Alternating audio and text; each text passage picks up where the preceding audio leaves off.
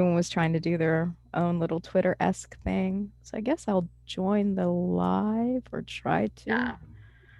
If you do, you might have to like mute mic or mute Yeah, I'm speaker. gonna. Yeah, We're I will. recording now too on the Zoom. Are we now? Yes. Send a request. There we are. Send request. Hey freaks, it is Eve, and this is the Eve and Friends podcast. And we have Harbinger and I am Jetty here, and we're just going live on all devices right now. So just give us a second, you crazy impatient bastards. All right. Oh, there you Where are. are we? I turned it down. There it is. Okay. There we go. I have to turn down my Hello. phone. Won't let me mute. Well, I But can't it's mute mine down. either. I just turned it down. Yeah. So I can't, yeah, I can't hear yours. Okay. I can't hear yours either. It's just I have to deal with the weird 10-second lag in my ear. Good. I'll have fun This is torturing you then. so weird. So yes, so this is season 2 of the Eve Chick podcast that has been changed to Eve and Friends podcast because every season there will be other people co-hosting with me. And I have my lovely co-host Harbinger here. Hi, Harbinger. Hello. You want to say something to the Hello. people? Hi, people. It's Lily. I don't know what else you want me to say. Follow me on Twitter if you don't already. I don't know why, because you're not going to get anything good, but it's there. Only the wonderful outpourings of your beautiful mind. I don't know about beautiful. You have a beautiful mind and you have a beautiful everything. You know, I have a crush on you. Don't even start. Yeah, I know. A little ancestral, I know, but that's just how I roll. Incest I'm is best. Jetty. Put Where your you sister to at? the chest. Reckon I'm here. Oh boy. We have I am Yep. Jetty on this podcast. So, yeah, I am Juddy. Don't follow me on anything because I hate you, and you can go fuck yourself. Yes. The if you do want to follow me, it's really complicated. It's I am Juddy, and that's what it is on everything that I'm a participate in. And so, yeah, Spelled like Judy with 2 D's. yeah. Oh, Harbinger, Harbinger. Y'all didn't know that Jetty was my good Judy. Oh, Jesus. So we are on season 2, and this is episode 1. Everyone, every time anyone says "fuck" tonight, you have to drink. So that's the drinking game Wow. for tonight. You're going to be fucking drunk before this is fucking over. Oh fuck. we just started, and I need a fucking refill. Ah, I say the word fuck a lot. it's not necessarily for us; it's for the audience. We can do whatever the fuck we want. It's our show.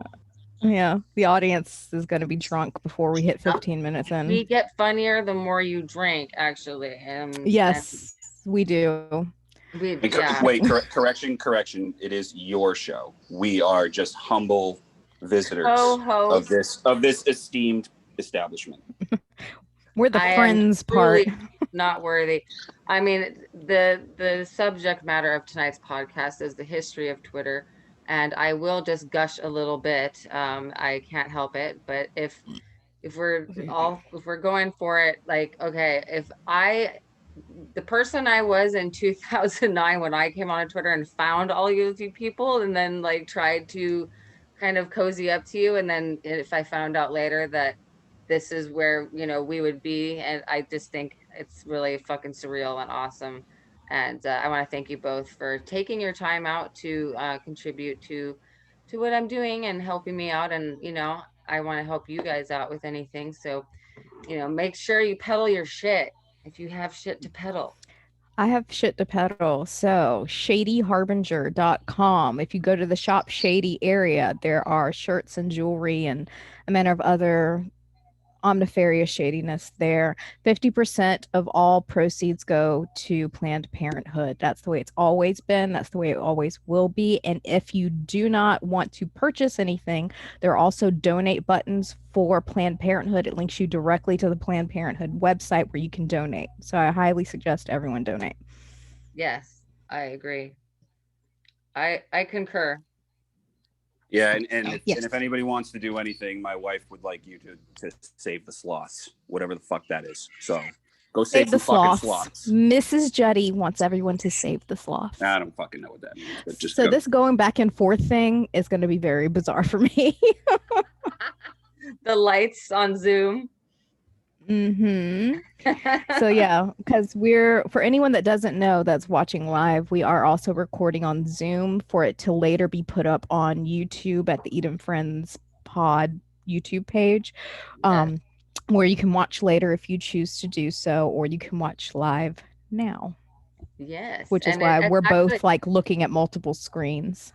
and what's cool about going back and watching it again on YouTube is that you get to see a whole different view and you get to see it all at once. And on these lives, you're only getting to see one type of view. So the best view is the Zoom view for sure.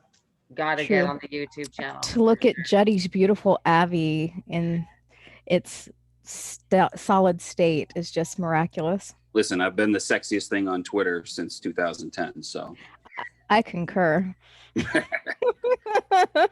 I should have concurred.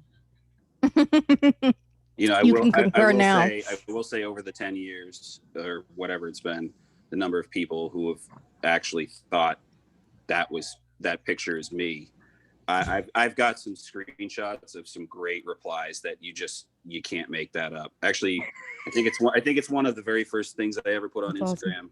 and it's some reply, and it was like, get your freaking old geek ass clown ass off Twitter, clown, or something. And I was like, dude, this guy is fucking brilliant.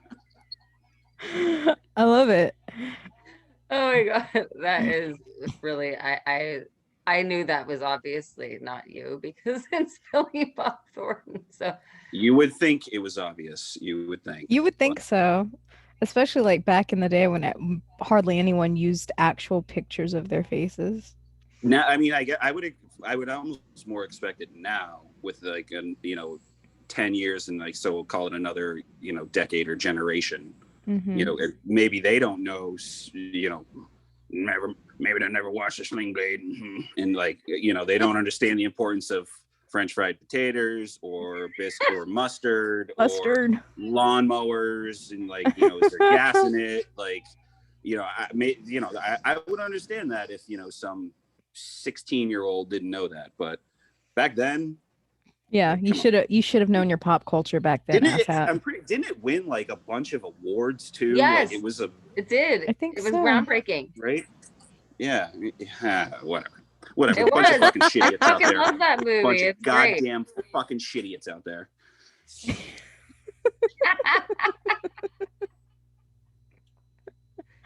So okay, well, Breaking. I know I came onto Twitter because I had heard of it, the new app. There were rumblings. It started in 2007, and I don't know why they started it. Why did they start it, Lily? I believe It was essentially like the answer to Facebook, just in smaller form. Like the idea was to be able to give like updates in 140 characters or less. That was the idea, at least from what I remember. So I remember at the time, like Ashton, whatever Kutcher, the punk guy, he was like a huge, like the face of the advertisements and such. Yeah, I think he was one of the initial investors, if I remember right. That sounds right. That. Mm-hmm. Well, so yeah, he was like a huge like tour de force as far as Twitter marketing goes. Yeah, but there was that prank that he did with Anderson Cooper, the first one to get 1 million, and then I think Ashton Kutcher got it, and he I don't know, put a big flag up on the CNN headquarters or something. I don't know. That was a long time ago. And that was a long time ago. That shows our age for sure. But yeah, I mean, the idea was that it was just just a smaller version of Facebook at the time. So 140 characters, post whatever the hell you're doing, and that was it. Tweets. Yes. And what did you join Twitter for, Jade? So I never. So surprise, surprise. I have somewhat of a private online existence. So I never had any face space or whatever the heck anything prior to Twitter. Twitter was my first introduction into the social media outlets, which that's one hell of an app to pick for your intro to that. So, but I mean, how looking I got back on it. yeah, exactly, right. But no, for me, I had a friend of mine who I knew for a long time. He was actually my barber for a long time. He passed with pancreatic cancer, but years ago. But I went over to their place. I went over to their place with him and his girlfriend at the time, and they were both just making fun of me for having no idea what a hashtag was and how it all worked. And so they showed me Twitter, and then I was like, okay, and I gave it a shot and started off under a different name, and then did that for about a year, got suspended, came back with a different name, and then I kind of figured it out at that point, I guess. Do you guys remember the first tweets? Like people like, what is this? Hello, can anyone hear me? Yes, from an egg. From an egg. From an egg. Yeah, Oh yeah, my the god. egg. I Do they forgot still do about the the eggs? egg. Is the egg thing still a thing or no? No, don't- it's a profile of a person. It's like Facebook, you know. Oh, okay. okay. Yeah, God, I forgot Because I about the just egg made a new thing. profile right now because I Right? have. People used to scream, don't feed the eggs. Like, don't talk to the eggs. Don't talk to the eggs. Don't crack the eggs, motherfucker. And it was also like, if you have an egg as your avi, then don't fucking talk. Don't at me, like don't talk to me. You cannot Yep. be taken seriously on the Twitter machine if you Right. have an egg as an Actually, avi. do you remember The some people had it machine, in their yes. bios? In their bios, they would say no eggs. No I forgot eggs. about Oh the my machine. god. God, that's so fucking yeah. crazy. I had to plug in my laptop because it was dying. All my other devices are alive. Nice and charged. Finally. So Finally. what so I had just moved to Burbank and I came on in 2009. And I remember the account that really sort of made me look at who he was following to see like, oh my God, these people are exactly like who I am, because like I grew up in Hawaii and I had the childhood of movie Carrie, actually, but with money. So, and in Hawaii. So what ends up happening to me is I get fucking PTSD from all that shit. And I have all these problems and like fitting in and everything. And then I find Lily's account and I find I am Judy's account and I find, rest in peace, Budgie Bigelow's account. And also, the account I was about to mention is Machine of Hate. I don't know if you guys remember. I remember him. Okay. Yeah. So I started like sort of openly flirting in a fucked up way, to them, like just to try to get their attention. And then like everyone at that point started going, who the fuck is this person? And then Sycophant came on and he started like asking me like in DMs, like, okay, what is your deal? Like, and then he realized that I wasn't actually insane. I was just crazy. But There's that's just how a I found you guys. Like, I mean, how did you guys find each other? Well, so first thing, I hope Sycophant listens to this, and if he does, hey buddy, you can go fuck yourself. And but I love you, Rick. I do.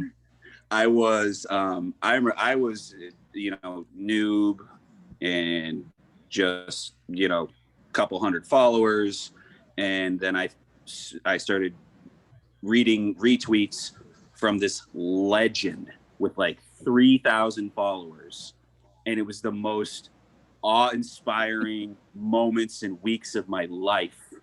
And I was like, oh, I bet that Harbinger is pretty fucking cool. Oh my God. I had a Legend. hero Fuck you worship too. crush. Fuck you too, my love. Oh, she is a Fuck legend. You, You guys are but both no, iconoclasts. so legit. That's one of the things that actually for sure happened. And many years later, I actually got the I felt like I got backstage passes or something, or like, you know, got to, you know, something like that, because I actually went to a place where I actually got to meet the Harbinger in real life. And We did. Tweet up. and it was, you know, this was way later. You know, I have however many followers, and it was, that didn't matter to me.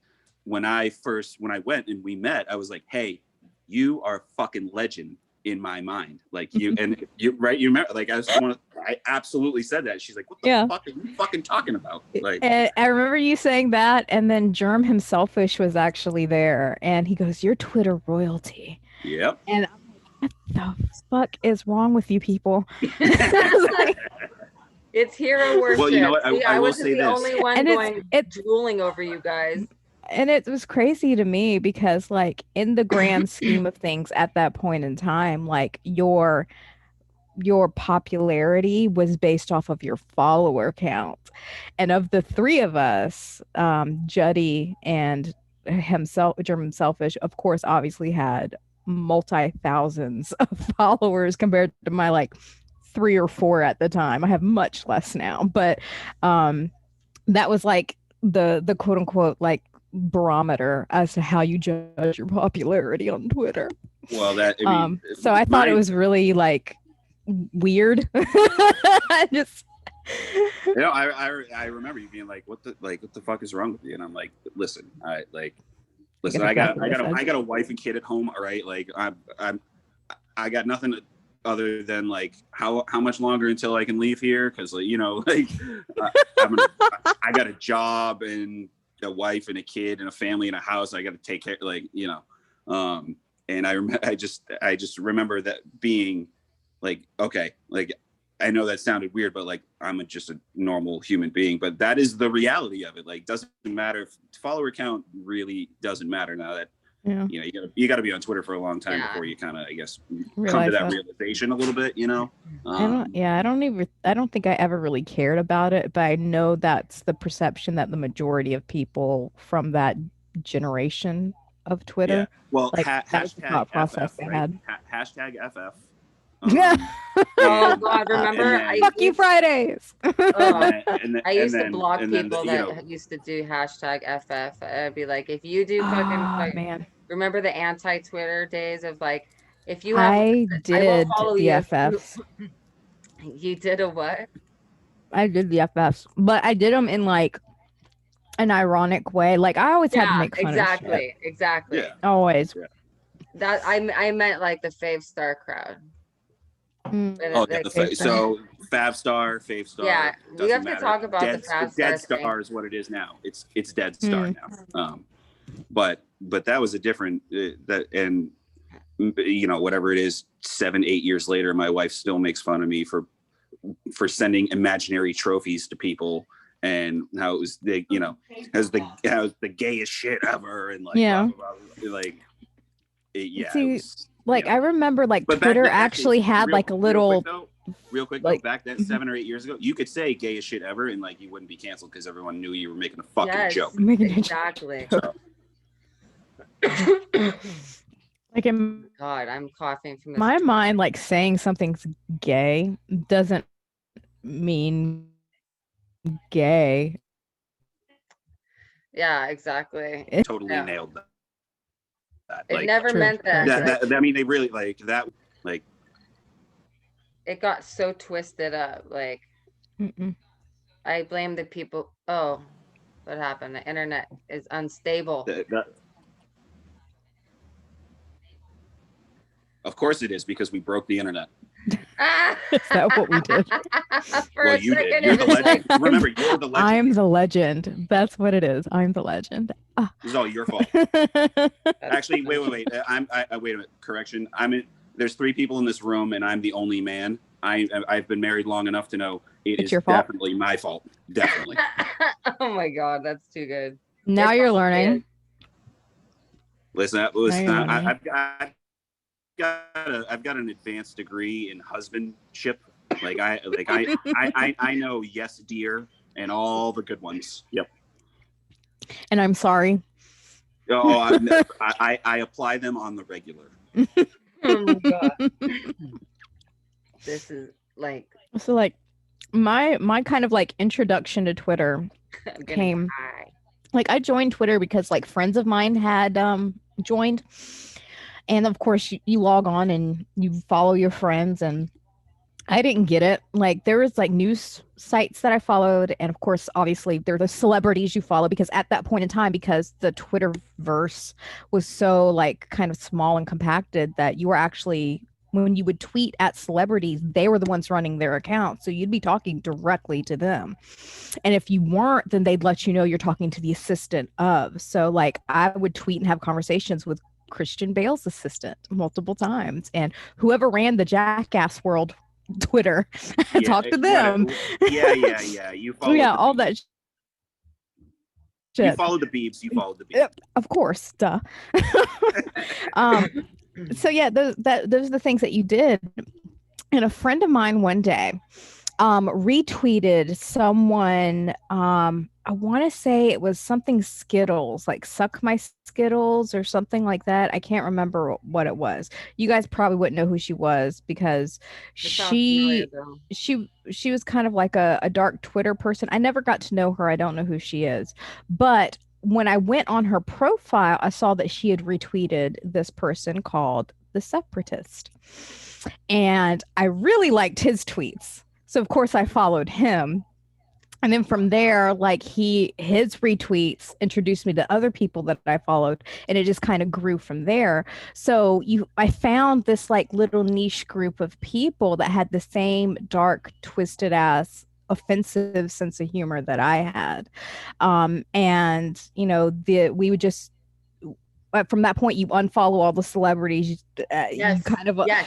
alienate all your friends at that point Yes. because they're like, I didn't know Preach this it. side of you. I'm like, this has always been me, motherfucker. You just didn't want to see it. And they unfollow you unfollow them, and in order to maintain the friendship. And you just kind of you gain new friends from this app that you have in your phone because it was just people trying to make other people laugh in the most ridiculous way possible. And shocking and controversial way possible as well. Mm-hmm. That was Offensive. the goal. That was the goal. Like shock humor was the goal. Yeah, and it was a like a fun game. So that's this. I will say credit to the Separatist because he was one of the best like retweeters way back then. Oh, absolutely. Not a lot of people would do it, but he really championed that. Yeah. And that was back when you could play the game. You could play a game and you could see who could make the most offensive tweet. But it was all the whole point was trying to make the most offensive tweet with everyone knowing that you're just trying. That's all you're trying to do. Yeah. Right. It's just you're trying to see like who can get that guttural from somebody. Yeah, like a picture, a close-up picture of like somebody like getting sticking their tongue out on a wooden board and then getting it cut off. And then like the next one is like a volcanic eruption of like a 86-year-old man's asshole all over like all into a baby's crib. Right. And like that's like, still funny. Right, exactly. Right. And then but like with the tweet like, oh, saw your mom last night. And like you could do all of those things. You could call people cunts, and you could make fun of Jews, and you could do all everything. It was like a world of Anthony Jeselnik, like jokes. Absolutely. And everyone was okay with it. Whereas now we got it because that was not like we were all, well, of course we don't feel like this. No, of Yeah. course. Yeah. No, the idea is to get as cringy as possible. Like to Yeah. my biggest thing is whenever I would get a DM from someone going, I really love your tweets, but I cannot star or retweet them because I'm afraid anyone would know that I follow you because you are Yeah. so disgusting. And I'd be like, yes, That's fucking Yeah. my awesome. job here is complete. There was one point in time Sophie.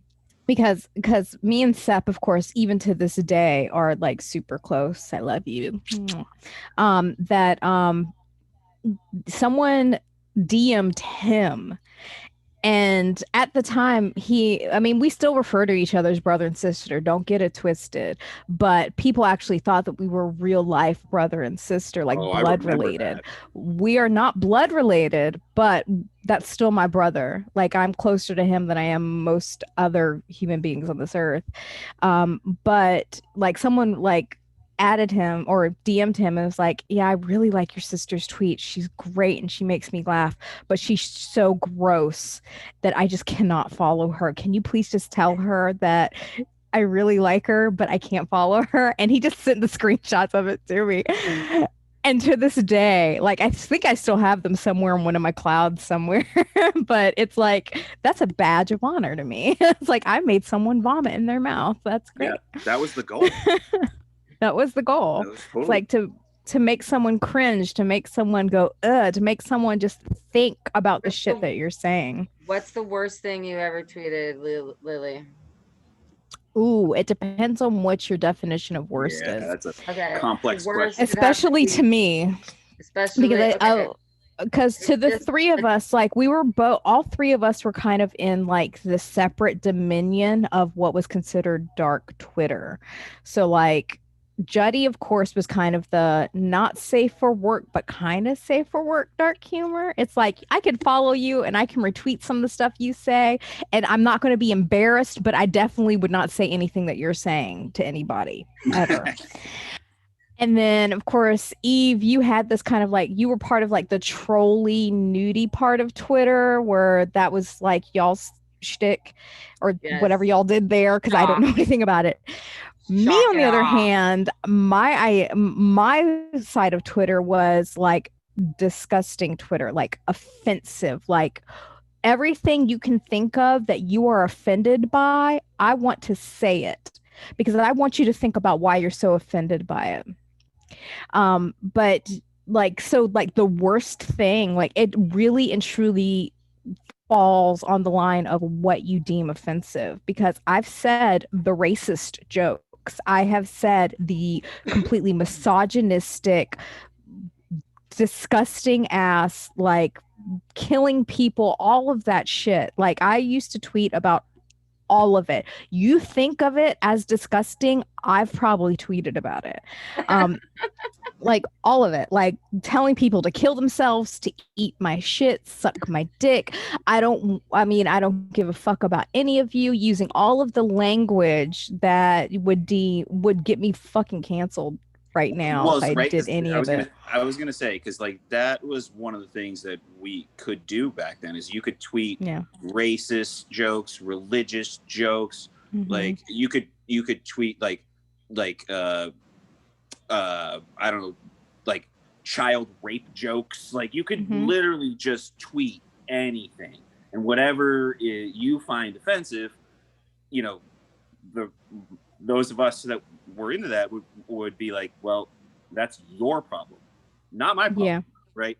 But you Yeah. could still send them, and like it would take at back then it would take an act of fucking Congress to get Get somebody you like to get you get somebody shut tweet down. or like suspended or anything. Like it would just be like, you know, because back then the answer back then there was much back in the simpler times back in my day. Back in Okay, my Good day. Jody. back there was there and you know what people have lost sight of but is still true today, the easiest way is to unfollow. All you have to do is Amen. the button's right there for you. Yep. You don't like it, if you don't like it, Mm-hmm. I hope you get fucking kicked in the cunt and go fuck yourself. But there's the unfollow button. You know, hope the door smacks you in the fucking taint Yeah. on the way out. Yeah. I used to like well, I would have these like little rants that I would do where the purpose of the rant, whatever it was to see how many people could either like block or unfollow me. A lot of times it got me a lot more followers. That But was the whenever I, that's so true. That's so but yeah, every time you like, oh, I'm gonna get unfollowed for this, you get more followers, and every time you're like, oh, this will be fine, you lose followers. You're like, what the yeah. fuck? I mean, because I mean, in all actuality, me as a person in my everyday life, I don't believe like in racist homophobia, misogynistic shit at all. I'm a complete advocate of equal rights. Black lives do fucking matter. Science is fucking real. I am personally a pansexual brown female who is also overweight. So I have had every fucking name and discrimination thrown at me my entire fucking life, like My from day one. my So I've nigga, experienced my this nigga, shit. my nigga. I've experienced this shit like personally in my everyday life, and it's not like it's going away. But the shit I would say was one, to try and gross people out and disgust them. And for the people that stuck around, two, to think about the words coming out of their mouth. Because if you are offended by these things, why? Why are you offended by these words? Because in my mind, whatever other people say only affects you if you allow it to. These words that come out of people's mouths or off the tip of their fingers only have power if you give that power to them. You are giving up your power by allowing it to affect you on a deeply personal and emotional level. On that same token, by giving the power to certain words that I would tweet them as words like cunt and the N word and all of this shit. Like I would fucking tweet those because in my mind, you take the power out of the hands of the person saying them if you have no reaction to it. And the only way to really have no reaction to it is if you kind of normalize it in your everyday vocabulary. Whoa, whoa, whoa! Stop injecting. So we have a thing in at my work where Mm-hmm. it's stop injecting reason and logic into things. It will only make people confused and angry. That is so true. I need that on a Right. t-shirt. So I just want to say, a white man just told a brown woman, or just said to a brown woman, "My nigga," and guess what? Laughed, Laugh. because back then, because we've known each other for so long, like that is no, like it is a joke, like it's a joke, but it's also there's a deeper layer to it. It's actually a connection and a term of a phrase of endearment. You know what I mean? Absolutely. I Like don't just say it that to everyone. exactly right. It's Like only the people in my inner circle. but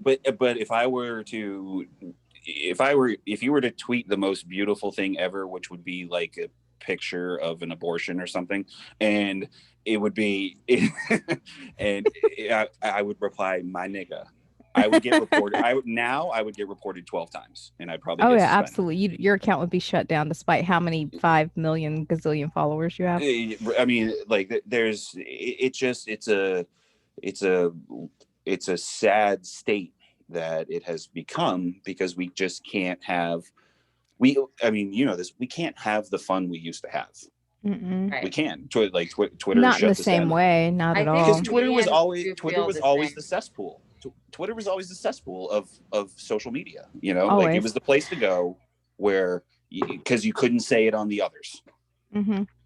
and like that's Yeah. really It's what people loved the about it. it's the anonymity of it that you can say these things that people do say in their living rooms and they say them to their friends. I mean, they do say it like no amount of censorship of any kind or rooting people out or closing people's accounts is going to get these people to stop saying this kind of shit Or to in their stop living feeling rooms like to their that. friends or Yeah. stop feeling that way. Yeah, and But you mentioned like the you know people reacting to these things, and you're reacting to a tweet from from a fucking stranger with a fucking sling blade, Avi, right? And you're letting that person affect your life. Yeah. Like, you need to It's- look inward on that shit, because I just tweeted the other day, the biggest fool in the world is the one who believes my tweets, because Truth. you got to be fucking kidding me. Seriously. Well, I mean, it's politics, I think, has what has ruined that. It's the people that we all know we're joking. Like, we know each other. Like, I've spent time in both of your presences. Like, we've actually met face to face. It's not like this is just Twitter friends or e-pals. Like, I actually know the both of you in real life. Right. So we know that we are not check mark the boxes of racist, homophobic, whatever. So we know in real life we're not these things. It is just joking around or trying to get that reaction out of people, and we understand that. The problem comes because there are people out there that took all of that and they internalized it, and they realize that they are actually that way. And because those people are actually that way, they have fucked it up for the rest of us who were just fucking joking. I mean, Yeah. that's what happened. Is That that is exactly what happened. And yeah, just the same motherfuckers that stormed the Capitol. Yes. Those are the motherfuckers that ruined it. Yeah. Those are the I motherfuckers. would say it's the you have 10% extreme on the right, 10% extreme on the left, Absolutely. and the 80% in the middle Mhm. that are just like, what the fuck is wrong with you two? Mhm. And it's the extreme on both sides that have literally ruined it.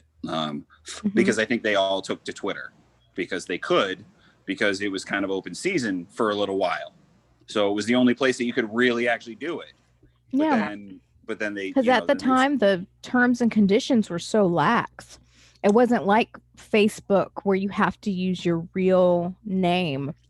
You can't go on if there. I remember right, when you joined Twitter, it was check a box that says that you acknowledge you're over 18. Okay, go.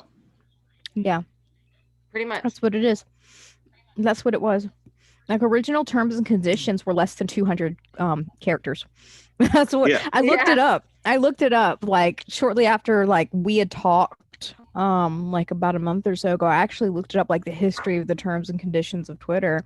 It was like less than 200, no, not characters, words. It was less than 200 words. Was the original TOS for Twitter, and it basically stated that, you know, you're 18 or older, you agree to use the site, all the regular legal mumbo jumbo, but you are over the age of 18, you take responsibility for your own words. And that was basically it. That it. Yeah. But over time, like, they've added, and now the terms and conditions are somewhere around, I want to say, like 14 pages long. Yeah, which I'm sure which everyone reads, of course. Yeah, of course. Yeah, because I'm going to read 14 pages of legal jargon that half of it I don't fucking understand. Well, never mind that. About if you're joining the app, I'm not going to read 14 pages of your stupid fucking app. Not for a fucking app. I'm just going to fucking join it and see if it's any good. And if it doesn't, you can go fuck yourself. Basically. Yeah. Right. Like it breaks down to. It's if there was a golden age at one point, you know, There was. and that if you are Lord of the Rings, there was this, you know, this time where the elves ruled or whatever the fuck, like, you know, like it whatever, like it was, you know, and you could just do whatever you wanted, and if you didn't like it, you're just like, all right, unfollow. Or like back then, there's a block button. If you were super edgy, there was no mute. There was the block button. Right. Oh, I love the block button. I used to go and just block. You've always loved Mary the block Blockmas was my favorite you've always, thing. you've always loved the block button. I really have never used the block button, but I remember you being so like pro block button, and I was pro like, all right, block well, button. you're a legend. Even to this day. Yeah. Even to this day, I'm pro block button. Block the motherfuckers.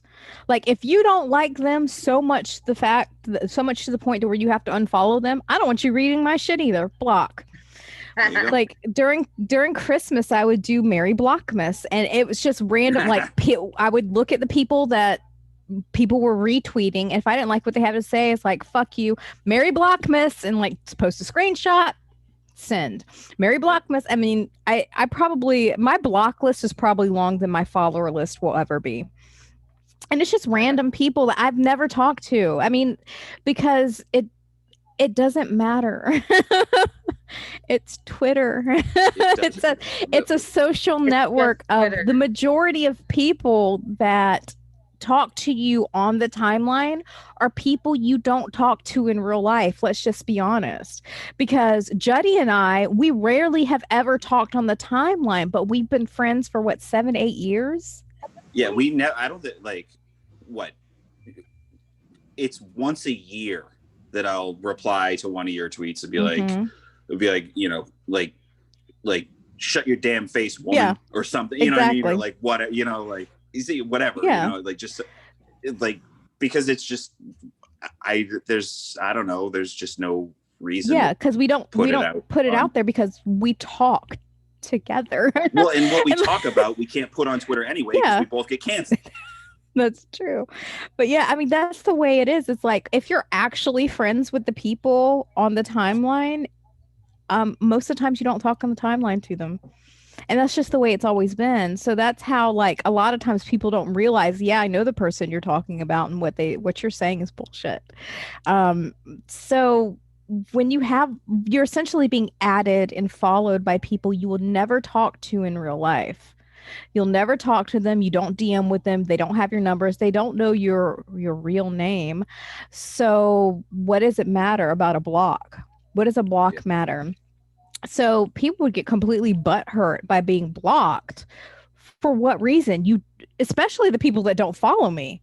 It's like, you don't follow me. Why does this matter to you?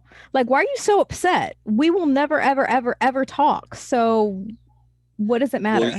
Well, you know what? There was that I don't know, section of Twitter where like it really was like their life. And like that's true. Like I've always felt that's true. bad.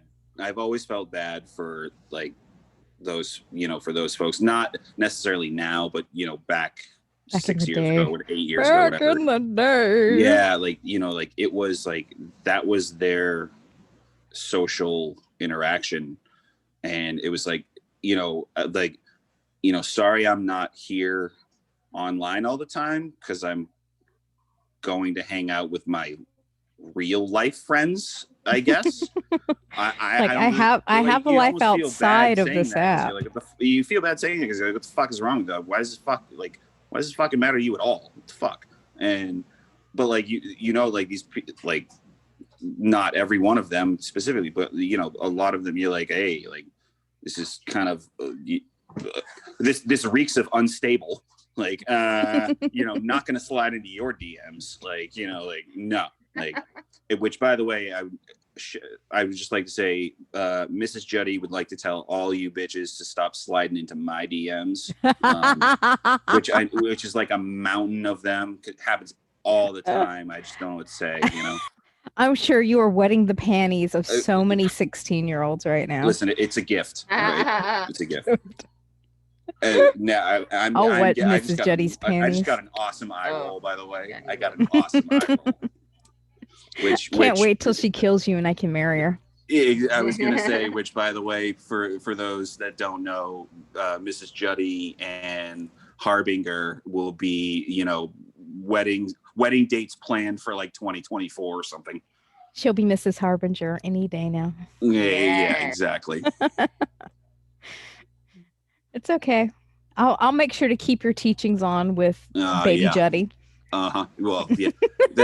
Listen, Baby Juddy was by far my favorite. I mean, it's the only other account that I've ever created. But it was by far my favorite account, which I went and checked the other day, and it was suspended, which was heartbreaking because damn you, fuck you, Twitter. How dare you suspend my, at the time, like 6-month-old, yet you allow me to continue to tweet. You stupid, your algorithm. That's ass backwards. Your tweets suck, dude. But Baby Juddy's were awesome. I was gonna say you loved Baby Juddy tweets. Like, I love Baby Juddy tweets. The people that followed me for a while, they knew me, like they really, really enjoyed Baby Jenny tweets, which is why My the only reason why I favorite. kept going with it. Like, the only reason. Because I mean, I like, could care less about other people, you know, uh-huh. like people, but like there was literally a couple hundred people that were just Yeah. like, dude, this is the funniest fucking thing I've seen in a long fucking time. Like I this mean, is a who can refresher. Like, you know, like I'm like, who can hate like, tweets dude, from a 6-month-old? my 6-year-old called you and your mother both fucking cunts. Like, my 6-year-old told you, or my 6-month-old told you they had a bigger dick than you. Like, it was like, That's hilarious. and it was the Abby. It was the Avi that really made The middle because it was finger. him screaming face with the Irish hat on, like, Oh, which yeah. which made my wife proud, of course. Like, Of course. and so like that was like for I don't know why I ran that for maybe like what 6 months or something, but it was awesome. Like, those of us who knew each other, everybody was just like, dude, this is so good. Like, well, I'm glad you guys like. It was so stupid. It was amazing. I would send things like, I'm 6 months old and I can't type, but you're all a bunch of fucking cunts. Like, well, Lily, you had because everybody knew like those. Yeah. But the thing is, there's, you know, behind every, and this is a big thing. I think you both know this. Behind every tweet, even though we're hiding behind a fake picture and we don't use our real names and blah blah blah. Complain about it if you want. If you do, I don't. There's a block button or an unfollow button. Go fuck yourself. True. But there was, you know, that time where you could have these you knew a group of people, and if they knew you in real life, they would then get the joke, think it's funny, retweet it, and then it would bring in more people who don't know you and be like, hey, what, you know, people start asking, well, what is that? What, it just spurred interest, right? Mm-hmm. And like that's kind of how social media, isn't that the point of social media, kind of? Like, that is the point. I mean, it's social media. It's not like, it's not regular media, motherfucker. It's not a text message. If I already know you, I have your fucking phone number. It's social media. The idea is to find new things to enjoy and socialize with them. Yes, you're supposed to definitely broaden your horizons a little bit. And you have to look at Twitter, and you have to put your fucking reckon you have to put your thinking cap on, right? Like, you listen, somebody Sling Blade just told you to put your thinking cap on. All right, that should tell you how fucking retarded you are if you don't get it. All right, that's how retarded you are if you don't get it. I'm just saying it right now. Yeah. But if you can read between the lines and you can pick out that, like, there's a bit of truth behind almost every tweet. You know, there's some bit of truth. You just have to. You have to decipher which part is true. Yeah, you have to step back for a second and think about it and say, okay, what is actually true here? And if you can't figure out what's true or not, then it shouldn't bother you because you don't get it. Just move on. Yeah. I mean, I know in my heyday of disgustingness, like the majority of what I had to say was satire. It was 100% like, a lot of times it's shit I actually heard told to me. I mean, especially with the racism shit, like the stuff that people would fucking say to me. Because for those that don't know, I live in the southeastern part of the United States of America, and in the southeastern part of the United States of America, there's a lot of white privilege. And so there's a lot of people that feel that they are okay with saying and doing things to someone who is not white, especially who is brown and not black, because they assume that I don't speak English, or they assume I'm from a country that is not America just because of my skin tone. So, I mean, a lot of it was satire. So, yeah, it was truthful in that I've actually fucking heard that said to me. I've actually had people call me the N-word. I've had people call me every name in the fucking book just because of who I am. So my way to deal with shit like that was to make light of it, to make a joke of it, because my nigga. That's it. You throw it right back at them in two words. Two words. That's it. You throw it right back at them. and you Yeah. win. You win. Yeah. So, I mean, that's the thing, is that you have to learn how to decipher what is real and what is not. But But I think satire, yeah, and it's what's satire, and that's the majority of what I used to tweet as satire. Like, because I 100%, like, I mean, I said it earlier, like, I don't believe those things. I am 100% an advocate of LGBTQ rights and Black Lives Matter and science matters and all that kind of stuff. I'm 100% on board with that. um I mean, even the shit that I sell on my fucking website, like half of it goes to Planned Parenthood. It always has. I just didn't used to fucking advertise it. Just like whatever I made to after whatever profit, like half of it immediately Planned Parenthood. So it, it's not like we were serious about a lot of things. The problem comes, or came, I'm not even going to say coming, because it happened years ago, where the Oh pendulum yes. started Oh, it happened swinging in years the ago. other direction. The coming happened years ago. Let me tell The you. coming happened years Giggity, ago. giggity, giggity. But like the pendulum started swinging in the other direction. So it went from people making jokes to the people we thought who were joking with us and who were inside the joke with us, who were starring and we retweeting us and all that kind of stuff. We thought they were also part of the joke, and they understood that this is satire and it's not real. But then come to find out, a lot of these people I used to have respect for, actually believe this shit. And they're not joking. Like, they really are fucking racist. They really are fucking homophobic. They really do believe that white lives trump all the rest, and that women should be in the kitchen, and that men have all the power and that it should remain that way for all time. Wait, And wait, I wait, think wait, that's wait. That's not true. no, bitch, it ain't true. And I hope your wife kicks you in the nuts. I specifically waited to say that until she left the room. Yep. Of course you did. Because that's part of being a little bit smart. Not a whole lot smart, because you're white and you're man, but Yes. a little bit smart. But I mean, like, those people, like, they really fucked it up for like those of us who were making jokes and being satirical and sarcastic and whatever, because they really believe that shit. And because of that, there are a lot of people that I'm still friends with to this day that have either changed their accounts and don't tweet the same way, or they're completely gone from Twitter altogether, because of these people that we thought were in on the joke with us. Like, it's kind of like it rocks you that there's so much of these assholes yeah, that not just believe it, but they live that in their lives, and they feel it's okay to be that way towards you because they think you're that way because of the shit you tweet. So, I mean, like, even myself, like, what I tweet, what I say on social media, and anywhere that anyone can see me, where I have some sort of presence, like, I've changed what I say and how I say it because of those people. It's like, it used to be a joke, but now it's not anymore, because you really do want to kick women in the fucking stomach that are pregnant.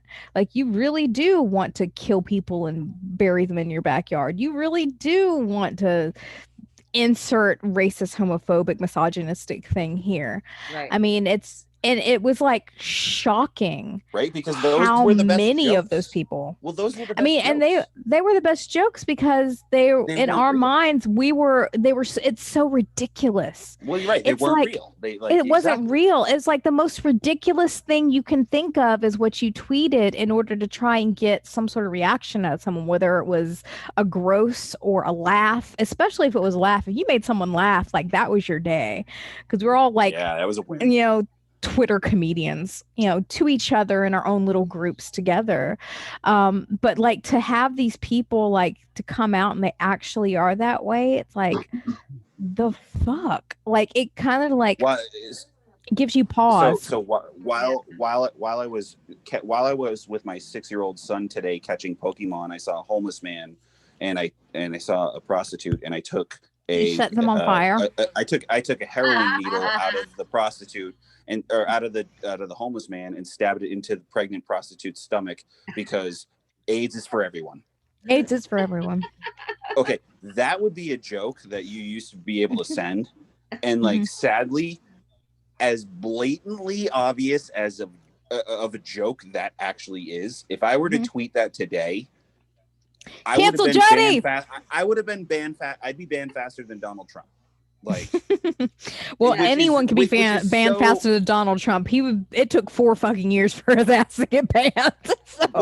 But it is so bad now that I could tweet that and somebody would report me, and then Twitter. And by the way, at Jack, go fuck yourself. Who the fuck is Jack, by the way? You're no fucking Tom from MySpace, you asshole. Why the hell's your name Jack? Yeah, like fuck them, because like that is, if you can't see the joke in that, I don't know what to tell you. Like you were either raised by Mormons, where that okay, in that case, yeah, you know, I would imagine that would be incredibly shocking to read. It's now if you're hard Mormon, now, though. I'm surprised you can. Now if you're Mormon or FLDS or anything, I'm surprised you can read. But like, good for you if you can. And Mormons like, can't read. I didn't know that was a thing. like, well, and if you're a woman, I'm not sure who allowed you to read, because clearly we've gone off the rails as a society. But right, exactly, right? Like, but like, suck my dick, Judy. Oh, Harbinger. And like, but like, though, if you can't see the joke in that, like, there's something wrong with you. It's not there's something wrong with the person who made the sick joke. They made the sick joke because it's funny, and like, maybe you wouldn't have thought of that, and like, the person who would think that kind of thing is sick. Okay, cool. But the sicker person is the one that doesn't realize that, okay, maybe I didn't take a needle out of a homeless person and stab it into a pregnant prostitute in front of my 6-year-old. Maybe. I mean, at least not today. Well, I mean, the whole thing would be true if I didn't have my 6-year-old. See, there you go. There's always a nugget of truth in there somewhere. That's what I'm saying, right? Of course. I love that. Idiots. Fucking shitty. Fucking shitiots. But that's the thing, is that like the pendulum has swung. That's the way it is. I mean, I can sit here and say like, it's just Twitter, it's just social media, it's just these things. And in my mind, I believe that. Like, for me personally, I can turn off the fucking app, because I have gone weeks without logging on or opening the app, and I'm fine. But it's, for the way society has progressed, is that the majority of media, news, information we consume is through social media now. And it's just going to get worse. I mean, because people don't trust the mainstream media anymore. That's because the media is funded and financed by the Jews. That's what it is. Oh. So because of that, it has pushed the majority. I'm going to speak specifically about Americans. I'm not 100% sure about anyone who's not in America. Although I do have some e-pals in various other countries that may or may not be able to confirm, but specifically in America, and I would even venture to say Canada as well, because I do have enough friends that I talk to in Canada that they're kind of like right there, but slightly off from where America is. Canada, fucking northern terrorists. Shut up, Judy. I love Canada. I just can't live there. There's snow and it's cold. But like the pendulum has swung to where like warm. I like warmth. Fuck you. My melanin needs warmth. But like the majority of like, and the stuff that we consume is based in social media. Like, how many people do you know as adults now that still talk to people they were friends with in childhood or teenagehood or even a few years ago? The majority of people that meet and get married are on the internet, from the internet, whether it's from like Plenty of Fish or eHarmony or Farmers Only, whatever the fuck ever. I mean, people meet, have families, based on social media. People meet and create friendships based on social media. People get their news and their information from social media. And and I'm not talking Facebook unless you're like 70 years old, because those are the people still left on fucking Facebook that give a shit about what Facebook has to say. But like through things like Twitter and Instagram and Reddit, and I guess Parler was a thing for a while for those that have a specific political agenda.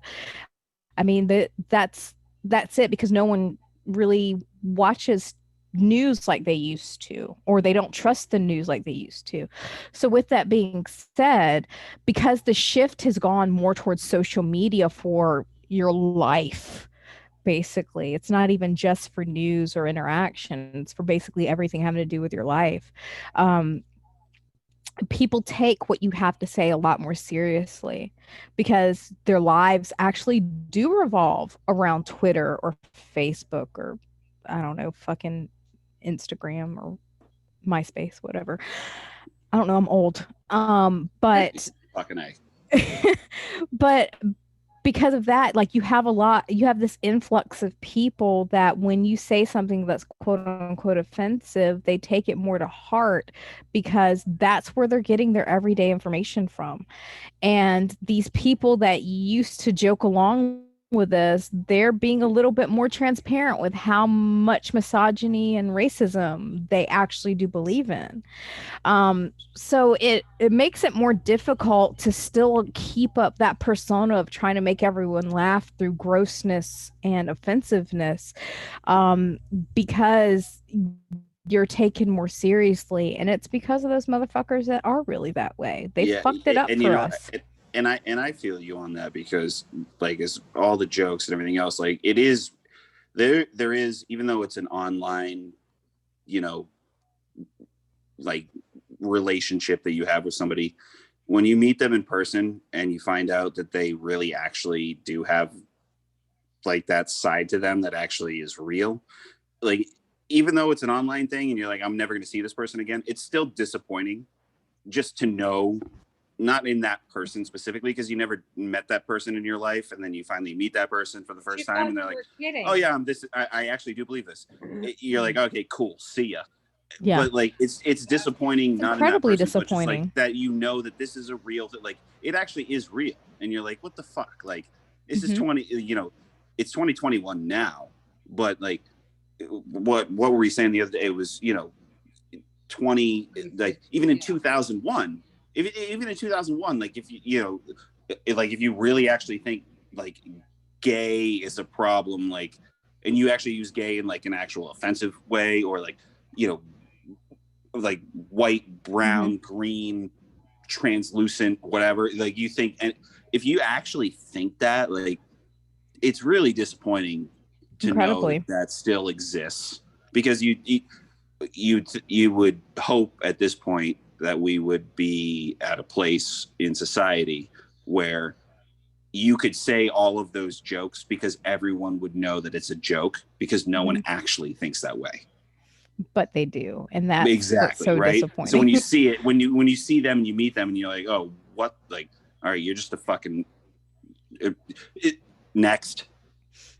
Next. It's incredibly disappointing and frustrating, because I mean, there's people that I did become pretty fucking close with, and then come to find out, like, the front that they showed me for X amount of years was like, it was a complete front. I mean, just it was like, I didn't know you at all. You are actually this fucking way. Like, I had a best friend. I'm not even going to name who it is, but I had a best. No names. Yeah, I'm not going to name who it was, even their handle, but like, it's someone that I met through Twitter, and we were best friends. Like, he was my OG motherfucker. Like, if Fuck I you, ever sycophant. Shut up, Judy. Yeah. But like, he was my go-to bitch. Like, anytime any Well, that shit was went definitely down. sycophant then. Yeah, no, it wasn't sycophant, because he and I are still friends. I love him so much. I know. Listen, you can't help it. Right? But like, this person was like my friend for so many years, and I thought we'd met multiple times. It's not like just a one-time thing where we hung out. Like, we spent time together. Like we slept in the same bed together. We didn't sleep together, but we slept in the same bed together. Like we've actually like really spent time together. Like we were actually in real life friends. Like his grandparents knew about me, and like my family knew about him. Like if shit, like we had this pact that if like some shit went down with each other, like to make sure that the other person is called and let know that like some shit went down. Yep. And then like there was just it was one day like there was something that slipped with him, and when I started digging into it, like come to find out, like he truly is a fucking racist. Like he truly is like super homophobic. And I'm like, dude, I am both brown and pansexual and fucking female. Like, how the fuck are you going to be my best friend and like everything I am, you fucking hate? Well, you're the exception. I'm like, the fuck? Yeah. Oh, doesn't that And make it you was feel like, better, huh? yeah, it's like Yeah. it like the facade slipped, and like it makes you question like all of your relationships that you've had with people that you've met, like not even just really through the does. internet, but people in person. Because like I said, it wasn't just like an e-pal friendship. Like we know each other, like we've spent time together. It's like it's not like just an e-pal thing. How you know you have a real friend is if you are is when you have somebody that only says those things to you Mhm. because you both know you're joking, and like you and like it's actually like like I would say, you know, like I have said multiple times tonight, and I will continue to say my nigga, right? Like Mhm. and I would, but like I can say that because we both know like each other as human beings, and it's a joke, right? Like, and I Yep, don't say that that's true. to Yeah. somebody that I It's the just met. connotation. You're referring to the connotation of that phrase when you use it, Mhm. being a non-black person, it doesn't, obviously mean just because we're white that we're subrogating that, it's just It's we're not just even latching on to really like a the discussion term. because it's just obvious. Yeah. You know what I mean? Like it's so like Exactly. It's this is not literally like a just words. yeah. Like It's not like there's Yeah, no connotation besides my friend. exactly. That's all it means. That's all it means. right. That's it. Exactly. There's no more. There's no more. There's no less. Let's not blow it out of proportion and make like, or you could just I wish I fucking. could see your face right now. You should see my wife's face right now. She's like, "What the fuck is I wrong with want to you?" see your wife's face right now too. Well, yeah, exactly. But it's I just want so to see if you can masturbate to it later. well, and like you know, like you know me as a my from the tweets that I do send out. You know, I'm like I'm obviously somebody that is Republican on some sides, but you know, But I liberal or still Democrat, accept you. liberal or Democrat on other sides, right? Like, and there's just certain things that's like We it's just too ignore obvious. your Republican side. But it's too obvious when it's you know like I will just like how you donate to Planned Parenthood, yet send tweets about dead babies and abortion, right? Like it's not there's the topical, there's the layer, and then there's the deep understanding. Yeah. And it's like, okay, I can send horrible things about whatever, and then if you know me, you're like, like, yeah, like I know that makes sense that Juddy said that because he's a fucking asshole. Yeah. Because I know him and I love him, and like that's like I would expect that from him. Yeah. You're a fucking asshole. There's no maybe part of it too is like maybe this high school kind of thing. Like, oh, well, I don't know that person, so how am I supposed to know they're joking? Okay, well, if you don't know, just ignore it. That's just what ignore, I do. or if you really want to know, how about you ask? Yeah, well, wait. You mean talking to other human beings? Conversation. Talking to other human beings. I'm sorry. I That's a scary apologize. thing. for people. I apologize. Like getting information before making an assumption. I forgot. That's not a thing. That's the responsibility of the person delivering the message. Mm, Oh, you know got what? it. You know who delivers the message to everyone? The news. So it's the news who True. says. So the people that believe what they read in the news, and they don't question anything, it's like, well, I can't really help you. Like, you're not questioning anything, and maybe you don't have to, and that's fine. But what do you think about that yourself? Well, I never really thought about that. Yeah. Well, okay, well, why don't you go home and think about it, and then we can have a conversation. Yeah. Like one of my mottos is actually and it's actually on my website all over the place, is you may be angry but ask yourself why. And that's great. It's just that simple. Question. Like, why are you angry? Like, no matter what it is, like, why are you angry? Why are you giving these words that kind of power? Like, even if it does come from someone who is legitimately like insert ist thing here, the reason they say these things out loud to you is in order to get that reaction. They feed off of that. The shock, the horror, the awe, the oh my God, the clutched pearls, all that kind of shit. So if you don't give them that reaction, they don't know how to move forward. And I know this from personal experience. Did you just say pearl necklace? Because, excuse me, I'm married. The clutched pearls.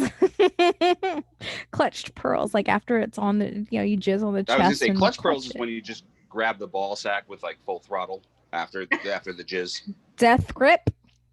And then like milk it out. So I have listen, to land right here, though.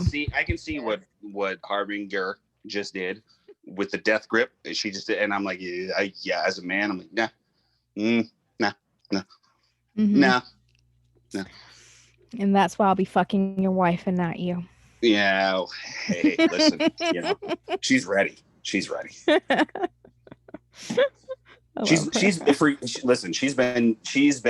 for years. She's been looking for an excuse to get rid of me. That's for damn sure. Oh, because you can't get a return on her, so she's got to get out some kind of way. I don't return. I just deliver. Giggity. You in exchange? Giggity. I'm the man version of the Symbian or the Sibian for her. Oh, really? Oh yeah. Do you vibrate too? Listen, I'm gifted. Head. But that conversation is for another episode, is what I've been told. So we'll talk about Jetty, aka the Sibian, later at a later date. Listen, I got sweet moves. All right. Sweet moves. Sweet. You're totally sweet, my guy. Right? Yeah. I'm a master of the jackhammer and then go to sleep. All right. I got mad skills. No wonder she wants to divorce you. Yeah. She would. She's like, listen, I can't believe I have to fucking sleep next to this asshole and blah blah. Like, what did you just say? That's so offensive. And I'm like, of course it is. That's why we're married. Like, and she's the first one to be like, hey, listen, find me a replacement. I'm good. I'll be your replacement. I'm like, listen, if you're gonna go that route, I'll just open up my DMs.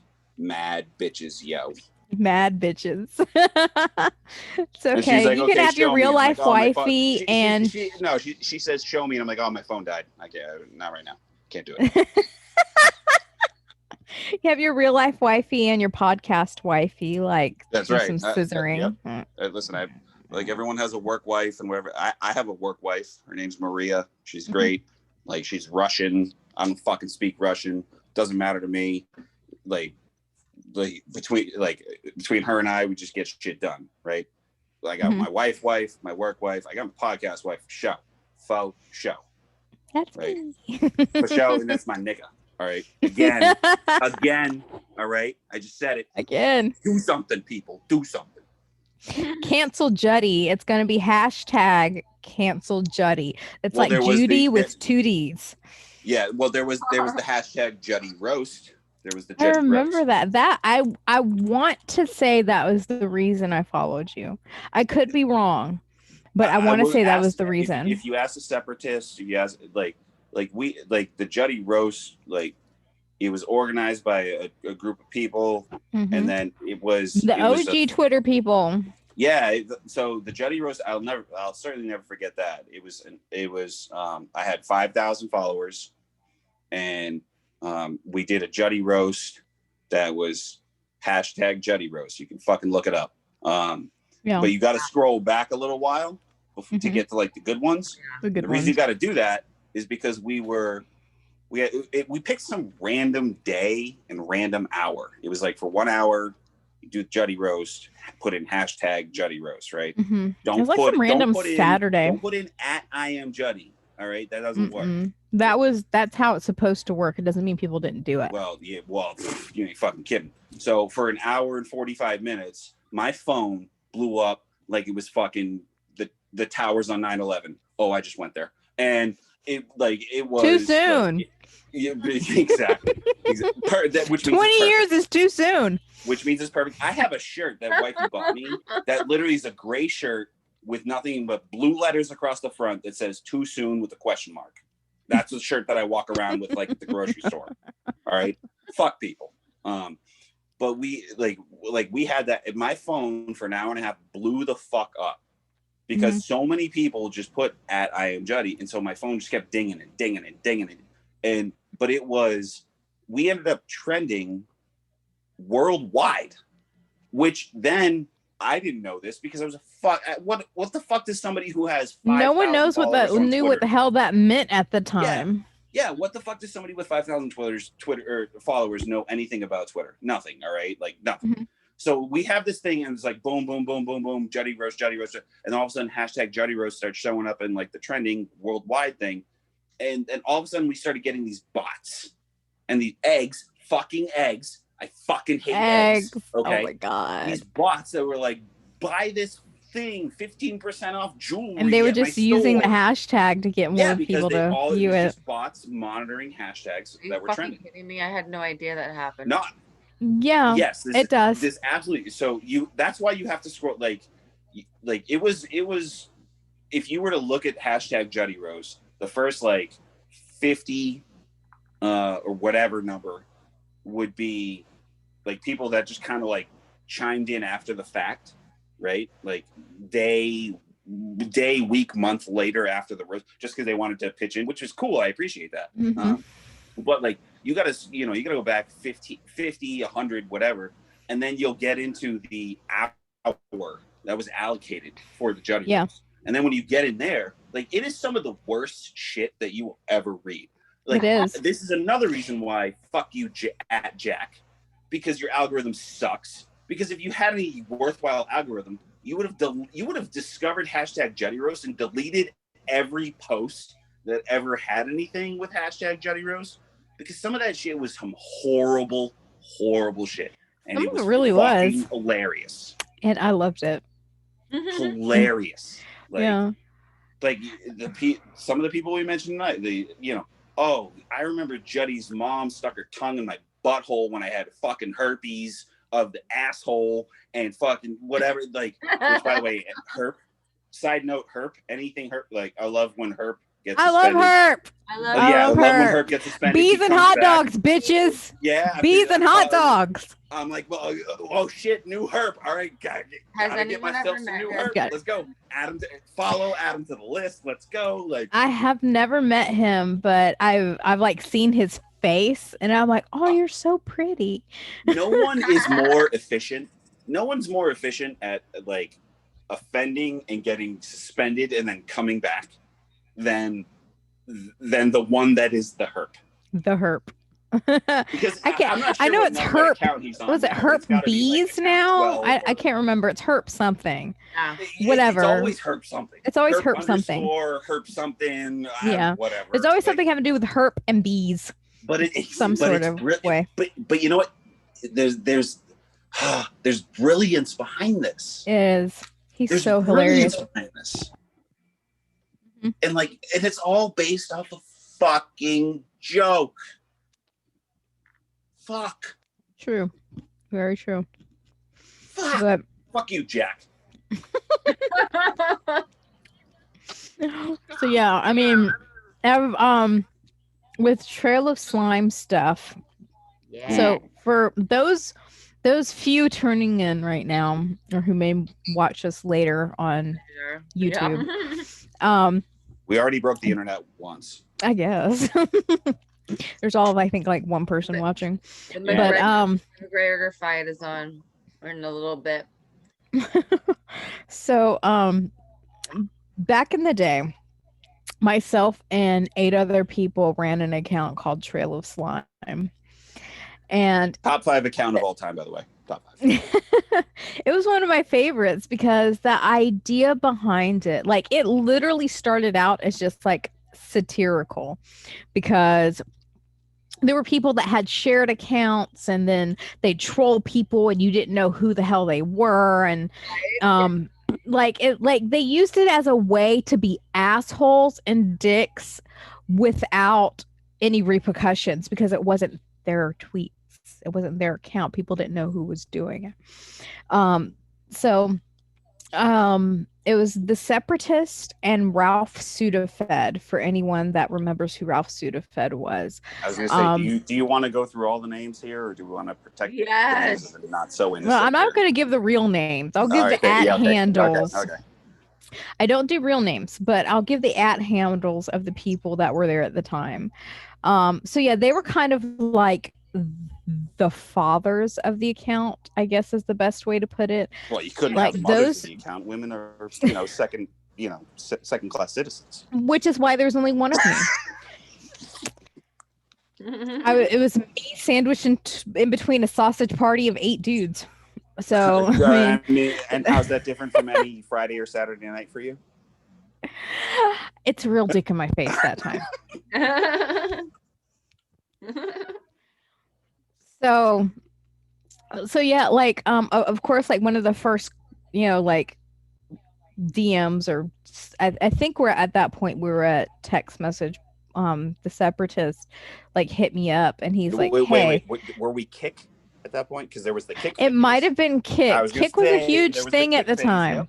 Yeah. Kick was a huge thing at the time. So he hit me up. He's like, hey, me and Ralph are like putting together like this kind of like account on Twitter. Do you want in? I'm like, abso-fucking-lutely, I do. Let's do it. And that's the first time I ever like shared an account with someone. And then we just kept adding people at that point. And the idea was that it was all people that we knew. So it's not like these were just, hey, random person, come here, let's do an account together.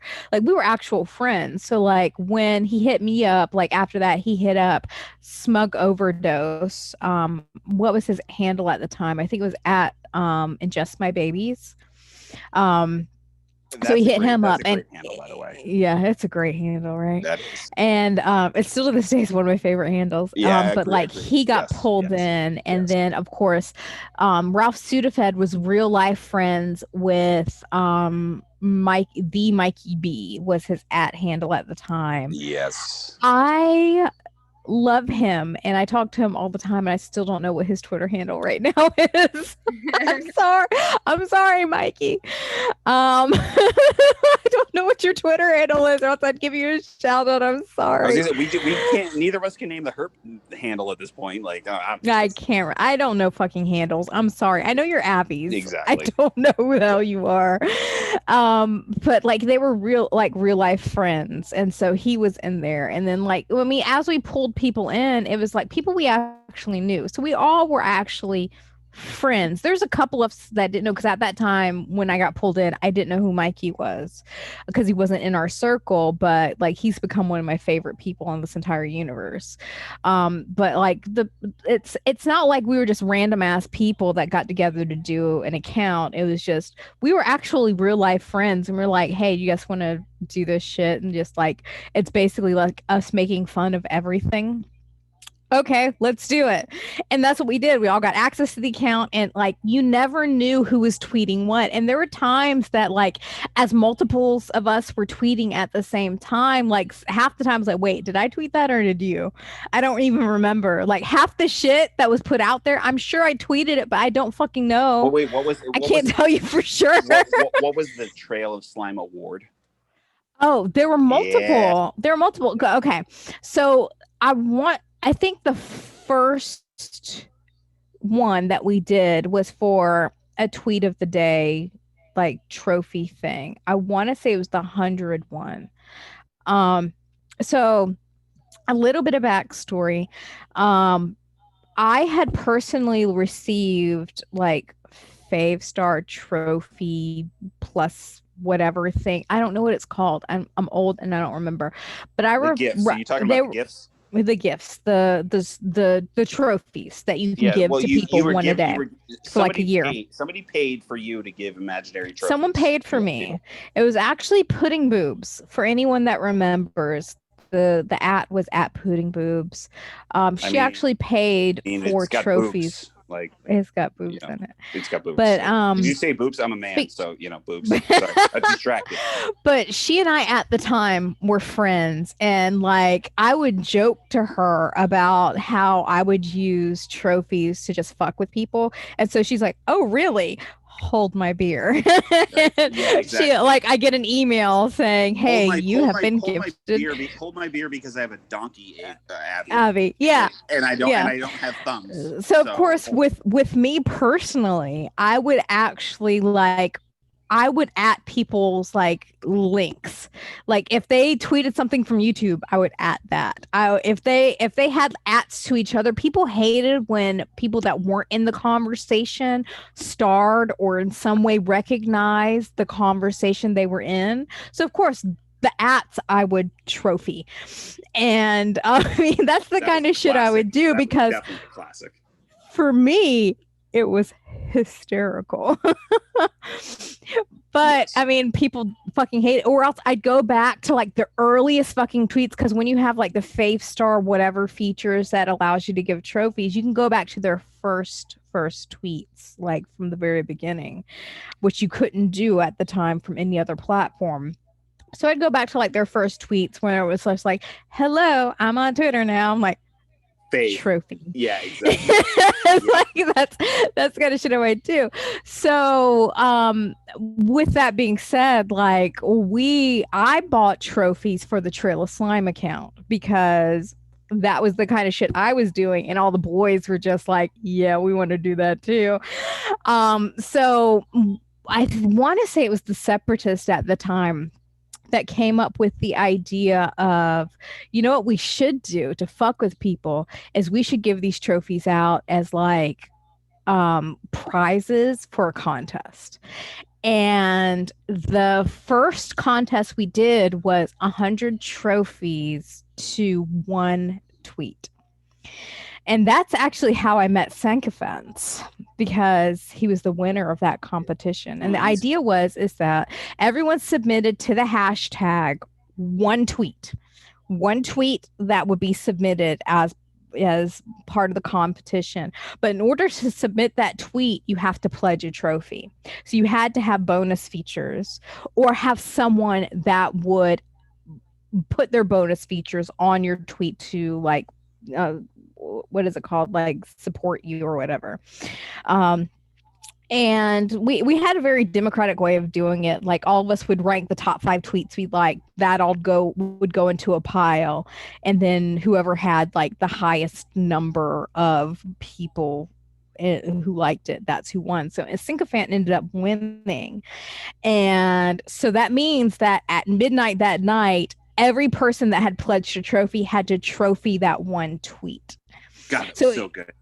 So he good. Ended up getting like, it was like 115, I think, because there were random other people that were just following along with the hashtag that ended up trophying the tweet anyway. I want to say it was actually more than that, if I remember correctly.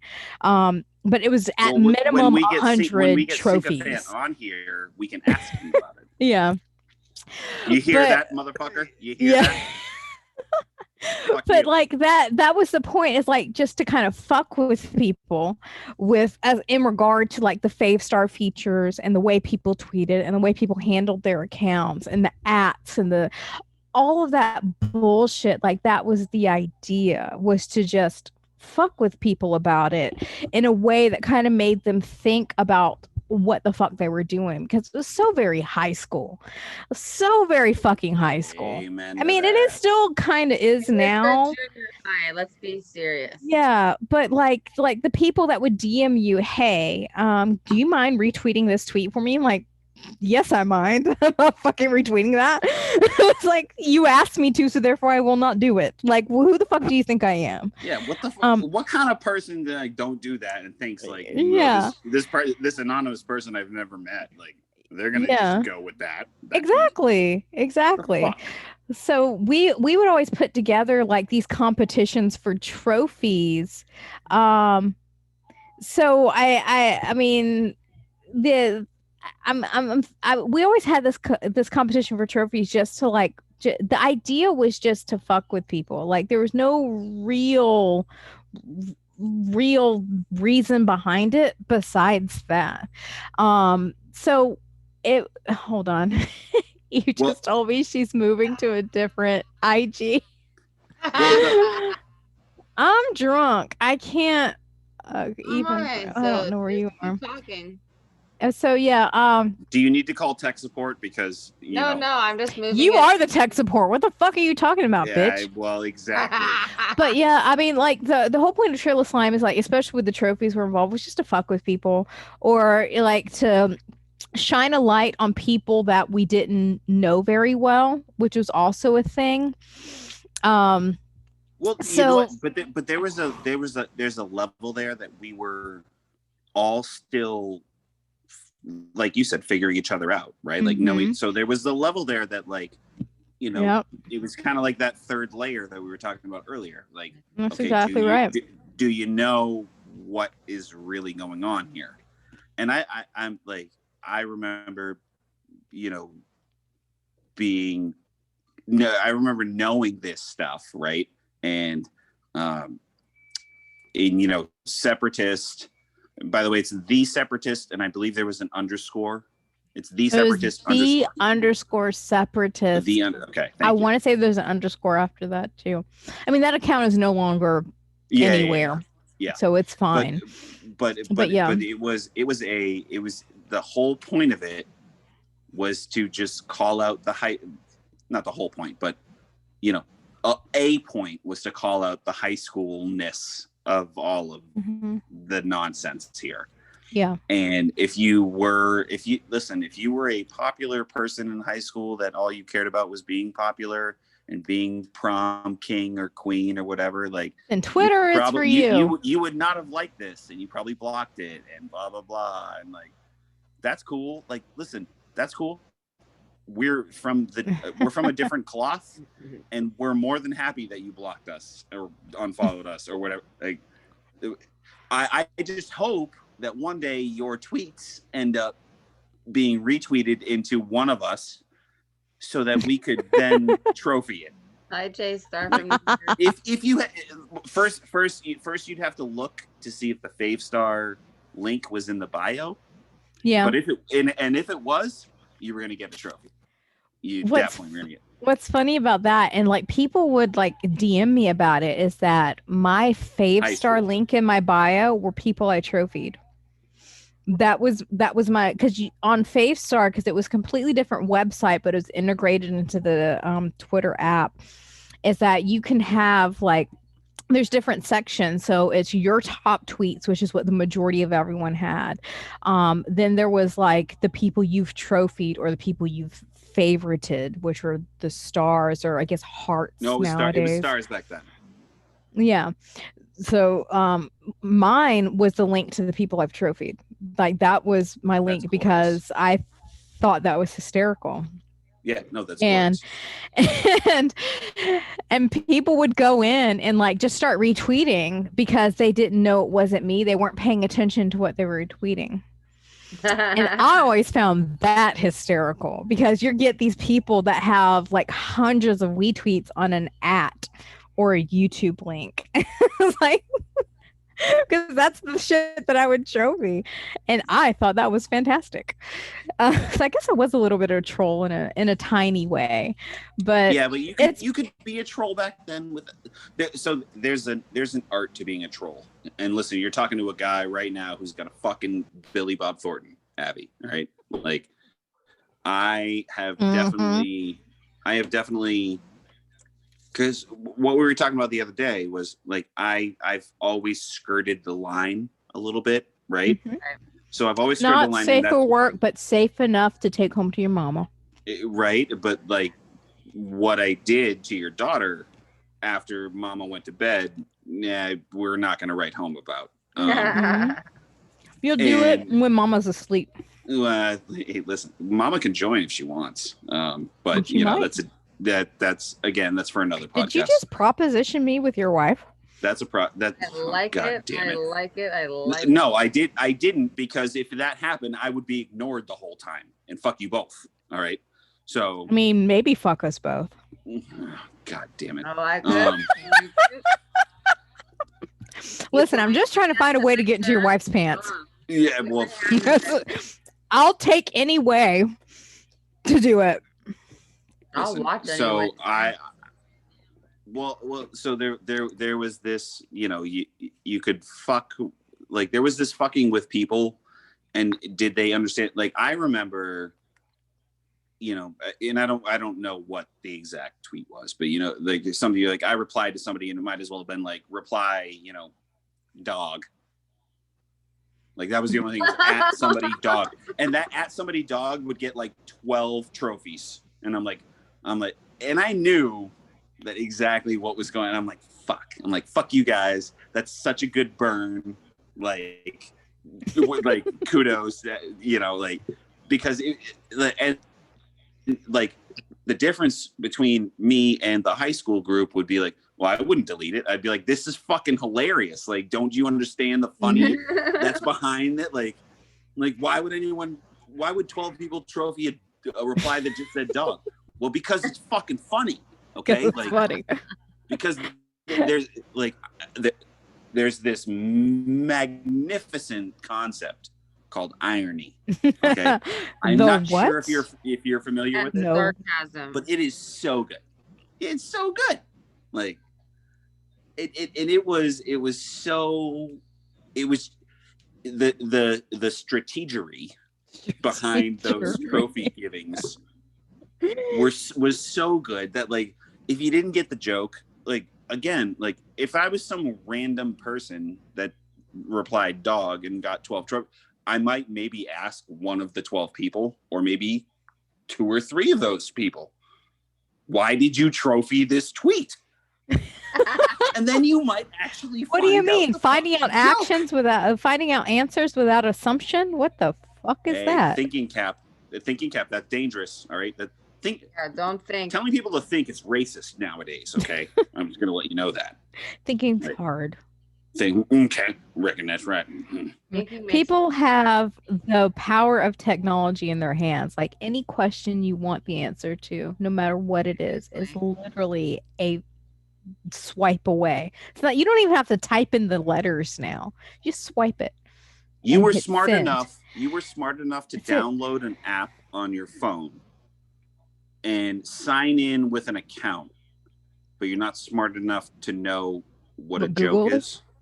What a joke is or Google is. Listen, Crazy. again, that's not our problem.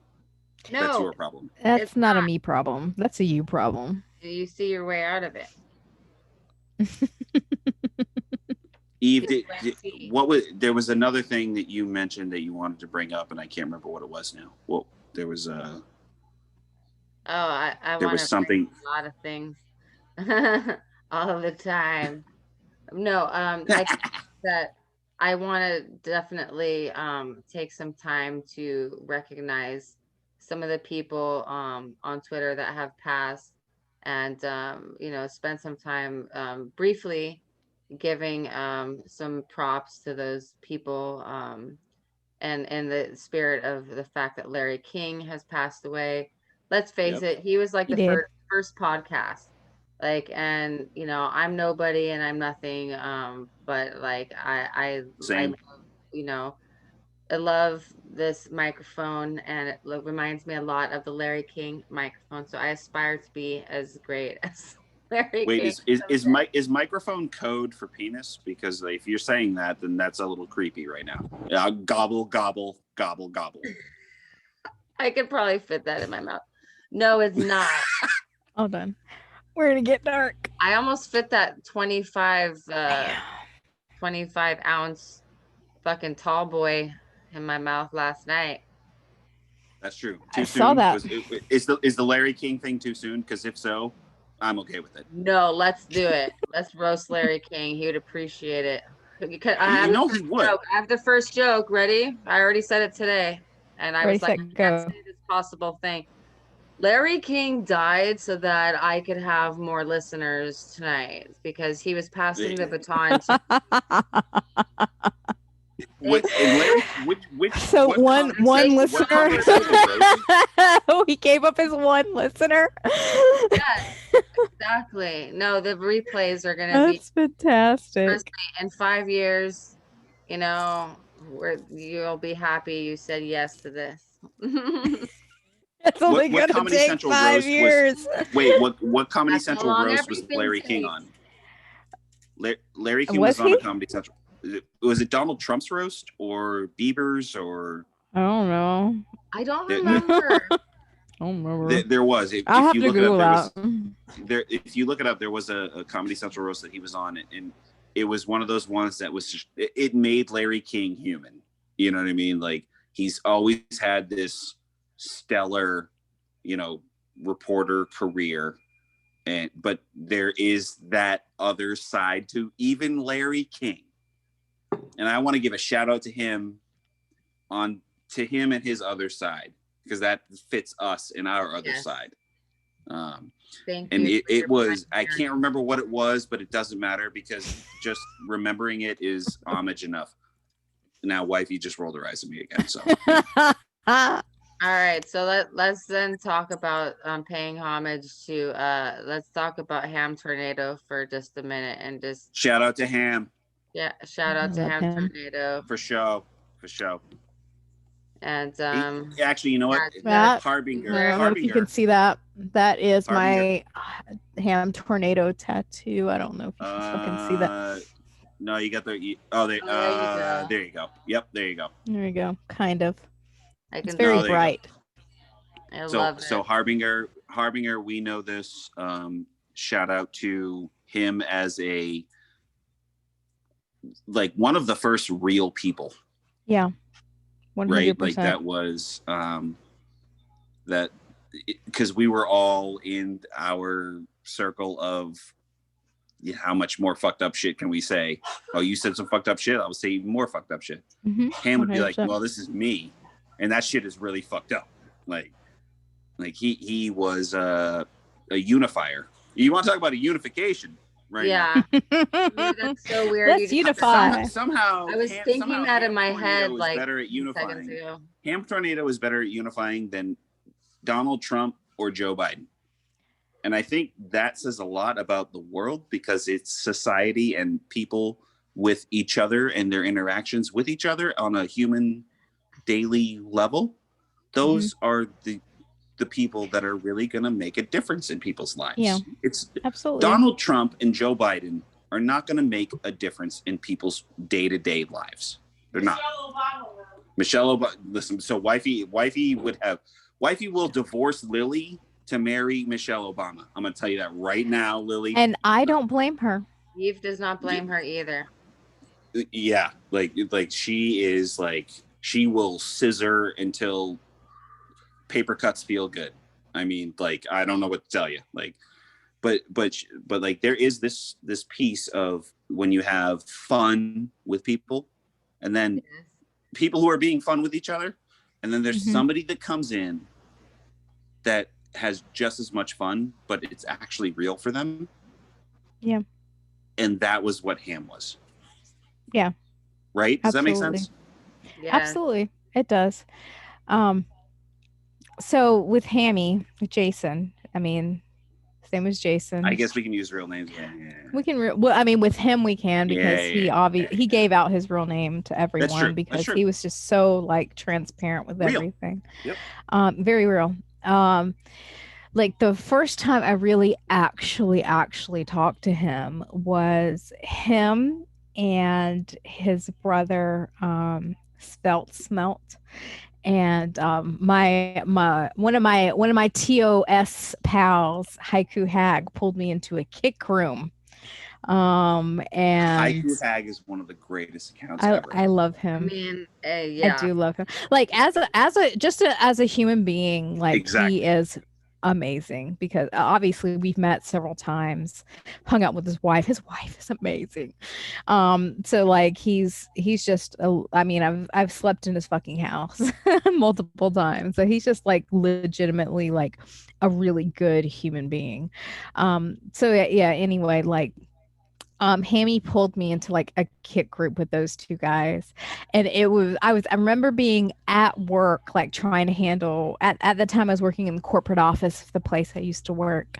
So I was on the phone with several people and doing chats and all kinds of stuff, multitasking as one does. And my phone starts blowing up. And it's just like, bzz, bzz, bzz, bzz. I'm like, what the fuck is happening? And as soon as I got the chance, I looked at it and it's just like, hey, show Lily your hog. And at the time I was known as Edwina Gaines. So it was Edwina, show Edwina your hog. And it was just hog. Like the three of them like posting pictures of hogs and just the word hog over and over and over again. And it was like the funniest shit to me. And of course, like we kept that chat open for like some time after. Eventually all of us like left the group, but from that group, Hammy and I stayed together in that group, and just like chatted on occasion about everything, like just about fucking everything. And then at one point in time he ended up pulling Nate, hobosexual, into that little kick, the little kick chat that we had with the three of us. I didn't know this. Yeah. And so yeah, I mean, like we would chat on occasion. It wasn't with Nate there, it wasn't as super in depth. Like obviously we got to know each other, but it wasn't nearly as super in depth as it had been with just me and Jason. But I did become friends with Nate because of Jason. But like there was one point in time where Jason would tweet, and he even mentioned this on the Hobo Shack a couple times too, is that he said like Harbinger is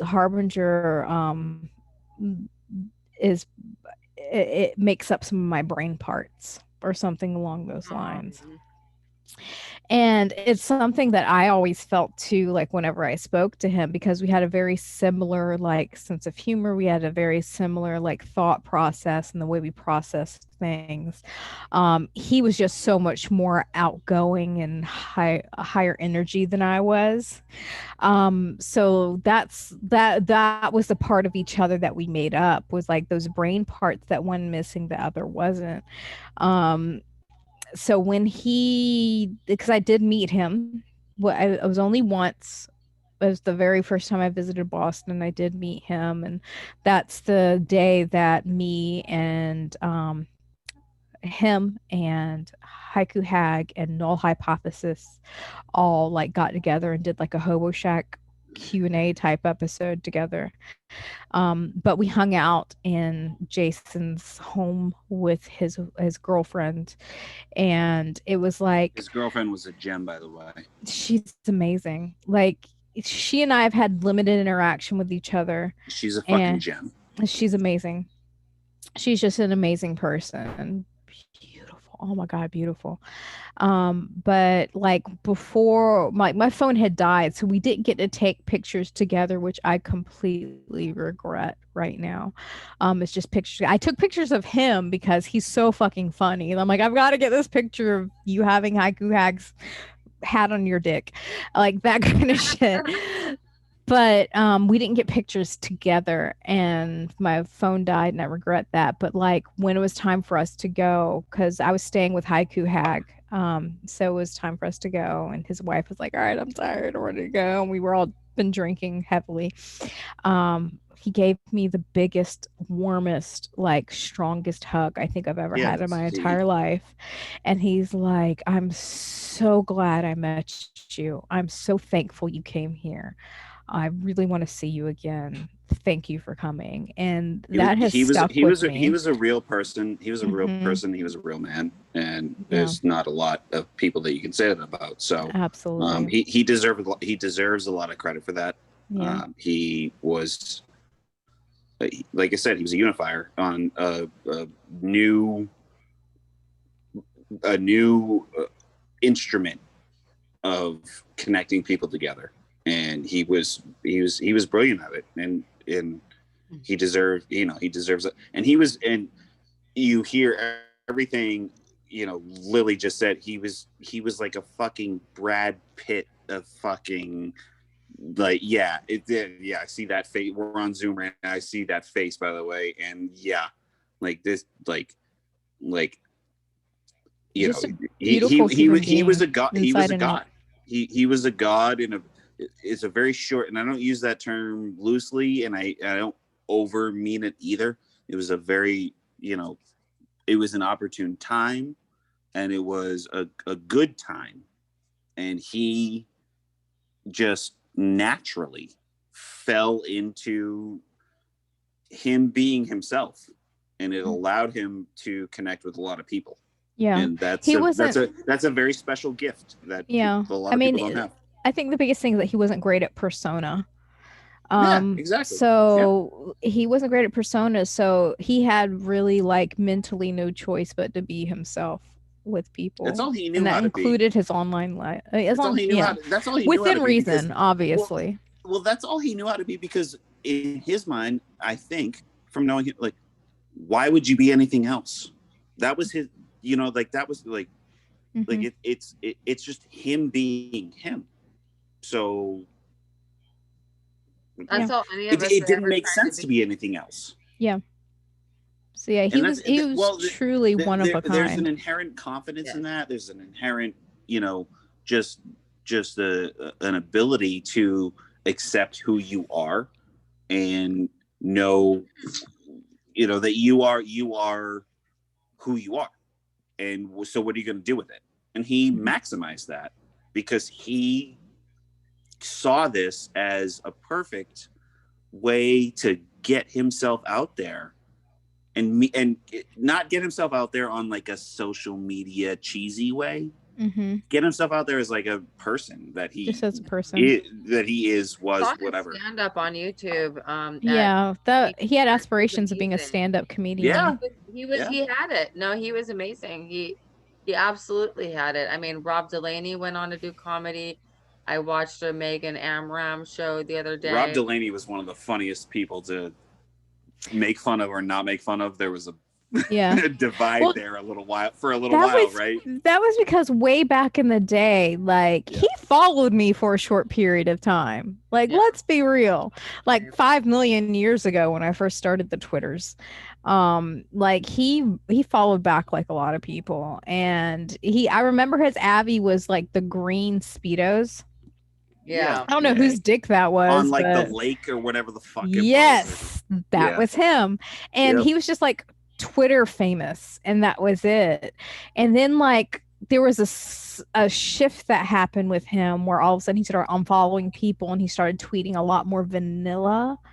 And then Yeah. magically one day he had a Netflix special. It's like, what the fuck is this? Yeah, he was So transcend. so to bring it back down to like not Rob Delaney level. So I would say for those of us who've Almost been out. around for that long on Twitter, how many of us have had an instance in time in our life where we sent a tweet a day, a week, a month, a year, a decade ago. Doesn't matter. All of a sudden, somebody comes to you and say, hey, look at this meme, and it's your tweet that is on the meme or the t-shirt or whatever the fuck it is, right? So I will never forget. I think a lot of us who've been around for long enough have had this kind of instance happen to them. Mm-hmm. I will never forget that wifey, before she was wifey, shortly before she was wifey, I think she might have been fiance-y or whatever the equivalent is there. Friends with benefits. Exactly. Because she's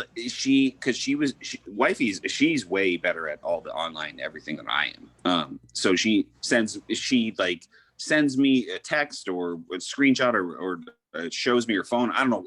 It was too long ago. I can't remember what the exact details, but I just remember it was her being like, "Hey, look at this," and I'm like, "That's my fucking tweet."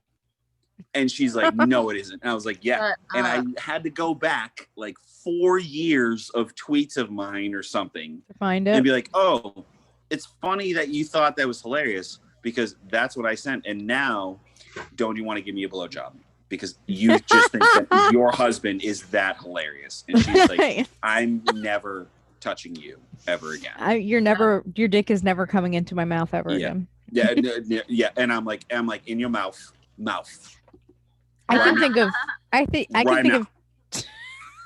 can think of two distinct incidents that has happened to friends of mine because my tweets have always been so grotesque that a lot of people don't want anything to do with them. Listen, unless they're going to put a picture of a dead aborted baby being drank by like a retard, then like it's not going to be your tweet.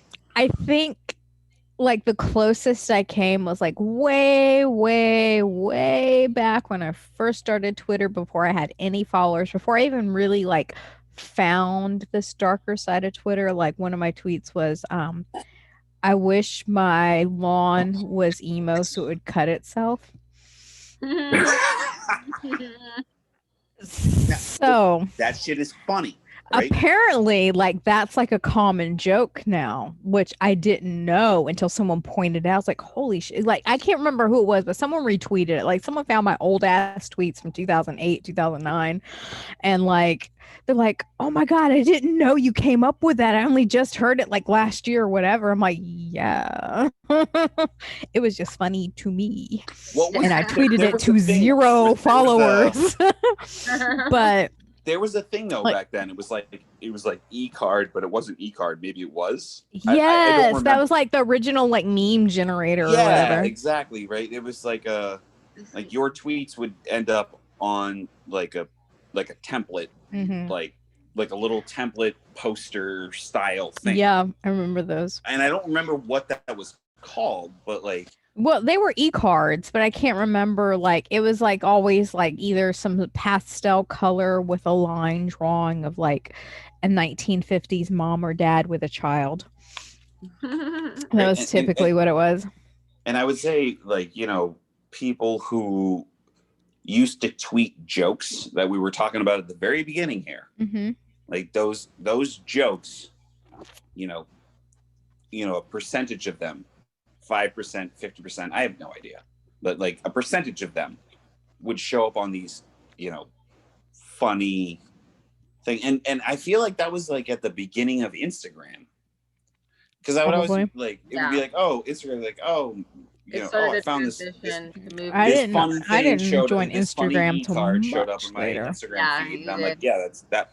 I specifically certainly remember a bunch of times where like the e-card would show up on Instagram, and I'm like, that's a Twitter joke that I knew that was hilarious. That was a 5-star 20,000 trophy tweet, and like it, you know, but like that was written, you know, 4 years ago, and I read and I see this thing on Instagram, and it was you know, gives no credit to the person that actually wrote the tweet. Yeah. And I remember that. And then when it happened to me, I was like, you know what? Fuck those fucking cunts. Like, fuck them. Like, that is bullshit. Like, you know, you're supposed to, in the professional literary world, you're supposed to credit or quotations or citations or whatever, you know, however you're using it, to the original author. And that shit did not happen. And I'm like, you know what? Fuck this digital world. Bunch of fucking savages. Yeah. Well, I mean, like I was saying, like I remember two distinct incidents where like someone's tweets like blew the fuck up. The first one is one that kind of hit close to home because it was an ingest my babies tweet, and it was from again one of those really old ass tweets from way back when he first started before he had any followers, and it was like something along the lines of, it was known as a jumpaline before your mom got on one. Oh, That was him. And now, like even now to this day, you'll see memes with it. You'll see people tweeting it. You'll see people posting it on Facebook. It's like a common joke now. But that is 100% ingest my baby's smug overdose. And he never got the credit for it. But that's his fucking tweet from like 2009, 2010, whatever. Like forever ago. But that was his tweet. The second incident I can remember, and this was just brought to my attention. Well, I'm not going to say just, it was brought to my attention because he tweeted about it being stolen. And that was a Leviathan Pride quote that somehow or other made it into, I think it's Men's Fitness or Men's Magazine. It's some sort of man's magazine. They took one of his tweets. I honestly can't remember what the tweet was, but they put one of his tweets and put it like on a meme and then posted it in their fucking magazine. And it was a Leviathan Pride tweet. And he made a kind of a big deal about it. He's like, I'm glad to see that you guys are using my tweets for your content, and like retweeted it and all kinds of shit. And that's how it came into like my little purview, because I'm like, holy shit, you guys are just stealing from the fucking internet. That like, yeah. And he got no contribution from whatsoever. They did not give him any type of credit for it whatsoever. No, and that felt like that was like at that point, because I had it happen to me and Leviathan Pride, you know, and others. I remember, I don't think I've ever been so offended by social media after reading all of Harbinger's tweets. I wasn't offended. Okay, I wasn't offended. Right, mm-hmm. and then somebody steals mine and makes it like a meme or whatever, and on another. I was never so offended about online, you know, content. Then when that happened to me, and I was like, that is, it especially hit me home when, you know, his wifey being like, "Hey, see, this is funny." I'm like, "Yeah, so you think I'm funny?" And she's like, "Oh, fuck." No. Not at all. No, you are not funny. You are my husband. You are a fucking asshole. And I hate you. And I'm like, I love you too, darling. Like, but there was this sense of like, there was this community of people that would just make jokes. And we weren't looking for anything other than a place to like send jokes. Or to gross some people out. Yeah, and then it gets stolen from you, and you're like, wait a minute, like I feel like I'm an artist that was raped by the industry or some shit. It's so weird, like, because most people, which was super weird. Most people would take pride in having these national magazines or whatever, like taking your content and like, yeah, I get to be seen or whatever. But in my head, I'm just like, wow, you're vanillaizing what I have to say. I don't want to be socially acceptable. Fuck that. Yeah, no, the very first thing I thought was like, I'm like, oh, you're putting that out there on the public waves? Like, you should read all my other tweets. And it was like, oh, well, we can't do that. I'm like, well, then fuck you then. Give me some fucking credit. Like, give me credit for my content, you asshole. This is my IP. But like you said, we signed up for the Twitter TOC that had like 200 words, and none of it was protecting content. So no, not at all. It's all housed in the Library of Congress, according to people from internets.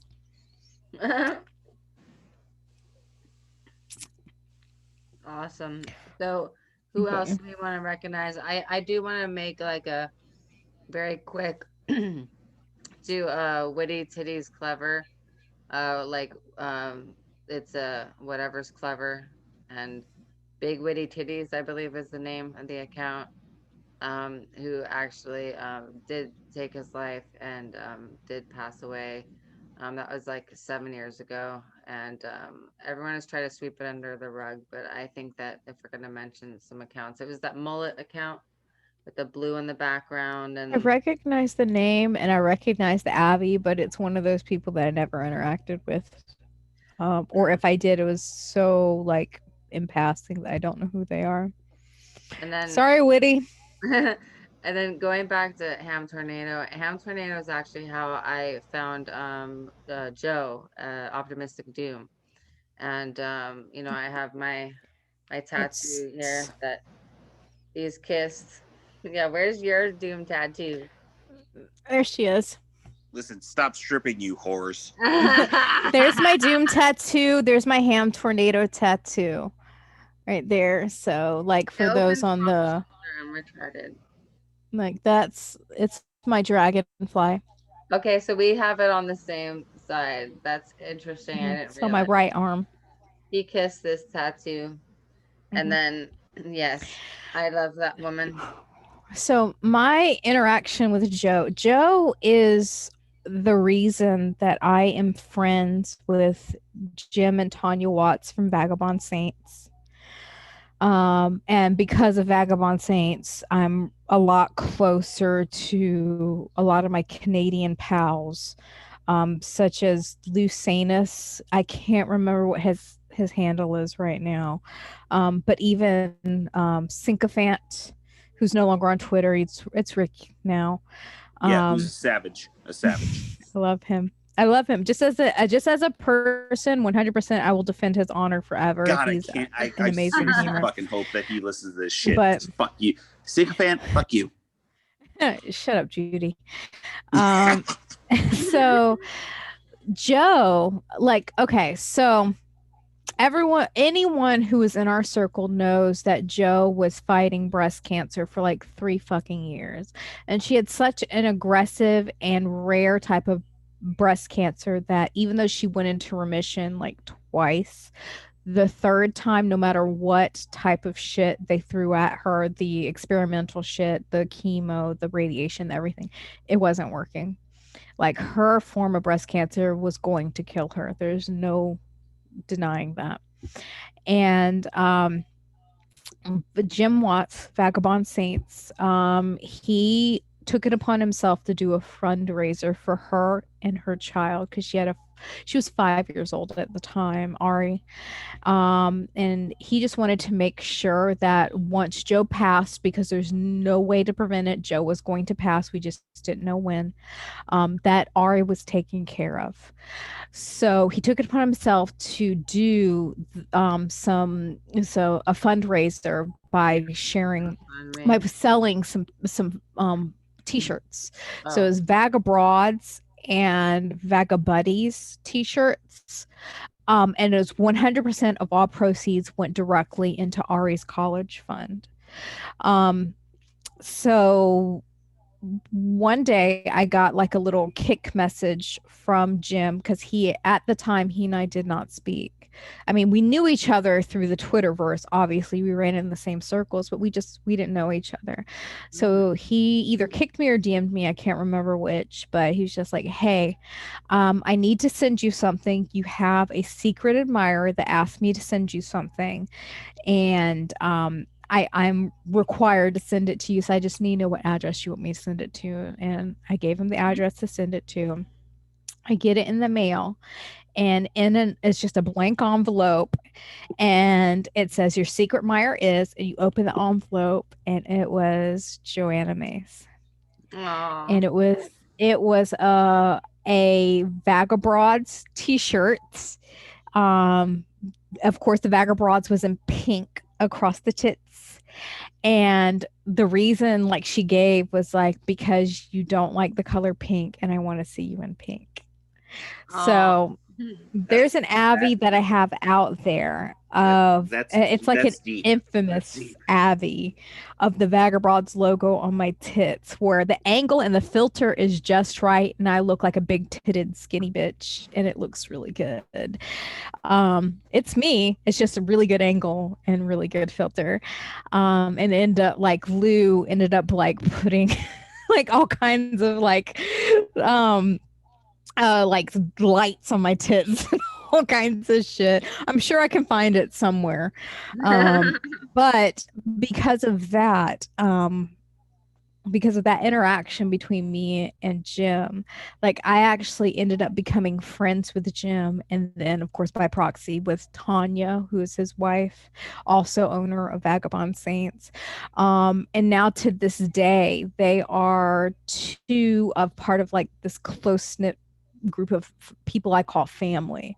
Like they're not just friends. That is my fucking family right there. Like if any shit goes down with me, I want them to know about it. Like if I die one day, they need to know where the fuck the funeral is. Um and it was all because of Joe. Like if Joe had not done that one silly thing, Jim and I would not know each other. Tanya and I would not know each other to this day. And by proxy, because of our close relationship, I wouldn't be as close to Dan. He, you know, Dan, Yes. um, Budgie, and I wouldn't be as close to Rick, who was sycophant at that time. I wouldn't be as close to Lou, who is Canadian. I've met several times as well. Um, so because of her, like all these other little relationships have spawned, and these are people that I to this day consider family, even more so than a lot of the family that I have in my life right now. So with that being said, I know that her totem was the dragonfly. So what I told Jim, because Jim is the one that I wanted to do the tattoo, is that I needed a pink dragonfly, and he drew it up and he tattooed it on me, and I have a pink dragonfly on my arm forever, just for Joe, because she's the one that wanted to see me in pink, even though I'm not a pink fan, and dragonfly was her totem. You heart So pink. fuck you, Jody. And then I know that there have been obviously some others, but I think a couple of them Mhm. might be too soon to mention in this context, but I don't know how you guys feel about that. Well, I'm okay as long as we don't get in super in detail. I you know might what? cry. No. No. You know what? Like, it's no disrespect to them, but let's go on to the Yeah. next piece, because we've been going at this, and I think people get the point, is the fact that there's a group of people that know each other, and Hmm. and and I think they appreciate, even if you don't know us, you can appreciate the, kind of the love that we have for each other, and so there's And the there's a respect. connection that we made, and I'll leave it at that. Yeah. Yeah, I I think mean, that's said I on mean, that. in all actuality, like even the relationship in this, just the three of us would not have happened if not for the passing of Yeah, someone who has affected our lives dramatically. agreed. Um, to be 100% honest, like I wouldn't, me and Juddy would not have met in person if not for the passing of Ham. Me and Eve would not have met in person if not for the passing of our loved one.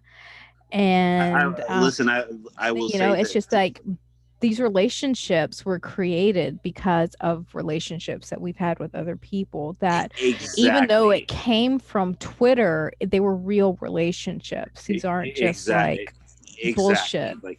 Exactly. Like, I will say, like, so I live in Massachusetts, right? And I live in Mhm. Massachusetts, and Jason Ham also lived in my area, right? Like, Mhm. it was it was Lily who it was Lily who came to this area, which is the only reason why I've ever met her. And then when we met, like we were in this like triple decker, like on a floor in a room of this triple decker. She's laughing. Yeah. She knows exactly what I'm about to say. Exactly. There's so many stories about that right? weekend. Like, oh my God. We were in this world that was like, I don't, Lily's flying to another city. Huh? I'm driving an hour and change. Like neither of us know exactly what we're walking into. I just knew like there was like a handful of people that I gave a shit about, and everyone else could suck my dick.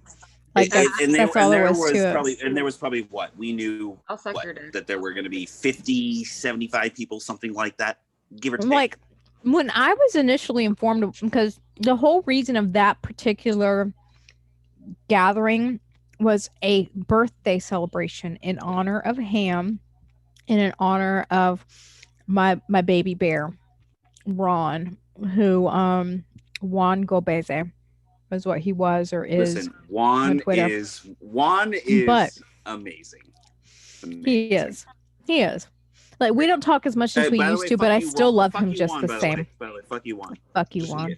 Yep. But even with that being said, like Juan is kind of a very much more sociable type person, because in my mind I was thinking it was just going to be like 10, 15, maybe 20 people, most of which I knew, but some people I didn't.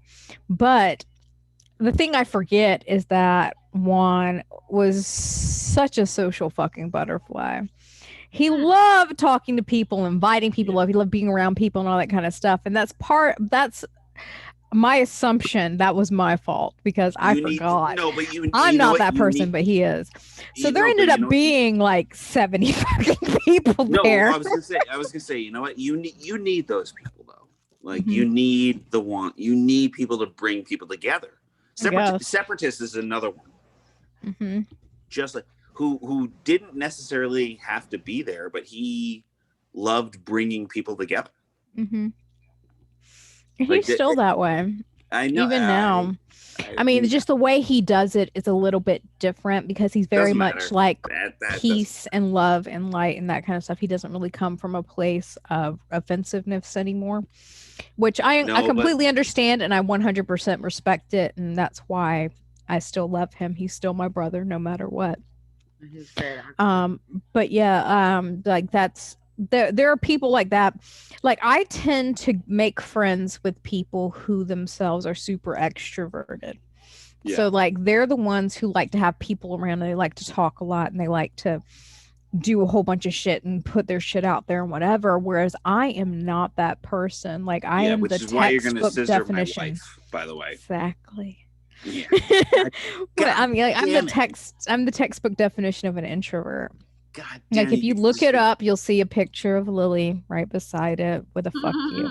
Yeah. With a middle finger, with her legs spread, scissoring Mrs. Juddy, and Mrs. Juddy is throwing the middle finger right back at the camera as well. I love That's her. exactly what that is. But yeah, like that little like get together was the idea was to like a birthday celebration for both Ron and Jason, and there were tons of people there that I didn't know were going to be there. There was what I would say there was probably 75 people there. That's insane. At least 70. There was a shit ton of people there. I don't want to go and say 100. I don't think it was quite that much, but like 70, 75, that sounds about right. Yeah, I would, because I knew my handful of people that I'd talked to, but like, hey, it's nice to meet you. I'm enter at handle here. I'm like, okay. Yeah, you're someone I never wanted to meet. Okay, moving on. I mean, there was like one person in particular that was like, oh my God, I love you so much. And I'm like, I fucking hate you. I wish you didn't come. And there were like 6 witnesses to that really happened. If you really want to know about it, just ask Ron or who else was there. Listen, I remember one of those in my mind. I remember me, you, and Nate being in like a room. The three of us, it was the 3 of us. yeah, me, you, and Nate being in a room, the three of us, and I remember being, like throwing on my fucking dad hat or some shit, and being like, no, no, no, no, no, no. I'm like, listen, you're not worthy of speaking to this legend, okay? Like, you are not worthy. Like, I absolutely specifically remember one incident of that, and it was funny just because of the whole element of the entire thing. I'm like, listen, I like, all I thought was, I'm like, you could say the most horrible thing and we would probably think it was funny. But Yeah. the way you presented yourself just now, like, you need to turn around, dude. Like, sorry. Like, and I'm no white fucking knight and fuck that shit. Like, listen, I'm on a podcast with two women who can clearly handle themselves. That's not a fucking question here. Okay. Like, that's not a question. Like, but it doesn't matter. Like, it was just like, hey, whoa. Like, there's funny and there's offensive and there's blah, like, and then just like, dude, let me see your DMs for a second. Like, nah, like, like all so as two women on the Twitterverse and the social medias and everything else, maybe you can enlighten me and people like me. Like, I have never had a problem or an issue, or I don't know, whatever you want to file that away about when it comes to DMing somebody. Maybe it's because I've just never DM'd somebody and been like, here's a picture of my penis, or said, what size are you? Like, I like, but like, if you just talk to people like, I don't know, a human people, I mean, it's a fascinating concept, but like, you can actually I don't know, talk to people, like, like, it's a scary idea. How dare like, you talk to someone like they're a human being? Yeah, like, so, like, I mean, you're both women, which means you're lesser than human because, male, of course, right? So that's a middle finger right Suck my there dick, for people Judy. yeah, that's a middle finger right there that I just got, because it was too easy and too funny. But like, really, you just have like this, like, hey, like, maybe you just talk to people like they're people, and if you just talk to people like they're people, well, guess what? You'll have conversations with, I don't know, People. What? What a concept.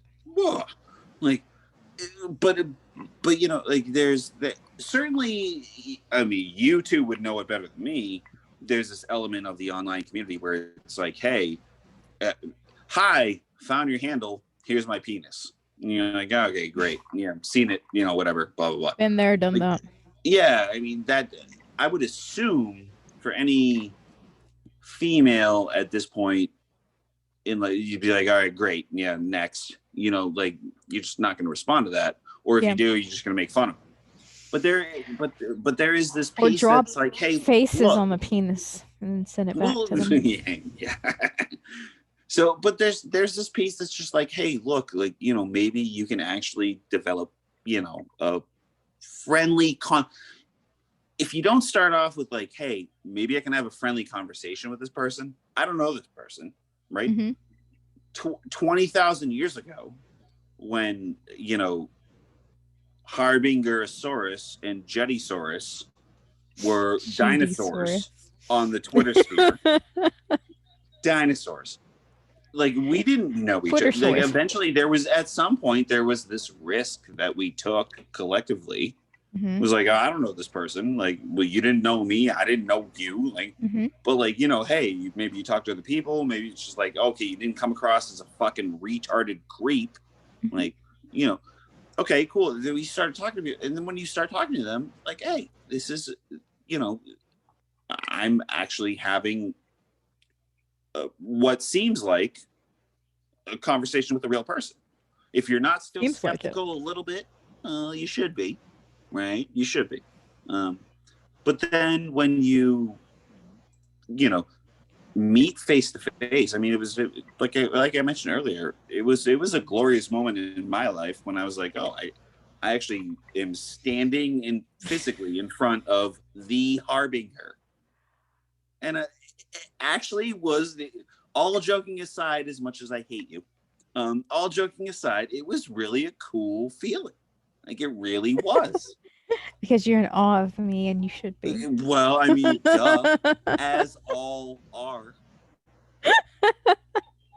But there's You're a so there's a stupid. genuineness there, you know. But like if you are not a person that really can look that deep into it, you know, it's a oh you're a oh I remember you're the one that sends the racist tweets and the brown Mm-hmm. tweets and the whatever you think. All right, well, dude, like you're in the Yeah. other room, not in the room with me, Nate, you know, Harbinger.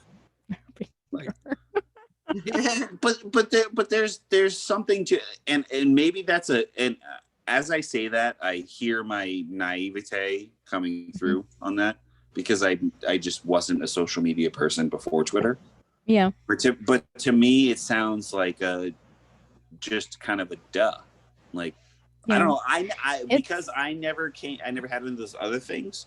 I never really talked to people that I didn't know through somebody or somebody else or whatever because it just Like quote unquote IRL. well why would I Yeah. IRL. that's like why would I like again I'm married, I got a kid, I'm not looking for anything like there's no but I guess the motive has a lot to do with it because like I'm just like what I don't care. I hate to break it to people, but no matter what you say online on the Twitter, I'm still gonna go. I don't know, 15. No, 8 feet away from where I'm sitting right now, and I could, if my wife's is in the mood, stick my penis in a woman's vagina, and that's oh my god. That's the most amazing thing ever. No, it's really not. Like there's actually more to that. So it just but it seemed like that was kind of like I don't know one of the goals back then. Like, oh, bro, I can totally get this girl, and I'm like, yeah, you totally can, bro. I don't even think that was a Try it goal. out. Let me I know don't how it even goes. like honestly, I don't think it even was a goal. I think it was just like because with every kind of microcosm of people, like whether it's like your microcosm of high school or your microcosm of work, whatever. In this instance, it's Twitter. That whatever microcosm of people, there's kind of like this hierarchy of some Mystical. agreed It's like upon but thing. unsaid yeah, as far as people go. And the closer you get to like the pinnacle of whatever that microcosm is, whatever that hierarchy is, like the more like kind of street cred you get by it within your own little inner circles. So like I personally never looked at it that way, but I recognize that a lot of people I knew and know now, even to this day, did look at it that way, or do even still at this point in time look at it that way. So for me, from my personal experience, to me, it's just a fucking app. It's just Twitter. It's Now, always been an app. It's always been that way for me. It really and has. It always will be that way for me. Now, from what I've garnered from it is that I have built some really amazing friendships, relationships, and fucking family from the people that I've met on this fucking app. I still hate you. I still hate you. Suck my dick. Love it. But I mean, like, I did like I was able to garner from it the stuff I can use and throw away the rest. So these are the people that I was able to actually make these real life connections with and become friends and family with or whatever. Like I'm able to even now to this day carry on those connections even if Twitter shuts down tomorrow. I'm still like I still have your phone numbers. I know your names. We can still text, we can still talk. We have WhatsApp. We have whatever. That- Some of you are Facebook friends with, Doesn't even though I but don't do wait, the but book face. I would look to you two. I would look to you two on this because I don't know the answer to this. But doesn't it feel like it was easier to do that and maintain and connect and keep and establish those relationships? 5, 6, 7 years ago. Doesn't it feel like it was easier yeah. to do that 5, 6, 7 years ago than it is today? I think Yes. yes I and don't know. no. Yes and no. I Okay. think that's kind of like a two-prong kind of double-sworded type question. I think 4, 5, 6 years ago, like that's when like the pendulum started swinging the other direction, where Twitter started becoming, that's about the time when Twitter started like selling ad space. So Mm. it started becoming more of like a general public thing rather than oh, we just know about it type thing. Even though obviously there was like massive marketing people, it wasn't a secret, but they weren't selling ad space. They weren't really making money off of corporations at the time. Um, so when you combine that with the presidential election shit that happened in 2016. Yeah. So that you have this combination of trying to cater to ad space revenue, which Okay. helps keeps your app going and keeps money lined in the pockets of the CEOs, combined with the weird like kind of shift in personality that especially Americans took at that point in time, to where they stopped kind of dropping their personas and becoming like real life assholes. And that's when you found out that like all of the offensive shit they were saying was actually real to them. Yeah. And then combine that with the fact that after that happened, Trump became president and he started tweeting shit. So any person that's not a mind share type Trump supporter that has a brain in their head can realize that Trump's tweets sucked. Like they did. He So sounded like a fucking moron like half the time. I will gladly call out perhaps depending on who you are, the perhaps the elephant in the room. So I was certainly a Republican voter, but Mhm. even I But have we're still said, friends. even well, so first of all, listen, the rest of you should just learn the fact I'm here and talking to these two beautiful, young, gorgeous women. And Yeah. I have said from, that I had voted a certain way, but I also am not, I'm not a Trump supporter. I'm Yeah. a Republican. You understand the difference between Yeah, like I'm a supporting Republican. the party ideals and the person who's supposed to be representing those Well, ideals. and we talked about this before, but to put it out there, like I am when it comes to money, like for the country, I Mhm. am a conservative in that ideology. Mhm. I am I won't fault also you for that. I am also Me neither. a completely leftist whatever when it comes to You're social stuff. socially liberal. Yeah, like if you are gay, LBQT, Niner, GTQI plus, bitch, get it pi r right. squared, whatever Mhm. pi r squared is in that world. I don't know it. I don't really care. You know why I don't care? Because it doesn't matter. It doesn't matter what you are. Like to me, like I could care. Like I'm a social, a fiscal conservative and a social democrat. I am both. Yeah. Like I live in the Northeast. Like I don't care I don't care what your name is. Like and maybe this could help unify the country. I don't care what your name is. I don't care what gender you are. Okay, I don't care. It does not matter in any way how you identify yourself. Isn't that one of the big things that the left tries to say? Okay, Mhm. I don't care about any of that. I also don't want you to spend my money because I went to work today. Yeah. and I'm not sorry about that. Like, I'm not. Like it's something that we've lost this sense of, hey, there's really only like 5 things that we could argue about, like, really, like, because the 80, like we said earlier, the 10% on the extreme left or right, let's ignore them. The 80% in the middle, okay, the 80% in the middle, which is the vast majority of people, okay, well, I could care less about your name, gender, race, religion, or anything else. Now, will I joke about that? All of those things? Yes. But And yeah.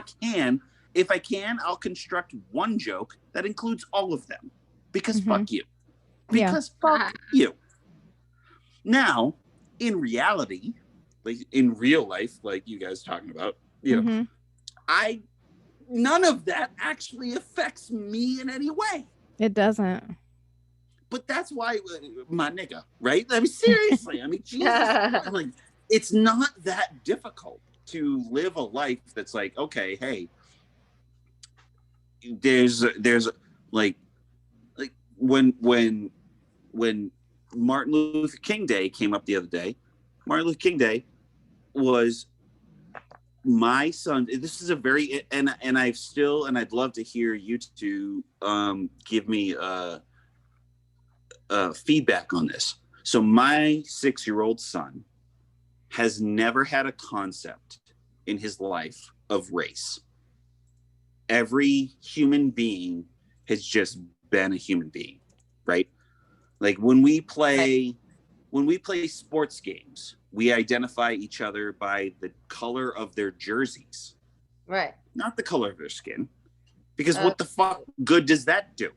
It doesn't do any good. When we play one-on-one sports games, so like a UFC where person A is fighting person B, we identify person A by the color of their shorts, not the color of their skin. Yeah. Okay. So the black guy could be wearing white shorts and the white guy could be wearing the black shorts. And when my son says like, oh, I'm rooting for the white guy, he means the black skin colored guy with the white colored shorts. Okay. Shame on him, I guess, or something. Like, I don't know. But we've had this that's how I bring him up, right? Like, and I guess I'm a horrible person for teaching him to ignore skin color. He had MLK Day the other day, and it was, hey, Dad, people treat black people different than white people. And I'm like, well, you didn't learn that at home. They do. But he didn't what he learn. learned. He didn't learn that at home. No. Now, that is a great segue into, well, should he have been taught that at home? Or because he was taught that, does now he know what the difference is in races? Like, I don't know the answer. I'm not a child psychologist. Okay. I work in hospitals. Like, I don't work in children's psychology. I do work in children's hospitals. Okay. Yeah. I once sat in on a 14-hour surgery that started at 6 p.m. Okay. 6 p.m. Started a 14-hour surgery. It was an open heart. It was a heart transplant surgery on I a sent you an 2-year-old. invite. Yeah, it was a heart transplant on a 2-year-old. It was the youngest thing I've ever seen in my life. It was the most. I still remember. I have pictures of it. Everything. Like, it was amazing. And because that shit just doesn't happen very often in the hospital. Yeah. But my point is to that is, it doesn't matter where you're from, who you are, what color you are. Doesn't matter.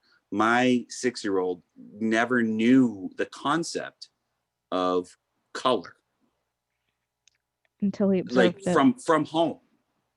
Mm-hmm. And does that make me? I'd ask you both the question. Does that make me a bad parent or a good parent, or I don't know? Because I didn't introduce my son to the concept of color of a person. Yeah. So am I a good person or a bad person by waiting for the school to teach him that, or not? I don't think it's necessarily a thought process of what's good or bad. I think it's it more goes back to the way our society is. Um, I mean, You because see how that's a it difficult question, it right? is a very difficult question A because very difficult question. He's 6. Your child is 6 years old. He shouldn't So have a concept of black versus white. That shouldn't even be a thing in his thought process. But the fact that that's something he's learned outside the home is it's more of a testament to where our society is. it's a very So but you that's coming from a brown person, right? Like blah yeah, blah, blah whatever, it right? is. Like but blah, blah, but like but you get what I'm saying here, right? Like this is a very and it's a family by family. It's a very like this. I can say on this, whatever it is, January, whatever the fuck, and I can say Hmm. my nigga to my brown nigga, like right there, like this whole night. And then when I say this about my 6-year-old, who's like, what's brown? And I don't know whether to feel proud or did I fail my kid? Because I don't Yeah, know what society expects of me to teach my child. yeah. And Don't you want everyone to be equal? Yes. Well, do you want them to teach? Do you want me to teach them about inequality? Yes. Okay. Well, then you can't have your cake and eat it too. yeah, it's a really hard question, especially as a parent in 2021. Right? Especially because you have such a young child. Yeah. Exactly. Um, like Exactly. you're experiencing all these like world altering events like as your child is young and you're having to explain it to him because there's shit that he's learning at school that you didn't teach at home. Um, so it's very difficult. I don't think it like I said earlier, I don't think it's a matter of what's good or bad as far as parenting goes. I think it's more of a testament to the way our society is, the way we as humans interact with one another, especially in America. Um, like because at 6 years old, you shouldn't have a concept of skin color. Like He doesn't. that's not a That's the thing. thing. He But never had. the fact that he does now because of what But he he learned never. in school. But It's right. just like crazy to me. Right. Like it is. But like, well, I mean, you like that. I can say that in this moment in time and in this instance because you know me. Like it Yeah. is literally like it is when we were watching the Biden inauguration, we were watching it on CNN. We Hmm. actually, um, my little guy was remote school on that day because they won't let him in school for, because of COVID, COVID. right? So Hmm. he was remote school on that day, and we had the inauguration on the TV as he was doing school. And his teacher said, "Oh, a woman. She's a wonderful. She is a phenomenal teacher, and Hmm. I just want to give her credit for that." Um, but she was like, "Hey, baby Juddy, are you watching the inauguration?" And he's like, "Yeah." And she was like, she had no problems with him not necessarily focusing on the school structure at that Hmm. moment in time because he was watching and we were watching it as a family on TV because this is a moment in time in in In America. history. Hmm. Yeah, in America, in history. And you know, you all know me, like I'm not necessarily going to flip the channel to CNN immediately. That's not what I, do. I'm also not going to necessarily, you know, change to Fox either, but that's Thank you. 'Cause I'd that's really lose that's a that's respect a for you. that's a totally different discussion, right? Um, Discernment. but Discernment is good. but my son watched the inauguration, and he was the actually you'll appreciate it. The funniest part was he was like, "Hey, Daddy, do you want Trump to win? Cool. I want Biden to win. And I'm like, well, fuck you, motherfucker. Like, you're sick. Like, I could have been like, I want Biden to win. He'd be like, oh, I want Trump. But they go, well, listen, clearly Right. you are a Juddy. All right, clearly. You're Johnny. Clearly. Baby Right? Judgy. But I was like, you know what? Okay. And what he said, and we brought this up the other day, my son, 6 years old, doesn't know anything about anything. You people who are listening to this, he doesn't know anything about what you know or what you've learned or what you feel or anything. He's 6. He doesn't know anything. He has no history in his mind. Okay. When he watched the Biden inauguration, he said the very next day, hey, mommy and daddy, Black lives don't matter anymore. Perfect. And listen, a 6-year-old. and listen, if all of us should learn something from that, because that is something a 6-year-old who doesn't know anything about the past or any. All he knows is the color of your skin doesn't matter. Yeah. Yes. Which is that's all he knows. And at a 6-year-old level, that's all he can comprehend. And you know what? Listen, I'll leave it to you people. That one. I'll leave it to you people to warp his perception. You people. That's right. I said it. But I'll leave it to you people. Fuck you, white man. To warp his perception. And if you want to make the color of the skin significant to a 6-year-old and the rest of his mental thought processes growing up for the rest of his life, I'll leave it on you. I'll leave it on you because guess what? He ain't getting it from home. Because you know what? In this house, it doesn't matter what the fucking color of your skin is. Yeah. And I'm a Republican in when it comes to money. Right? Yeah, like, you're an ideal Republican as far as I'm concerned. Like, I personally do not. I did, because like I personally, as far as like my political views go, like I honestly do not identify with Republican or Democrat. It's just that because my thought process is more liberal leaning. It more closely aligns with a lot of the democratic values, but I will not claim them because there's some shit they've done. I'm like, the fuck. But like, with that being said, like, if the thing about like the quote unquote Republican Party or Republican people or whatever, since that's a thing now, that's how you identify yourself as a human being now, by your political party. Of course. As far as people that identify as Republican, the biggest thing that I've recognized, especially within the past 4 years, is that a lot of them will kind of align themselves with whoever is the figurehead of the party at the time, rather than what their ideals are. They can't separate the two. I agree.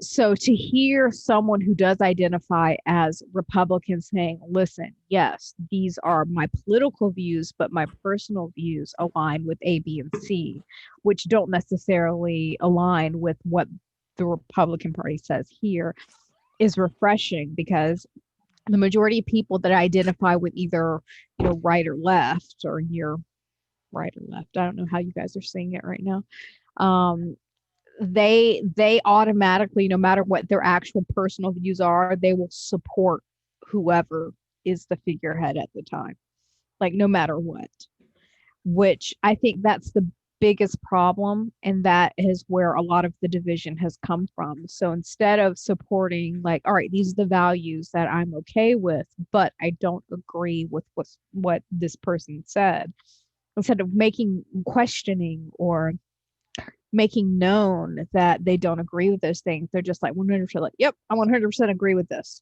because they're a Republican or they're a Democrat and I'm part of the Democratic or Republican Party, and that's it. sides too. You know, I think it's important to look at the merit of every candidate and every president and seeing what they're Mm. actually doing and not just blindly Yeah. following your And party. that, I mean, within the past 4+ years, like it has been very much that way. Like there's like this line that kind of like got put in the sand. And instead of people like tipping over the line or like blurring the line or anything like that, the line has gotten a lot more staunch. And either you're with us or you're against us, which is crazy to me Yeah. because that's Yeah, With I don't us or against us is not the definition of unity or it's not. unification. It's Like it not. really isn't. yes, I agree. It's And, crazy. unification. I hate to break it to the political folks on who listen to this, but unification does not mean, oh, I'm left, so if the right doesn't agree with me, we're not unified. And if Yeah. you're right and you say the left doesn't agree with me, we're not unified. That's Yeah. not what unification is. That's Okay. I 100% hate to true. break it to you, but like that's a listen, just take a fucking college class in psychology 101 or something. Like, I don't know what to tell you, but like, you can't just keep saying this is the way it's supposed to be. And if it's not, then you're a terrorist. Okay. Like, you know, people burning buildings and rioting, it's okay. People storming the Capitol, oh, it's okay. No, none of it's okay. Okay, like No. it's not. Like it's really not, because people who think for themselves are like, well, they're the 80% in the middle that are like, you Yeah. both are fucking retarded. Like, what's wrong with you? Like, Well, the you, squeaky wheel gets the grease. but it doesn't. No, it And doesn't. that's the thing is that like it doesn't, I mean, whatever your political affiliation, the extreme right and left, no matter who they are, that 10% on either side, because they're the loudest. They're the They ones that are ruin it. screaming at the top of their lungs. They are the Like ruiners. they're the ruiners. They're the ones that people pay attention to because squeaky But they're wheel the gets ones that the the grease. news reports. They're the ones at CNN, Mhm. Fox News, I mean, MSNBC. how much of us in the middle are like screaming at the top of our lungs, like, no, listen to us, quit being bitches. Wait, so We're not here's a good doing example. that because like that's part of being kind of like in the middle of the bullshit is that you're like, you're a fucking moron, you're a fucking moron. I'm gonna let y'all scream this shit out and deal with each Here's a other. good example. My Irish wifey, which by, you know, the historical definition should be the most racist person ever, right? Mm-hmm. My Irish wifey loves nothing more than Michelle Obama. Like, if it was up to wifey, Michelle Obama would be president. Okay, like that's her. Amen. Like she is like, she's like, okay, like wifey's like, the only reason I voted for Joe Biden is because he wasn't Michelle Obama. Like that's like that's what she says. And as me, I have absolutely nothing wrong or nothing or but respect for Michelle Obama. Okay, like I voted for Barack Obama, and I think I said to you guys the other day, like this is the first election that I have voted for a president where I didn't vote for who inevitably was the winner. I have voted for Clinton, Bush, Obama, Trump. I have voted for all of them. This is the first one that I didn't vote for the winner in the end. Mm-hmm. And but that's because I think for myself. Like I you know, when I voted for Obama after Bush, I was like, listen, this country needs a change in direction, right? And then when Obama was president for 8 years, just like Bush was for 8 years, I was like, hey, this country needs a change in direction. Our country does not benefit from having a one-party system. No. Like it like that is not what this country was founded on. This country is a a a, a, a sociological study on Truth. the human existence. And if you can't accept the fact that other people might disagree with you, there's no one to help you but yourself. Right. Mm-hmm. There really isn't. Like it's I mean, but that's how it's America really is a big ass sad. experience. It's sad where it's come to. Experiment. Mm-hmm. But that's what it is. Like, we're just a big ass experiment. That's what we are. We are an experiment, right? Like, because I think we're failing. you listen, China and everybody out there, they're all just sitting there twiddling their thumbs, just watching. Mhm. They're just watching. Like I mean, hey, no matter what we say, everyone as Americans, like, it's always America's number one. America's the best country in the world, all that kind of bullshit, because we're taught that patriotism, that nationalism since birth. But statistically speaking, we're not. We're not number one in anything besides like all the bad shit. I mean, we're not number one in happiness. We're not number one in school. We're not number one in the economy. We're not number one in stocks. We're not number one in the only thing in we're number one anything. in is the military. We're number one Military. in military.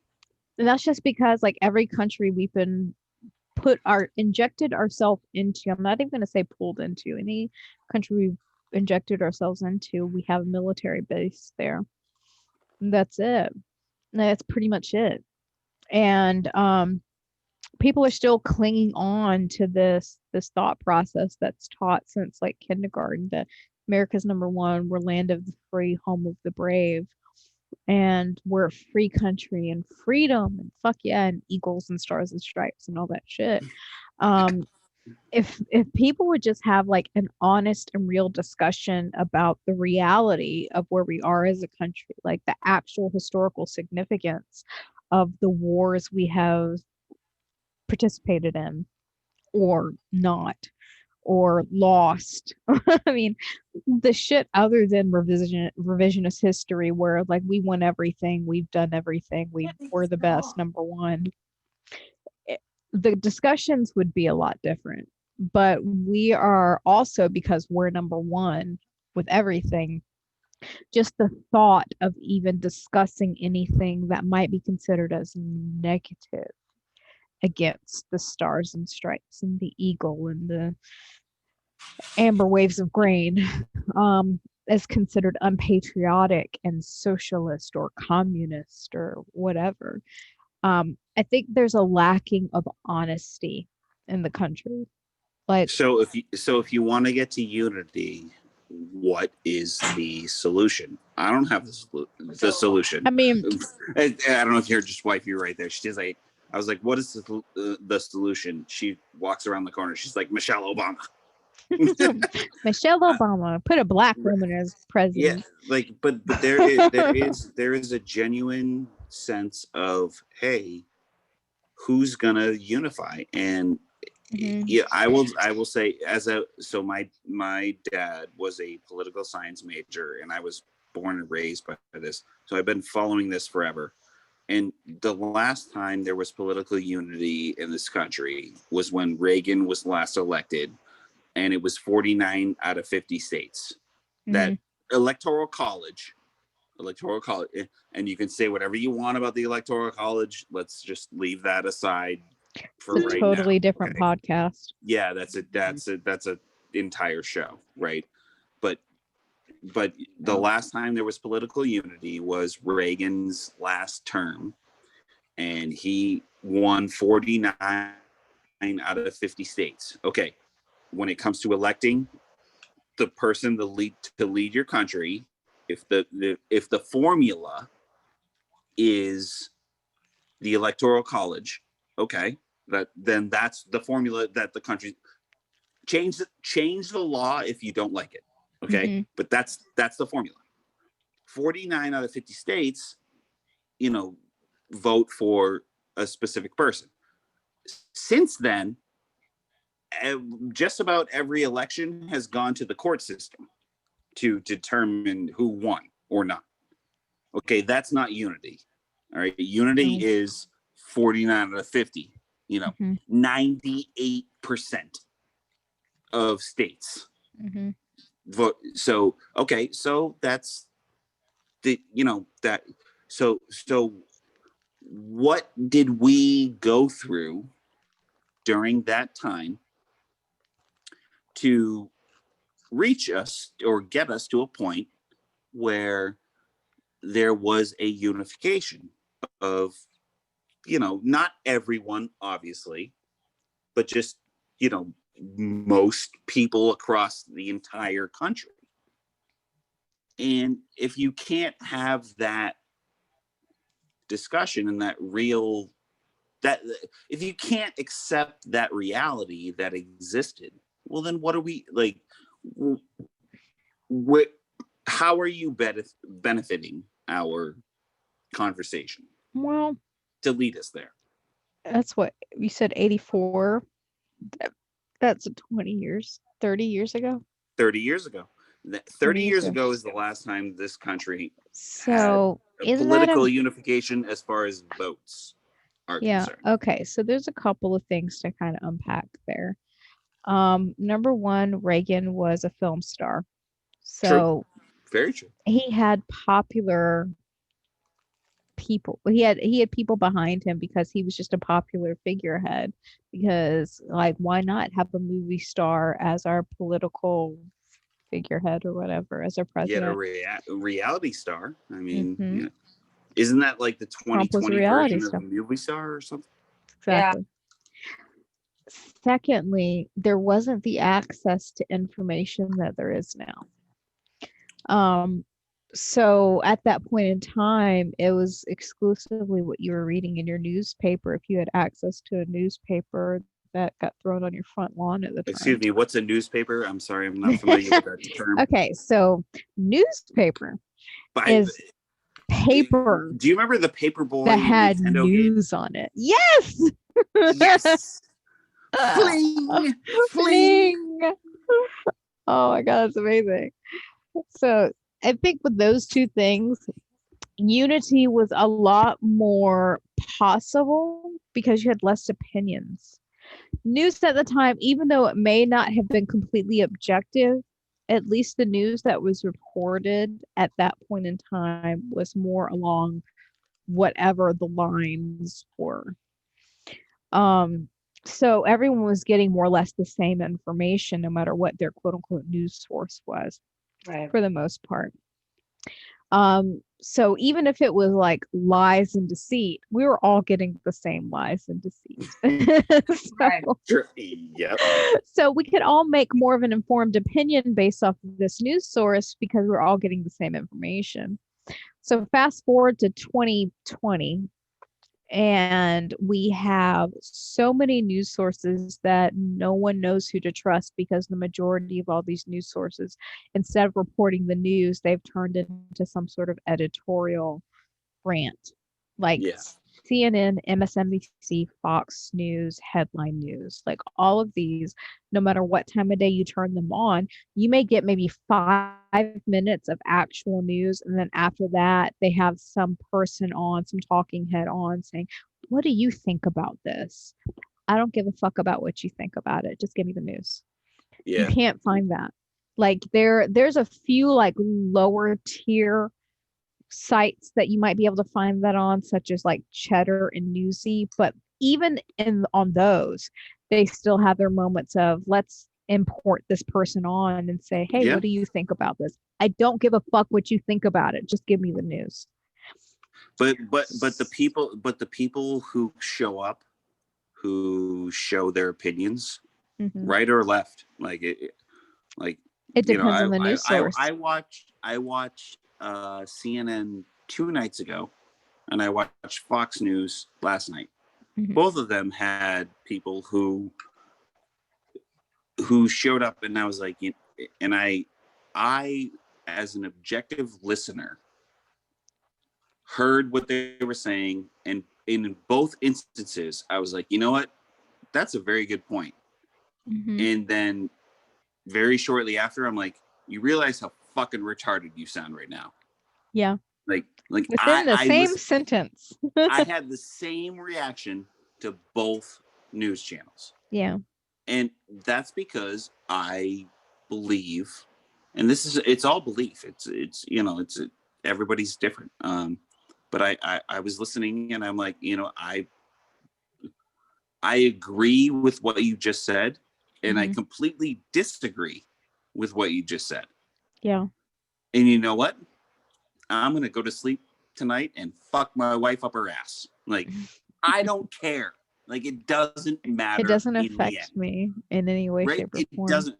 Which, by the way, yeah, no, never mind, because I didn't fuck the wife up yet, as she just told She me, pointed that as she out. just told me Like, by you her did not eyes. fuck me in the ass. Yeah, as she just told me about. But like that the idea of listening is a very difficult Mm-hmm. concept to some people, and I feel bad.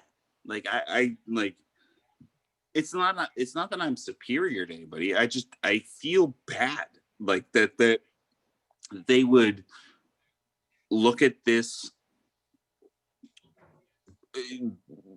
these words being fed to them Yeah. and think, well, like, of course that's the truth, and if you don't agree with it, you're you're crazy. And I'm Yeah. like, well, listen, you're crazy for fucking thinking that you just heard some shit that somebody else told you, Mm-hmm. and that's gospel. Yeah. Like, And come that's on, the crazy come part of on, like like, 2020 versus we're like listen, 1984 we're is better that than that. We're better. Like, come on, we're better. I don't know for better though. Well, I mean, no, we as so a it's fair. country have That's fair. really proven we're not really better than most That's very things. fair. That's very fair. And at the same time, I say, well, that if we're not, then We can do better. Like there's the ability and the functionality to do better. It's just whether or not people want to take responsibility and take it upon tell me themselves to do how better. tell me how Mitch McConnell or Nancy Pelosi has helped the general American public in the last 10 years. By pissing everyone off. They haven't. Exactly. Like, That's it. Mitch McConnell, It's a gaping clearly butthole. a right leaning, uh, leading dominant figure in the Mhm. Republican Party, right? Yeah, Nancy absolutely. Pelosi, clearly left leaning leader of the Democratic Party. Like, Hmm. how have they helped us? Because they've been in power in their same power positions, regardless of president, right? True. Whether it was Very true. Obama with his supermajority, Hmm. Bush, Trump, whatever. Like, how have they helped in their positions to unify the country in the last 12 years? They have. Unification is like something that has They not have. actually been a subject of debate for the past 12 plus years. Yeah. It really Yeah. hasn't. Like, if you think of just the word being like tossed around in media and even in political speeches, like, it's not a word that's been said. It just hasn't been until No. the inauguration of Joe Biden. Um, Like you like when we so were talking earlier, the very beginning, about like the Twitter sphere and mhm. the fun and whatever else we used to have, Yeah. and right, like, you could tie the degradation of the Twitter fun Mhm. to an election cycle. Doesn't matter who the Yeah. president was. Doesn't Yeah. matter, right? It's Doesn't matter. true. Like, It's true. but the election cycle is the thing that draws out the viciousness in the Twitter sphere. Mhm.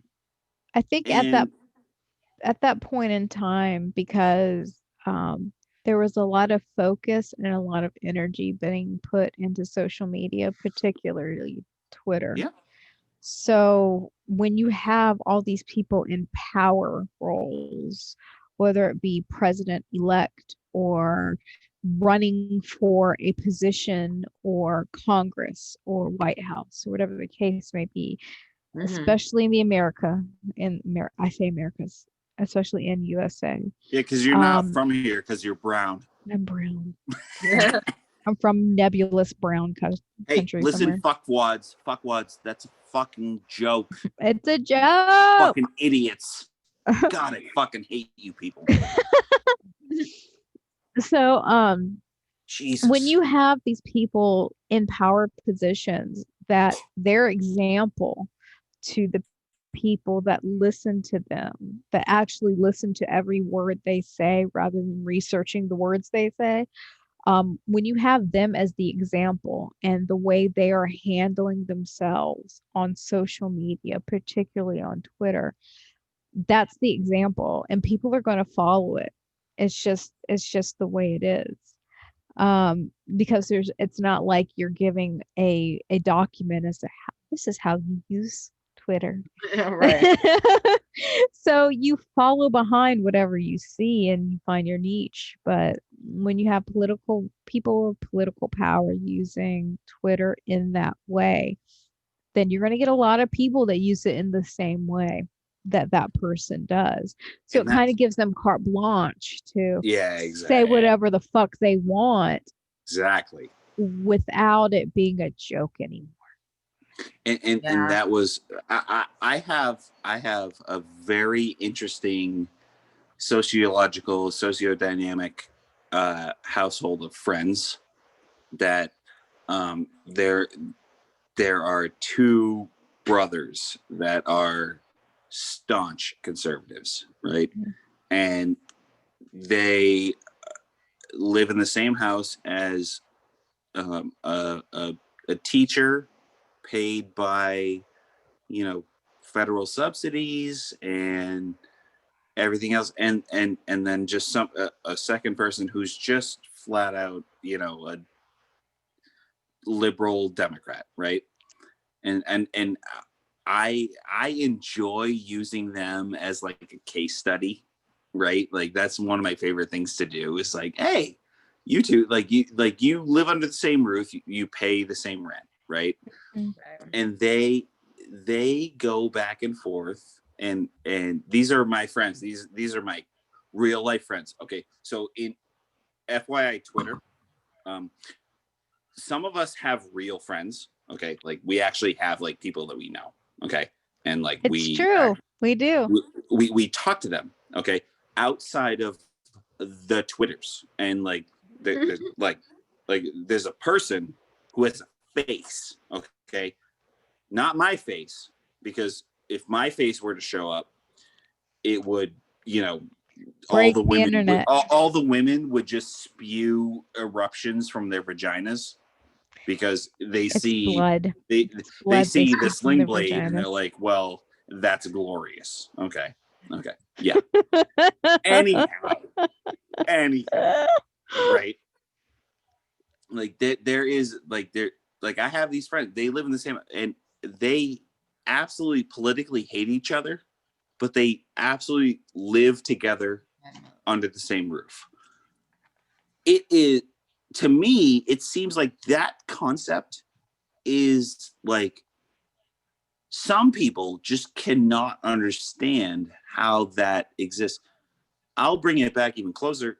Wifey is a Democrat. I'm Wifey voted for Biden. I voted for Trump. We live in a state where the Electoral College was going to vote, all electoral votes in my state are going to go to Biden. Doesn't matter who I vote for, doesn't matter who she votes for, right? Mhm. Also, I put my penis in Wifey's butthole, okay? And she let me do that after the election. Whoa. Whoa. Like, Wait. What was that the wifey was saying in the background? Because I heard her yelling at you. does it, listen, pipe down, devil one. Pipe down. All right. She was saying, "No, bitch, you didn't. I put it in your butthole." Yeah. No, like this magical concept that like people who disagree with each other politically can still coexist. And I thought, from a liberal perspective, that coexisting, you made a bumper sticker out of it. All right. Like, we actually can coexist. Okay. But coexisting doesn't mean coexisting if we only agree with you. Okay. Mhm. That's not what co means. No, it is not. Okay. So if you're going to then live this, I'm drunk, but not that drunk. All right. Not that drunk. Both of you probably. Oh my God. You're acting like we're not all drunk. I'm out of wine. I know you, right? Like, I'm out. come on, like like if you want to unify, if you want to do, like, come on, like listen, my penis unified with wifey's butthole many years ago. All right, many, like, and like, and it wasn't because I voted for Obama back then. Okay, like, come on, like, you get what I'm saying? Like, come on, like, we have to, like, actually get together. Like, you know, like, I don't want to agree. As an American voter, I don't want to agree with you on everything. Yeah. That's no fun. Yeah. Okay. I think if like the disagreements weren't so detrimental and they weren't seen as so catastrophic. I whatever I said just drove wifey out of the basement here. Okay, so my apologies. Listen, my apologies, but I know she's just gonna lead me to scissor Lily anyway, so whatever. Well, I mean, we can definitely kick out of here, I think, at this point, unless you guys have anything crucial you want to add. I don't know. I don't know. I don't think any of this was crucial. Wifey just distracted me because maybe. she's like, some person, and then she grabbed her boobs, and I'm like, I don't know, your boobs. Like, the poet from the inauguration. The poet? Oh, yes. She was who's the poet? I don't know who the poet was. And she was It was a poet. 22-year-old. That's Amanda the name, Gorman. Her poem was all about unity, basically. Her poem? Yes. Yeah. What kind of poem did she have? Did you listen to it? I did, and I was moved, but I can't tell you what it said. That is what it said. Wait, hang on. What was Unity. it? It's not what's between us, but what's before us. So what does that mean exactly? It means hit the reset button. Get over your bullshit and learn to do better. So we're gonna get over it and move forward. So who needs to move forward? Everybody. Me. Okay. So all right, there we go. All right, that's so exactly my point. Like, how is that exactly unity, wifey? Yeah, I didn't think so. All right. So we're so listen, I'm not gonna place blame on it. I took my kids to her for short video Friday, and every single one of them took something away from it. You also no. So again, I'm not gonna go there. I'm just okay. So if we're all gonna unify, then what are we gonna unify about? And everything. That's not being a dick. Listen, that's not my challenge. The new president, which he won fair and square. Okay, let's all just keep it back here. All right. Yeah. The new president is Joe Biden. He won that election fair and square. End of story. If you choose to continue that argument on, well, then that's your choice. That's not the rest of normal logical thinking people's choices. Right. And I'm on the other side. Okay. So, if you want to push that narrative, that's on you. And no one's going to feel bad when you're ignored. Okay. Yeah, no. So now that we all accept that the current president is the president, okay, next, what are we going to do about it? So the current president says unity, right? Unity. Mm-hmm. Well, as you just heard from wifey, I'm like, well, what does that mean is unity? And she just walked away and went into bed. Okay, well, that's fine. I'm okay with that. I don't need an answer right now. Huh. But if you're going to say that we are going to offer a solution of unity, then you need to present said solution of unity. Okay. Trump did the same thing, never delivered. Okay. That's perfectly fine. Mm-hmm. Not perfectly fine, but like it was reality. Okay. Yeah. But you can't play a double standard and say, hey, well, the Republicans failed to unify, so the Democrats are going to do it. Okay, well, how are you going to do it? Well, I think the idea, like, this is just my opinion, speculation. I can't speak for Biden or anyone else that's sitting in our House or Senate right now, but I think the idea is that we need to stop being so fucking divisive. Exactly. But who's that being responsible said, for being the divisive? there's a lot of people at fault there. Well, I think whoa. it's Stop all thinking, of our. Stop thinking that's going to hurt people. That's going to hurt people. It's not just one person. I think then you're a Republican. Now, granted, I do believe that our former Mein Führer did have a lot to do with that, just based on his speech alone and the way he handled his Twitters. He was an idiot. He was a fucking idiot. He still is so a what are fucking, you gonna do about it? He's still a fucking idiot. So but the problem is that he had so many people that followed him as an individual rather than the party. That there's a large sect of people that have kind of sprung off, and they just believe everything he has to fucking say. So I will agree. I will give you the fact that there has been a group of people that have followed him. Mm-hmm.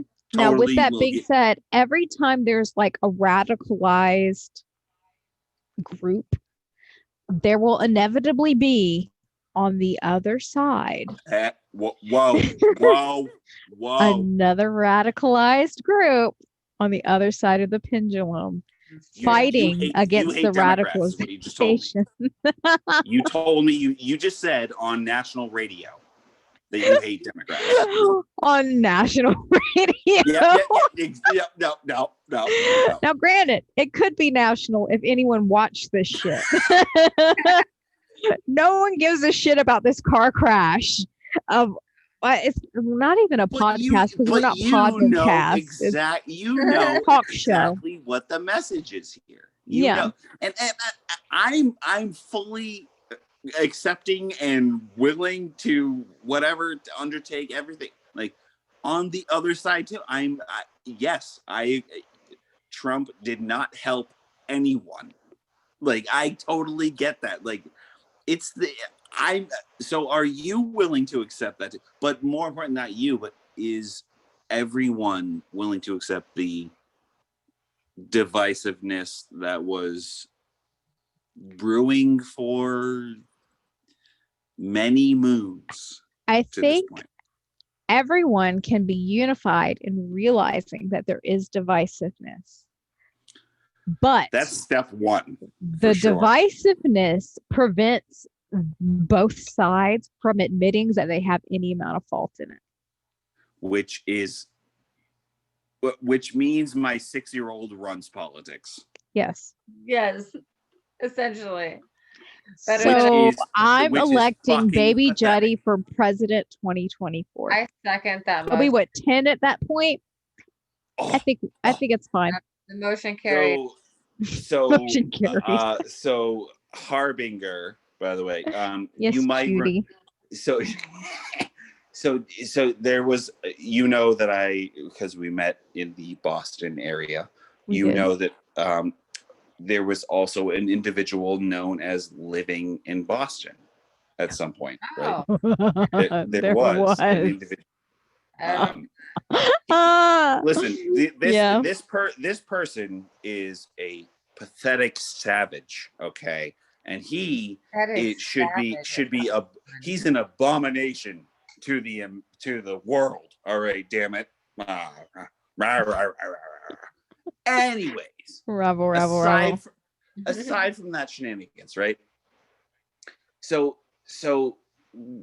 we had a discussion of, hey, we just think this way, and I assume the word discussion was the word you just said. Discussion was a loosely Yeah. a listen, loose term in I don't want regard to your hear conversation with him. I don't want to hear about your loose definitions, okay? Like, and anything else about your anatomy or anything else. Like, listen, like, loose is too loose. I don't know what to say. Like, Listen, it was wop, a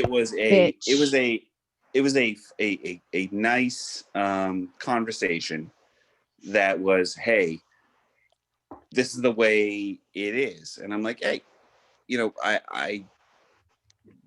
interesting way of viewing it, because you are on a side that just does not have any chance of making a statement on the global scale, right?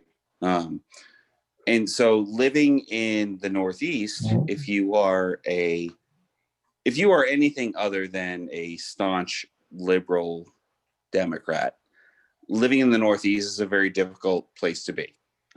Just like, I don't know. I wouldn't know anything about that. I was gonna say, I'm gonna make something up here, but like, if you live in the Southeast and you're a brown girl, and you think of anything other than Fucking my America and cousin. flying a Confederate flag, you clearly are a terrorist upon Obviously. this nation. Oh no, it's even worse than that. Like, get out of my country. Yeah.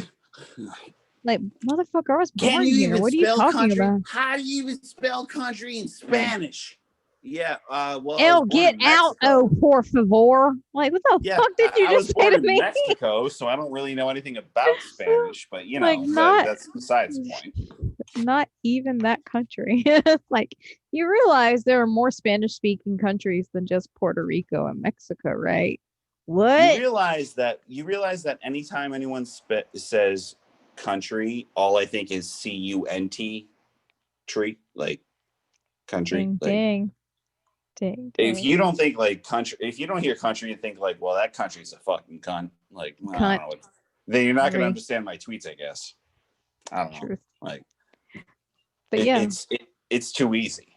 Like, but we being had the minority in a majority ridden part of the country.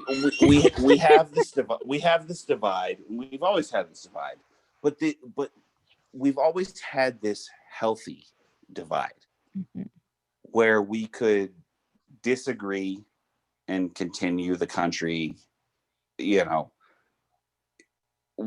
regardless of our disagreements. Like we disagreed, but we also agreed to continue to live with each other. Yeah. And that is, I guess that's, coming full circle here. We had this country where we had this division, but not divisiveness. And we had this country where we didn't agree with each other, but we could live with each other. And now it's a country that, if you don't agree with me, where the litmus test is you're everything or nothing. And if you're nothing, you're no one. Yeah. And you're like, dude, listen, like, I don't know what to tell you. It wasn't always like this. Like, we didn't have to deal with this crap. Like, I think I could be a fan of lowering taxes, but I could also be a fan of not giving a shit who you sleep with in bed. But now, like, if you're not fully one way or the other, you're a fucking, you're Kim Jong-un. And you're like, oh, dude, that's a little extreme, bro. Like, take it easy. I think take it easy.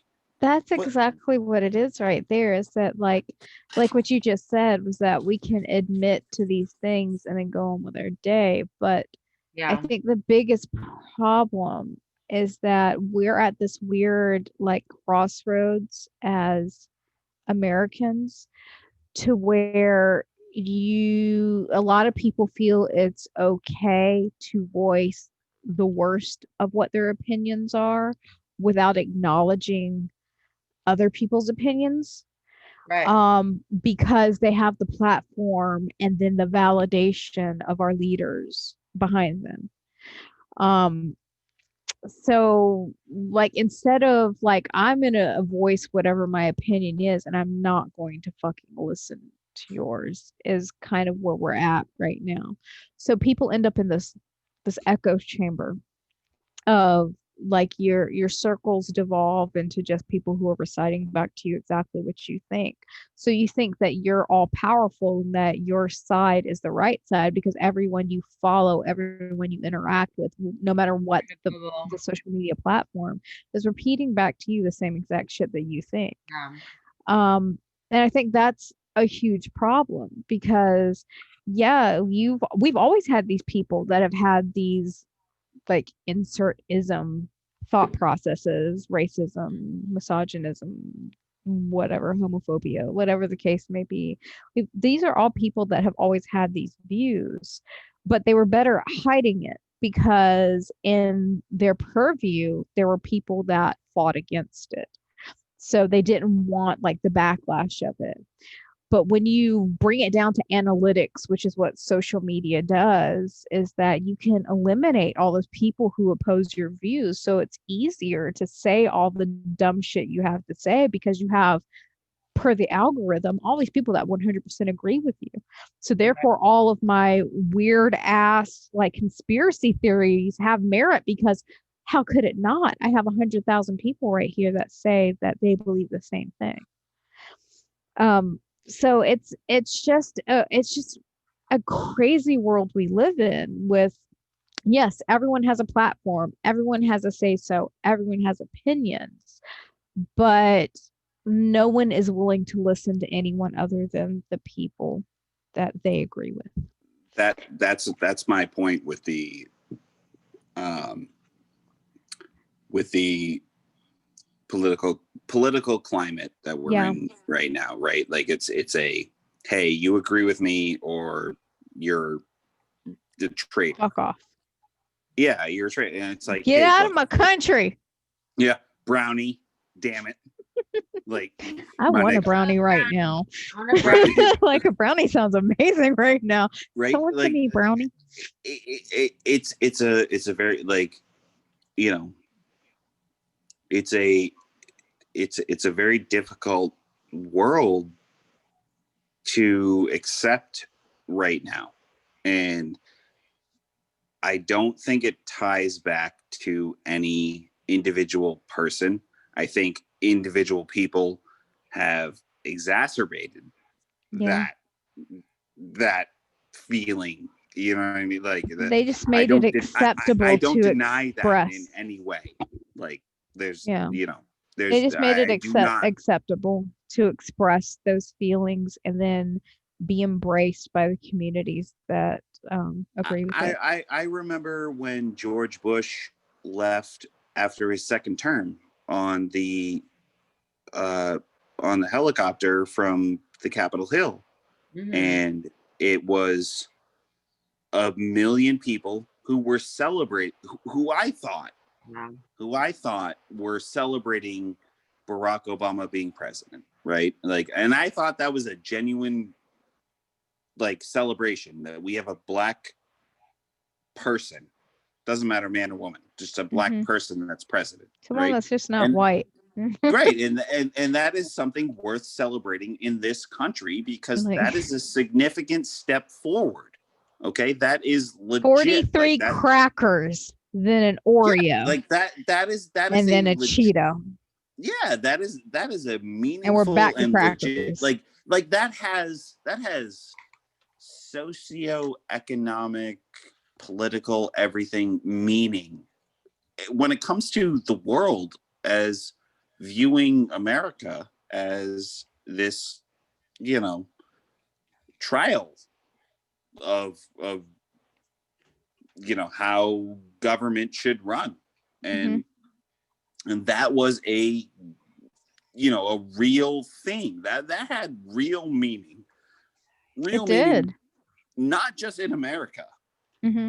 Oh but no, across yeah, it, it like, was everywhere. and then you see George Bush leaving the office, and then you have him, because everybody remembers, well, not everybody, but anyone who's old enough, because you're all old, by the way. I'm, you I'm know, super old. yeah, I'm older than both of but you. Of all of you, the one person that's listening, Jetty is actually the youngest of the three. yeah, I hey, no, you. fuck your couch, all right. You cannot fuck my couch. She's a virgin. So, but you have this movement that where it's a, hey, you know, we're moving beyond. I thought when Obama, and this is what CNN, Don Lemon, whatever you want to call it, they told me when Obama was president that we were moving beyond this. Okay. Mm-hmm. And I thought that was true. Me too. I thought that was a real thing. But when you say, oh, you know, this is the way it's going to be for the future, and this is okay, and then you say, oh, well, not exactly. It's like, okay, well, how many black presidents do you need before we're okay with it? Like, I don't get it. It's No, we swung. It's that pendulum swing again. Like the pendulum exactly. swung That's in the this direction of point. acceptance, and then you have, I think, the people that were I I'll use the terms liberal and conservative just because that's kind of where everyone It's falls as convenient, far as yes. it's convenient. Yes. So those are the liberals that voted more or less for a black president, not once but twice. Yeah. Kind of got So that means it complacent. wasn't a fluke. I Okay, think it wasn't a fluke. it wasn't a fluke. Like it was on purpose, and it was Okay. fucking landslide.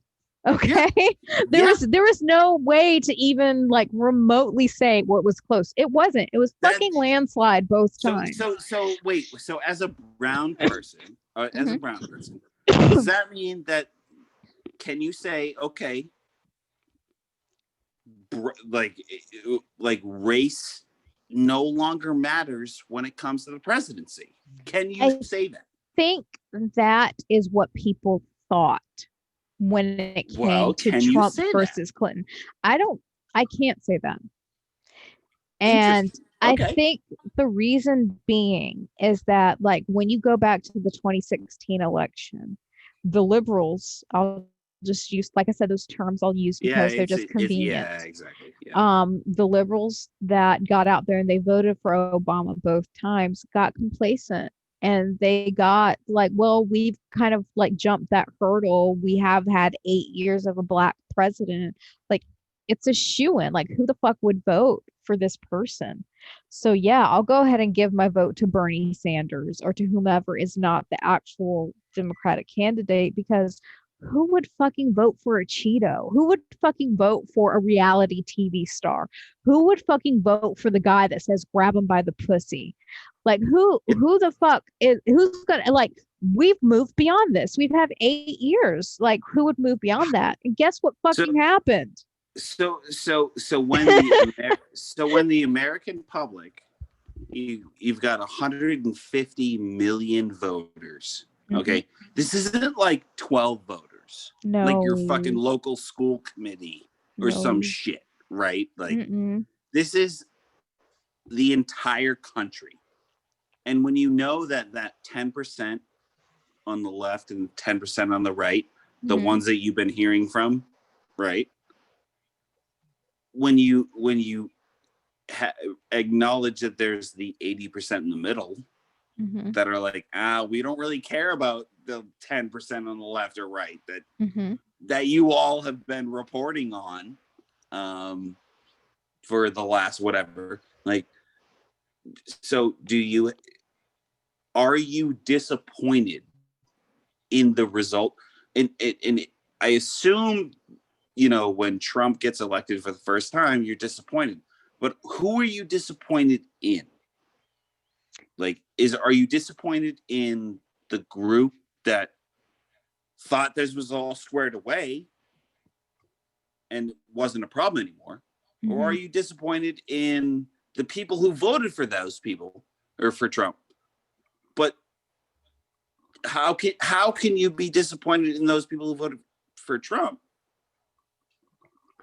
Like, really, when it was, It's you had that's the a presidency, two-pronged you had the response. supermajority, you had everything, Yeah. but you had the presidency, the supermajority, and everything else, and then the American people, the 80%, the swing voters, right? The swing voters were like, no, we're not, like, this is not okay. Like, that's the swing voters. Yeah. They're like, no, they may not agree with Trump. They may not agree with Obama or Romney and his binders full of women and blah, blah, blah. But you had your chance to say, hey, this is not okay, or whatever. But it didn't work out. Okay, on your side. Okay, well, you know what? It didn't work out on a lot of sides both ways. And so why is it detrimental to the country? Because we made it that way. When it's just another political cycle. Because we made it that way. The more, but who made it that, right? Like, we as individuals, as human beings, as Americans did. We decided it's a very difficult conversation to have, right? We decided that social media presence was more important than any other type of media presence. Yeah. It's a very difficult conversation to have, and it's not something that people want to talk about, but like, that's why we're here, because you got Sling Blade talking to Brown Woman and blah blah blah in between, and whatever the social medias people want to swing it as. But the reality is, but the reality is, like, hey, look, like, you're talking to two real people, like, and it doesn't have to be that hard. It doesn't have to be. I guess we've made really, it that hard. In the end, that's what it comes down to. It doesn't have to be that hard. It doesn't have to be hard. It's never had to be that hard. It's just more difficult because we make it that way.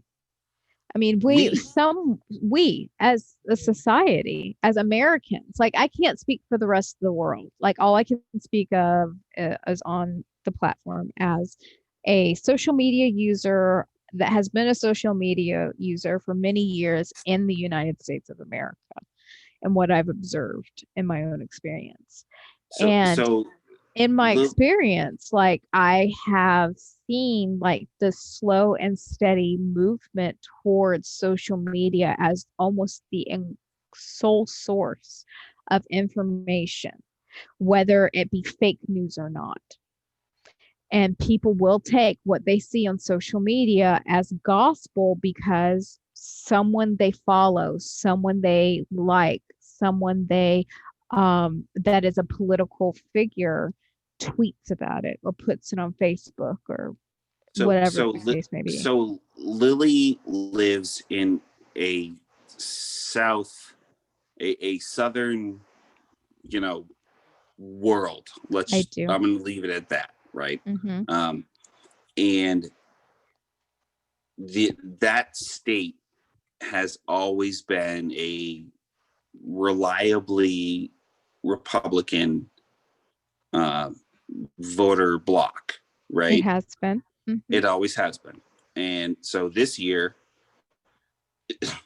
if you've ever been paying attention to anything, this year they flipped the script, right? Like, for the first time since Clinton. Georgia voted for a Democratic candidate for presidency. Yes. Well, that is new. And senators. Well, that yeah, exactly House. right. That's new to the political sphere, right? Mhm. Do I think like I'm on this podcast right now, right? Uh-huh. And it's not because oh well, Georgia's a terrorist state now. Like no, okay, let's calm down for a We have second. guns. Let's calm down, right? Let's calm down. Like oh, you know, oh well, they took over our country. All right, first of all, you're a state. Not All right, yet. let's first start there. You're a state, not a Mhm. country. Second of all, like Not yet. right? So do you think like oh well is this going to turn into a civil war? Okay, well let's tailor it back a little bit. All right, we're not getting the civil war. Okay, this isn't 1864. Okay, like calm down. All right, and I know as a husband the best thing you can say to a woman is calm down because they love that shit. If you want They your love dick it. cut off, go right on ahead. Yeah. Hey, while you're calming down, put your While mouth you're on. calming down, I'm gonna Put be your mouth on sharpening my blades. Yeah, there you go. Right? Like, yeah. I'll Lorraine and Bob at your ass. What the fuck you telling this calm down, bitch? But you have to acknowledge this, reality of like, hey, look, like not everyone's just gonna be like, hey, sure. Mhm. Like what do you mean? Oh, you don't like it? Okay, cool. Cut your dick off. I'm like, no. Wish I could. But but And not go to jail. there's the political landscape that always changes in Mhm. every election cycle, and It those does. those political landscapes need to be acknowledged by the voting public. And it should be, but like well, even but it's going, not though. It's not, right? but like even with my state turning blue for the first time since I would say the Clinton purple. administration. You might say blue. I'd say purple. Well, in the scheme of the electoral college, it's blue. Well, yeah, But yes, but and it's definitely purple. But it's not decidedly blue. No. Because like Right. I 100% look forward to in 4 years it probably going red again, just because that's the Who way our knows? state is. Who knows? Who knows? But I honestly and truly like being a conscientious observer of our media in our state and listening to the propaganda on our airwaves and being a social It media must be participant. nauseating in Georgia. It is incredibly Oh nauseating. my Holy God. shit. Yeah. Like the political ads. Oh my fucking Christ. Give me back my stupid car dealership ads. I'm fine with it. But the majority, I think the biggest push came from social media because those are the platforms that Stacey Abrams used and Killer Mike from Run the Jewels, who are both Atlanta natives. I'll And of give you course, some Stacey Jewel, Abrams. all right? But like those two people were really and truly like the figureheads of the movement to push people to not just go out and vote, but to vote blue. And the So- people that were followers of their social medias were the ones that turned out. People that have never voted before, or if they voted, they didn't really vote for any type of senatorial, anything other than like a presidential election. So there's some, I think, levels here, which I think you will understand. There was the people who voted, the Republican people who voted, or the Democrat people who voted for the candidates who were like, hey, we're promising, $2,000. I keep sucking on that like there's going to be more wine in there. Yeah. It's empty. And then they're either angry that they didn't deliver the $2,000 or happy they they didn't, or I don't even know what. Like, I really don't know.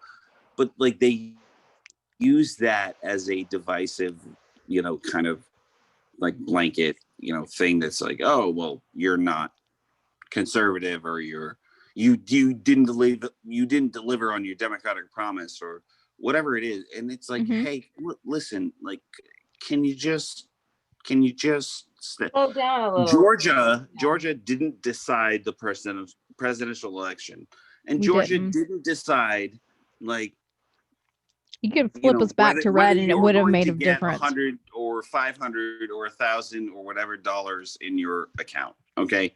Georgia doesn't, no offense to Georgia, I'm sure you're a great state, but you We're don't not, have the but go power ahead. to make that decision. Okay. I'm sorry. Like, but if you think, if you know that and you understand, like, on a federal level, that's not how federal decisions are made.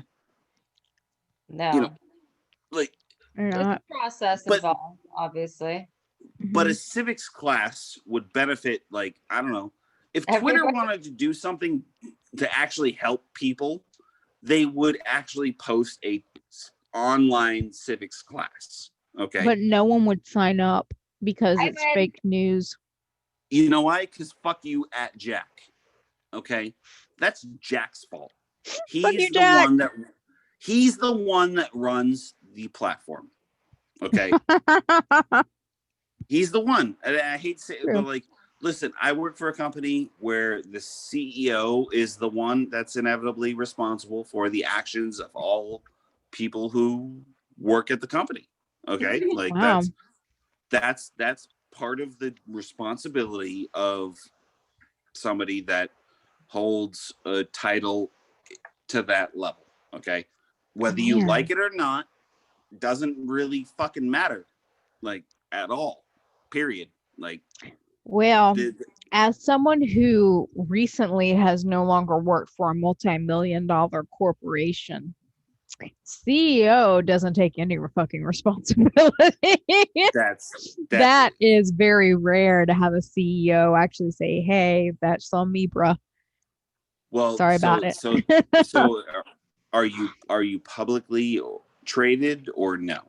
No, privately owned. Well, there you go. Right. Like, if you were publicly traded, there would be, stakeholders who would be Yeah. there would be stakeholders who would be involved into that, and but that, like, listen, if you start throwing in stakeholders and the idea of whatever, all that shit, most people on Twitter are not going to know what that means. Like, they're not going to understand the implications of what that means and how that affects, your, me included.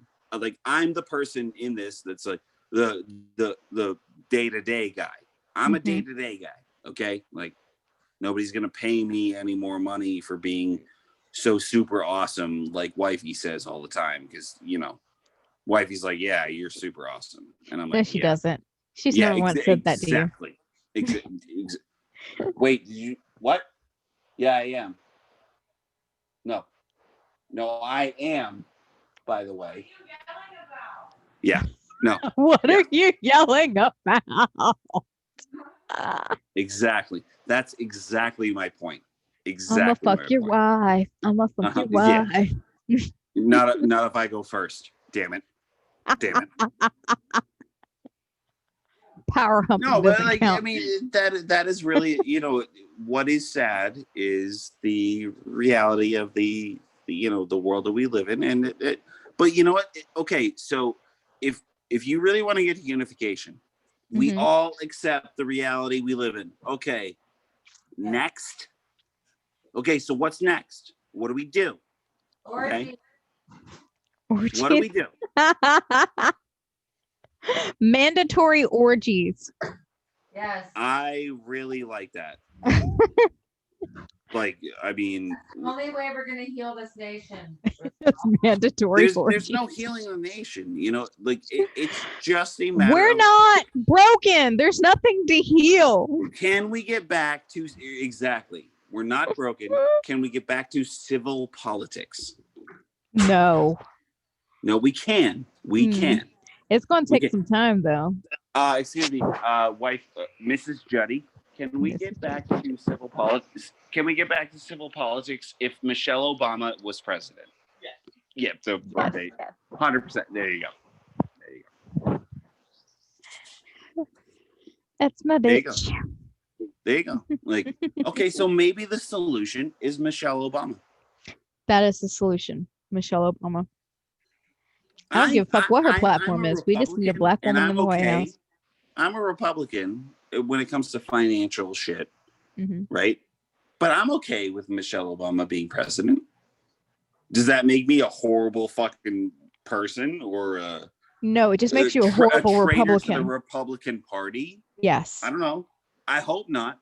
Okay. I mean, so I think your pub card would have gotten pulled if that were an option. So I want to say this. If I'm okay with saying that, what's the Democrat version of the same thing? I just put Trump. myself out there as saying, okay, I'm okay with Michelle Obama being the president of the country. Okay, cool. So Democrats, what's your equivalent of that? Are you okay with who being president of the country?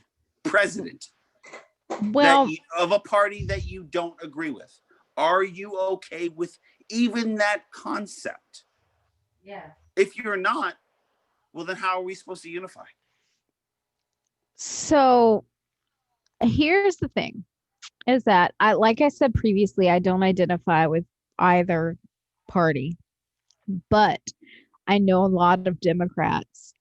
And the thing is that grudgingly Democrats voted for Biden. Biden is not, we're okay with it, but we're not fans of it. He's kind of he's like, not your number one. No, not at all. So I think Okay, at this so point, like where is Biden that was probably the furthest anyone would go. So, Now, if he had been where like is that acknowledgement in the national media? in the there's not going to be, So how are because we supposed to come together? that's not a Gallup poll. Oh, there you It's go. like, I mean, touche. it's like it has to be a question that's actually asked, and that's not a question that's been asked. I just asked it. Yeah, but you're also not a national news media outlet. I just said I was okay with Michelle Obama being president. Mm-hmm. So as a Democrat, who are you okay with on the Republican side being president of the country?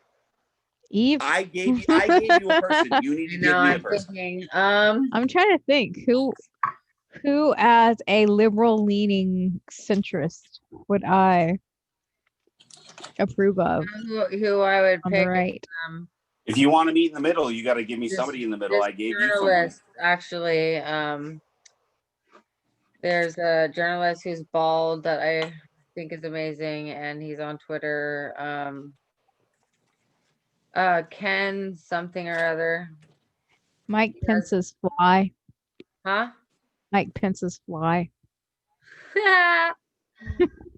Left him from the country. I don't remember, he has his own like syndicated show. I would like to see a journalist on the Republican side become president if they're going to be president. You both know what I'm getting at here, right? Yeah, like, I get I'm not it. looking for an answer. I think the issue becomes like I need help. I need help from your side. What I've observed is that within the past few years, as far as like the Republican side has gone, is that it doesn't matter what we think we're going to support this candidate. And that's kind of been like vote along the party lines, no matter what my actual thought process is. Whereas like the Democratic side, from what I've observed, which is why the 2016 election was lost, or one of the reasons 2016 election was lost, is like, no, I'm going to vote for the person who I think is best to run this country. So even though we have Hillary Clinton as the Democratic candidate, I'm not going to vote for her. I'm going to vote for Bernie Sanders, because that's the person I want to win. So there's this fracture going on. I will tell you this. Wifey, Mrs. Juddy wouldn't. She was not a fan of Hillary Clinton. Now she's a woman, Mm-hmm. and it was Wifey. Let's put it this way: Wifey has never voted for president ever in her life Mm-hmm. until this year, Yeah. which means she did not vote for Didn't Hillary vote. Clinton. Exactly. Which means she did not support a female candidate Mm-hmm. to be president strictly because she was a female. Right. Yeah. And Wifey is a staunch Democrat. Yeah. Wifey's first vote for president was for Joe Biden. Yeah. And that's And goes back to my point, is that especially in the 2016 election, we have a two-party system, and you have one party that no matter what, they're staunchly behind this candidate, even though they themselves may not even believe this candidate is the best candidate. Because he's the nominee, we're going to 100% vote for him. Whereas on the other side, we have this person who we do not believe is the best candidate. So what do? I either vote for this person or I vote my conscience. And that's what happened. Or don't vote at all, write in the candidate you want, or vote for the person that's there. So that's the issue, is that, like, for the Republican Party, as far as anything I have observed, like, there's no options really been given that's someone that I agree with. Because everyone has been, no matter what it is, like, I'm gonna support this person, even though I don't agree with anything he has to say. He's a Republican, so I'm gonna support him. So to find someone who actually who is a self-identified Republican that says, I don't fucking agree with this guy, is rare. Whereas people at the Democrat Party are saying, no, this motherfucker is crazy. Like, as soon as Joe Biden was sworn in, there was Twitter and IG, and people are just like, all right, this motherfucker's sworn in. No, let's call out all his bullshit right here and now and make sure he don't ever pull this shit again. Like, as soon as it happened, you open up your app and these Democrats are up there saying, like, this motherfucker is known for sexual harassment. He's known for sniffing hair. He's voted for all these things that are against what I believe in. Like, no, hold this motherfucker accountable. Whereas you didn't see that from the other side with Cheeto. It's a very interesting conversation to have, and it's a very it's still divisive. It is. It's still divisive. Mm-hmm. And so to claim unity is hard. Is fraudulent. It is. You know, like like, you know, like, all I'm saying is that, like, I say that in a very, 30,000 foot level. You know what I mean? Like, it's not. I'm saying, like, Republicans, if you want us to agree with some part of your side, give me something to believe in. And the Democrats have the same side. So so where is the unity? It's hard. It's just because it's very, very it's hard. very much like you have to choose a side. Like, even in the terms of which we're speaking, like I said, I'm not a self-identified Democrat. I'm not a self-identified Republican, but because of my liberal leanings, I agree with more of what the Democratic candidates usually have to say. So even in this conversation, I keep saying us, even though it's not really us as far as I'm concerned. Which is what I'm assuming you voted for, right? Like, I mean, did. of course, right? Like, and then we have the voting dichotomy in my house, where we voted, but I knew in Massachusetts that my electoral votes are going to go to the Democratic candidate for president. Like, I knew that. Like, and I've always honestly, that's always been my assumption. So anytime I have voted for a Democratic candidate of any kind, no matter what the election was, I did it under the assumption of, like, this motherfucker ain't gonna win. Yeah, of course not, right? Like, you're imagine in Georgia. my shock. Like, And I do wonder. We have Elon Musk and um, Matthew McConaughey and folks that are leaving California Yeah. to go to other states that are red states, right? Mhm. That are so okay. So you're leaving a state with Democratic tax policies. mhm. And again, I'm a Republican in when it comes to money, right? Not when it comes to social issues, right? Yeah. But when you You're a have half and half. You're a hybrid model. no, I'm somebody that thinks for himself, okay? which is an astonishing idea, How right? fucking dare you? Yeah, exactly. So you have people leaving these states to go to other states that have policies which benefit them. Okay. Like Matthew McConaughey or Elon Musk is not leaving their state, the businesses that they operate, that they have to pay taxes on, to another state that's going to make their lives worse. Okay. Right. That's not, as a human being, you're not going to do that because that would be stupid. True. Okay. Like that's just a Bad fact. business. That's just a fact. Okay.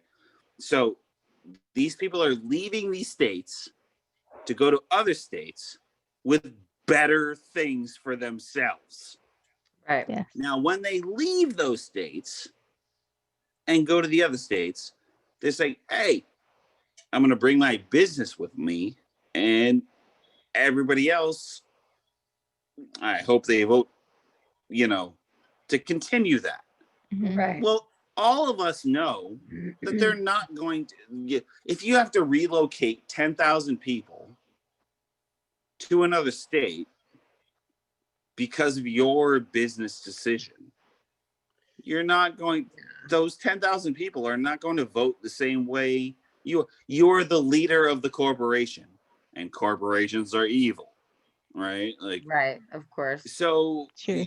okay, so you left the state that you hated to go to a state that you like, and all these people are going to move there, and now they're all going to vote against the way that you just left. So I'm not good with numbers, but like, duh. Duh.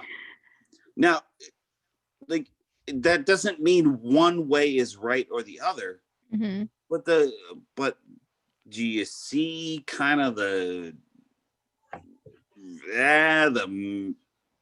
it doesn't really mesh there. Well, I mean, that's the thing about our country is that we have 50 states with And I 50 love different America.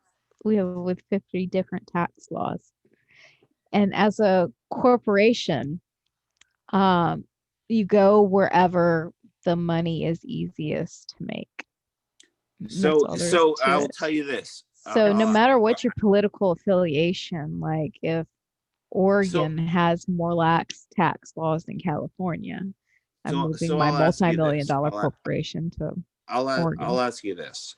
If Mhm. everybody who hates if everybody leaves the Democratic led states Mhm. and goes to Republican led states because of whatever, and then they get there and they say, okay, cool, these are all the great places to live for me.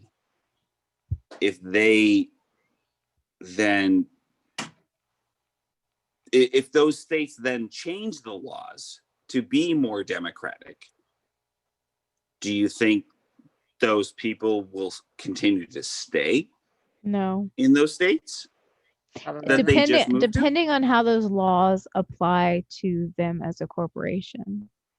Right. The thing about corporation versus personal is that It's like two different tiers It's of, not according to the Supreme Court.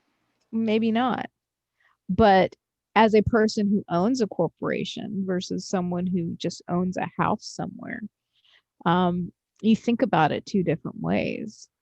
So you bring up a perfect point there. Is if the leader of the corporation leaves that state Mhm. because they don't like it for their own benefit, Yeah. and they bring 10,000 people to that state, Mhm. and those 10,000 people don't get the benefits that you're talking about. Mhm. Well, they didn't get those benefits in the previous state. If they did, they wouldn't have left the state to begin with. Right. So Maybe, now maybe we're not. moving to another state that doesn't really adhere to this, to the corporate style of things. Now, listen, that doesn't mean that I'm a corporate guy. I work for a large company that I really can't stand working for. Okay, that's not. I I wouldn't know also what that accept was that. like at all. I also accept that as a reality of my life, and that Mhm. it's not. If I didn't like it, I would start my own corporation. Mhm. I don't have the money for that. I don't know shit about starting corporations. Yeah. Okay. Those people went to school and learned that shit. And you know what? Good for them. Whoa. Whoa. Like, good for them. They, like, they got the education to do that. And No, they didn't. But that's well, a different story nepotism altogether. and everything else is a different story. But the fact of the matter is, like, you want to break, if you want to break into that world, Mhm. there's a way to break into it. Obviously. And so it's a hard thing to sell the average American person on, Mhm. that says, hey, you're gonna do what this person says. Well, if you don't like what that person says, start Fuck yourself. start yeah, make your own rules then. Make your own rules.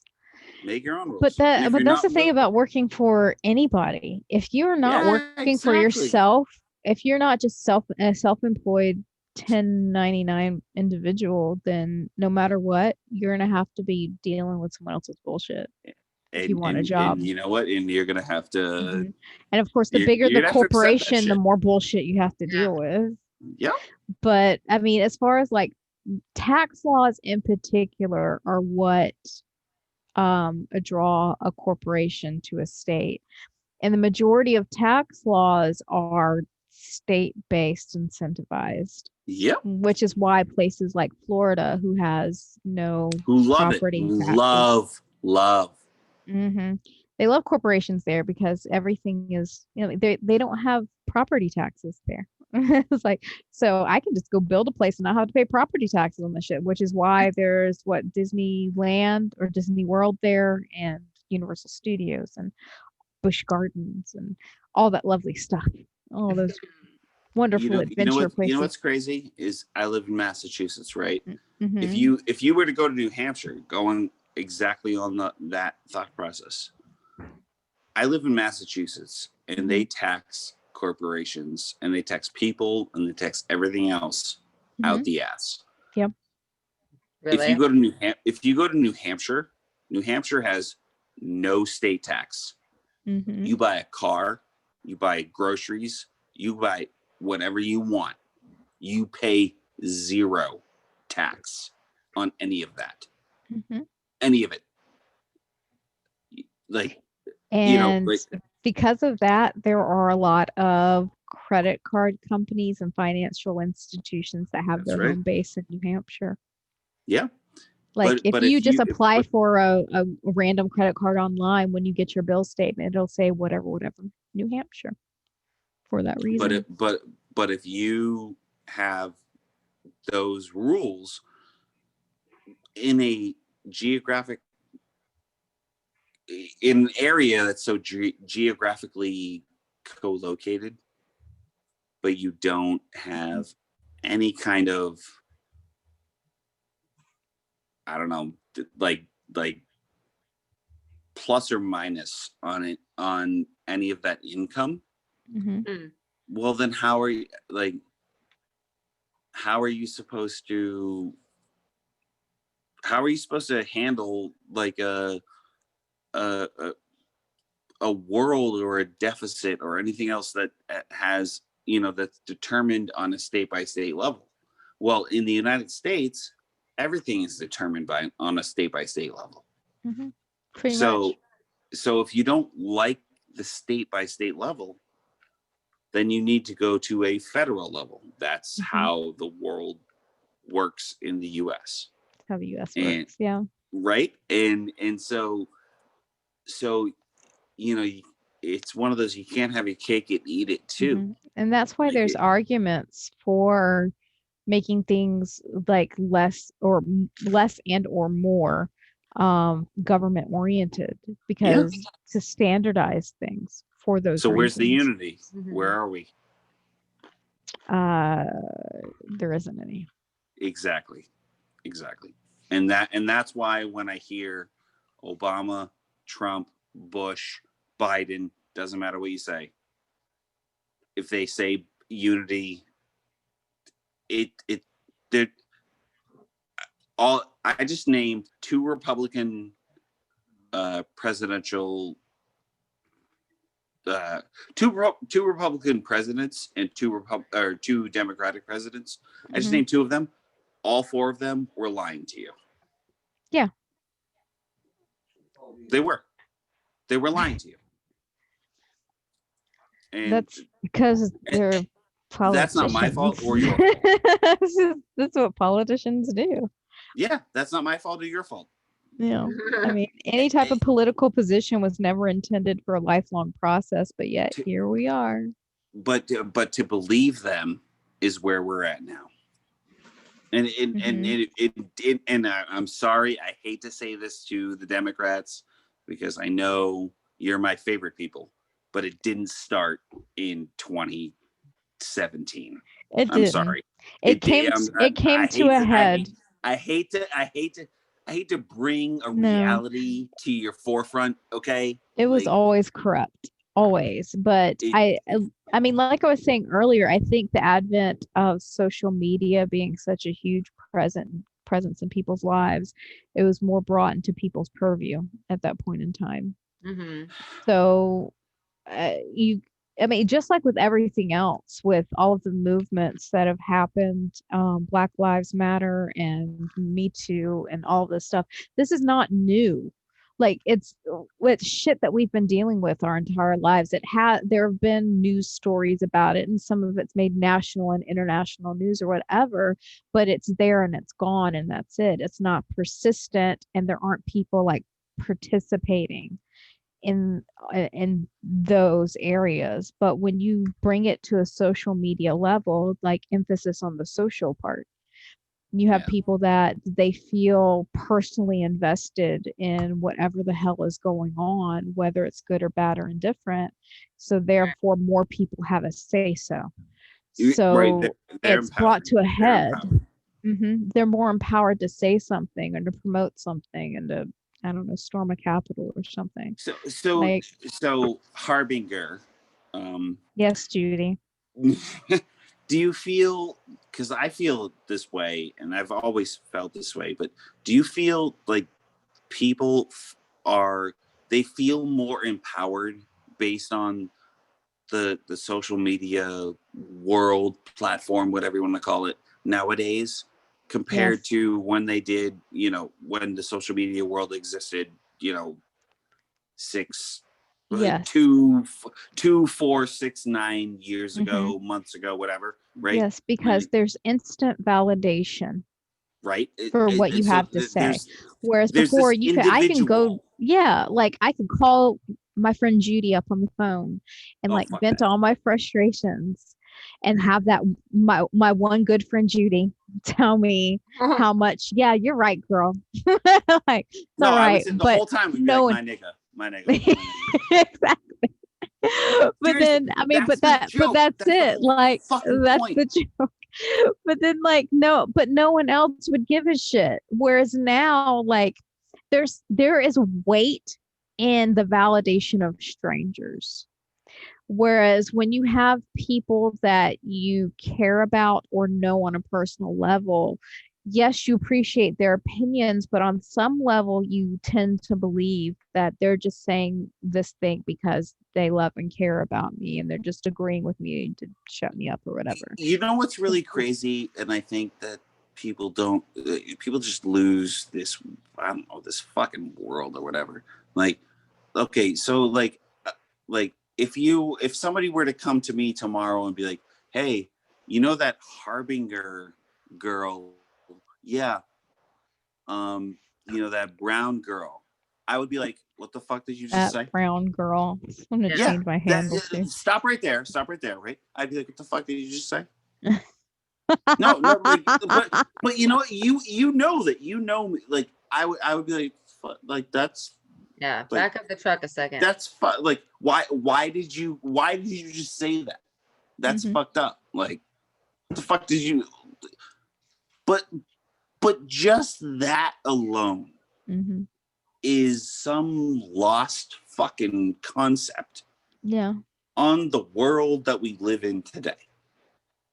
And it's like no, like what the fuck does Harbinger being brown have to do with anything ever? Period. Like, why would you say that, and what's the significance of it? Yeah. Right? Like Mhm. it doesn't make any sense. And But it's it's the fucking way stupid. people talk, and because it's been so normalized, it seems okay. But it's not So okay. I mean, But no, it's the not. 80%, But the 80% in the middle are like, nah, that's not okay. But they're mhm. not also going to be. Those 80% are not also going to. They're not going to be like, that's not okay. Let me tweet about it. True. Some of They're them not will. going to say that. Like, The Uh-uh. Karens will. The well, I Karens mean, will. You know what I call a male Karen?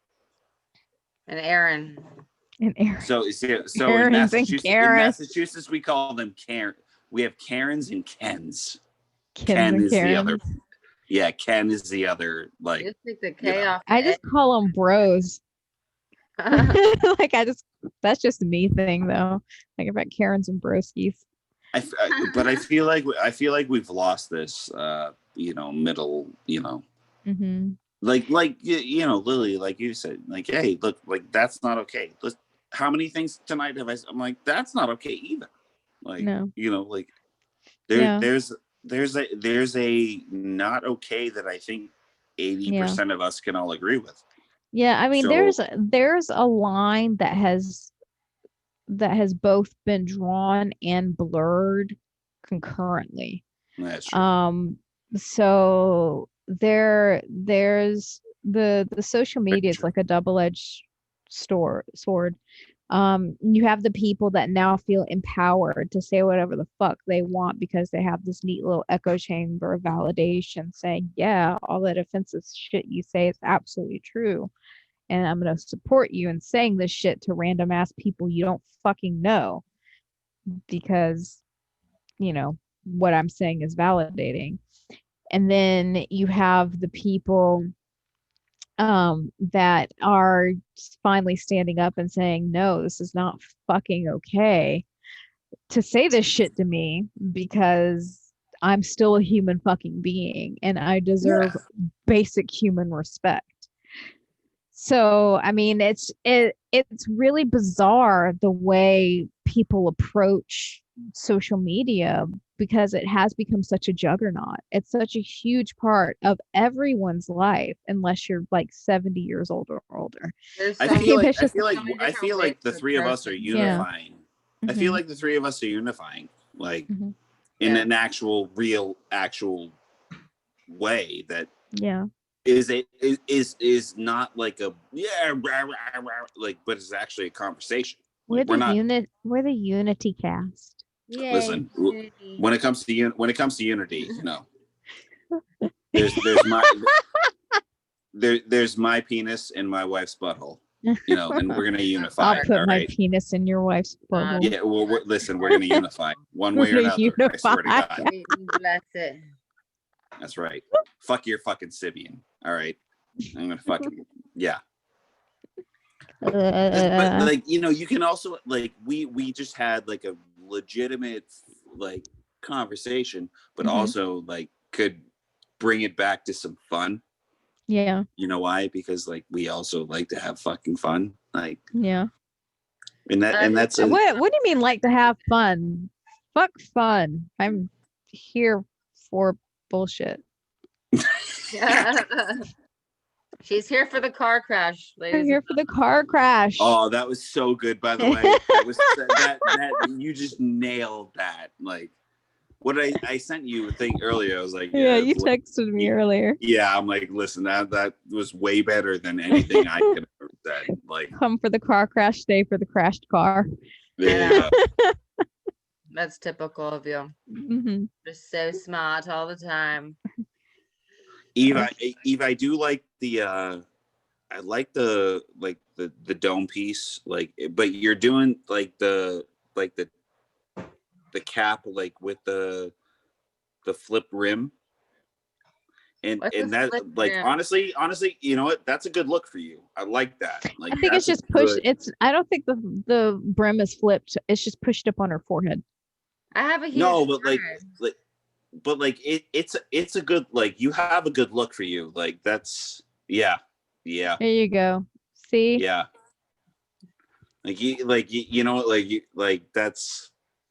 That's a solid look. I like that. You guys both have solid looks, and I like both of you. And I think this was an awesome conversation. Sling blade. Mm-hmm. Sling blood. Recognize, right? Sling blood. It's Sling blood. a new blood porn that was just Wait, blood? Did you say blood porn? Blood Yes. porn. Sling blood. That's like the spin-off of the Sling Blade, but it's blood porn. There's nothing better in porn than It's blood. what's the porn parody of Sling Blade? Yeah, Well, yeah. like Edward There's Keenan's nothing- hands, which I actually got to see. Hey, listen, just shh. Tell my wife, all right? About sheesh. She can All hear right. you in the other room. She can hear you in the Crazy. other room. Damn it. She's like, go to fucking bed, you fucking crazy person. No, she did not say that. She's like, I fucking hate you and everything you do, and no one cares about you, and blah blah. I'm like, listen, She's supportive. yeah, I'm like,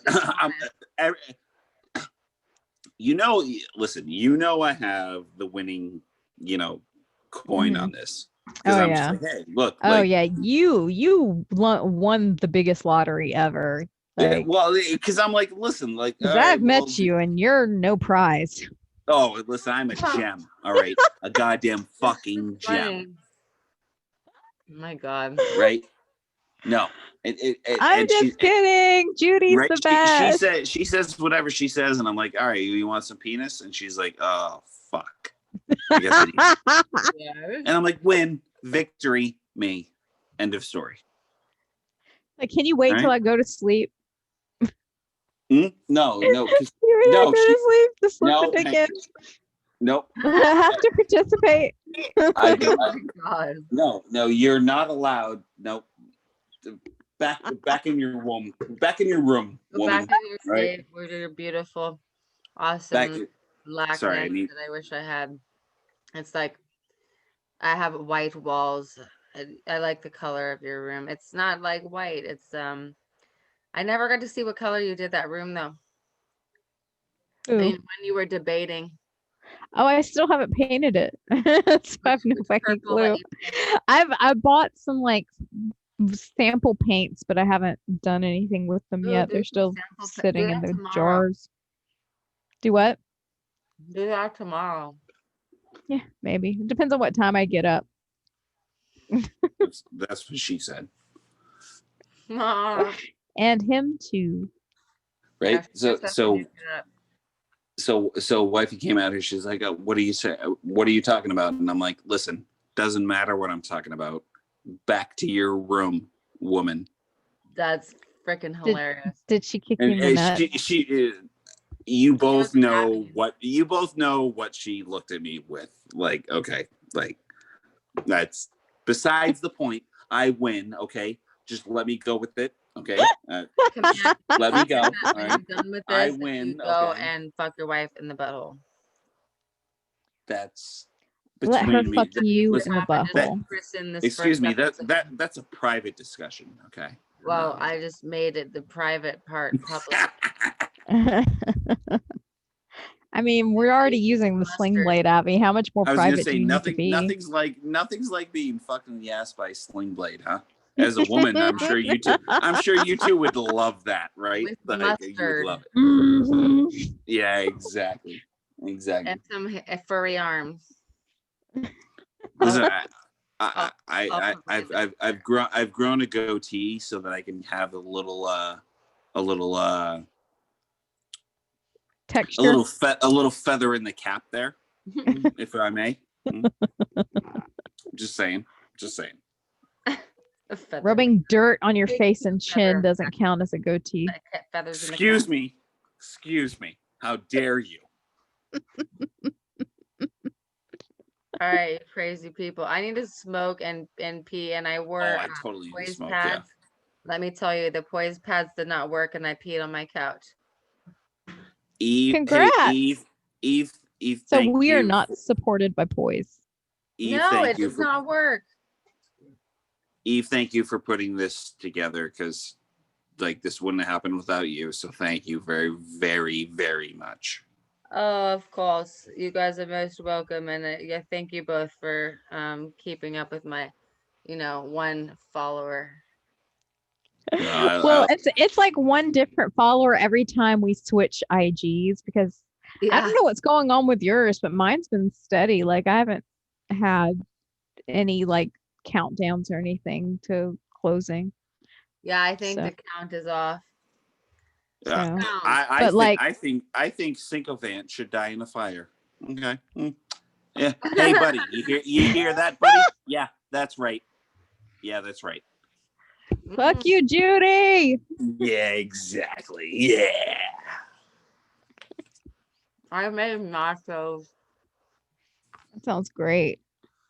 I've been sitting here eating like Valentine's candy and drinking the rest of my wine. Oh yeah, Valentine's is coming up. So I just want to raspberry cream Kit Kats. before we get off air, I just want to say that Harbinger was deep throating the cock last night. I'm going to tell you that right now. Like deep, like it was. Oh, you wish. Gag reflexes and shit. Mm-hmm. You wish. Oh God, Keep dreaming, baby. All right, crazy people. Thank you so much. Go to bed, both of you. Mm-hmm. So, same time next Saturday. Yes, sir. Yes, ma'am. You All guys have a wonderful We'll do night. this weird radio show type thing for a few hours.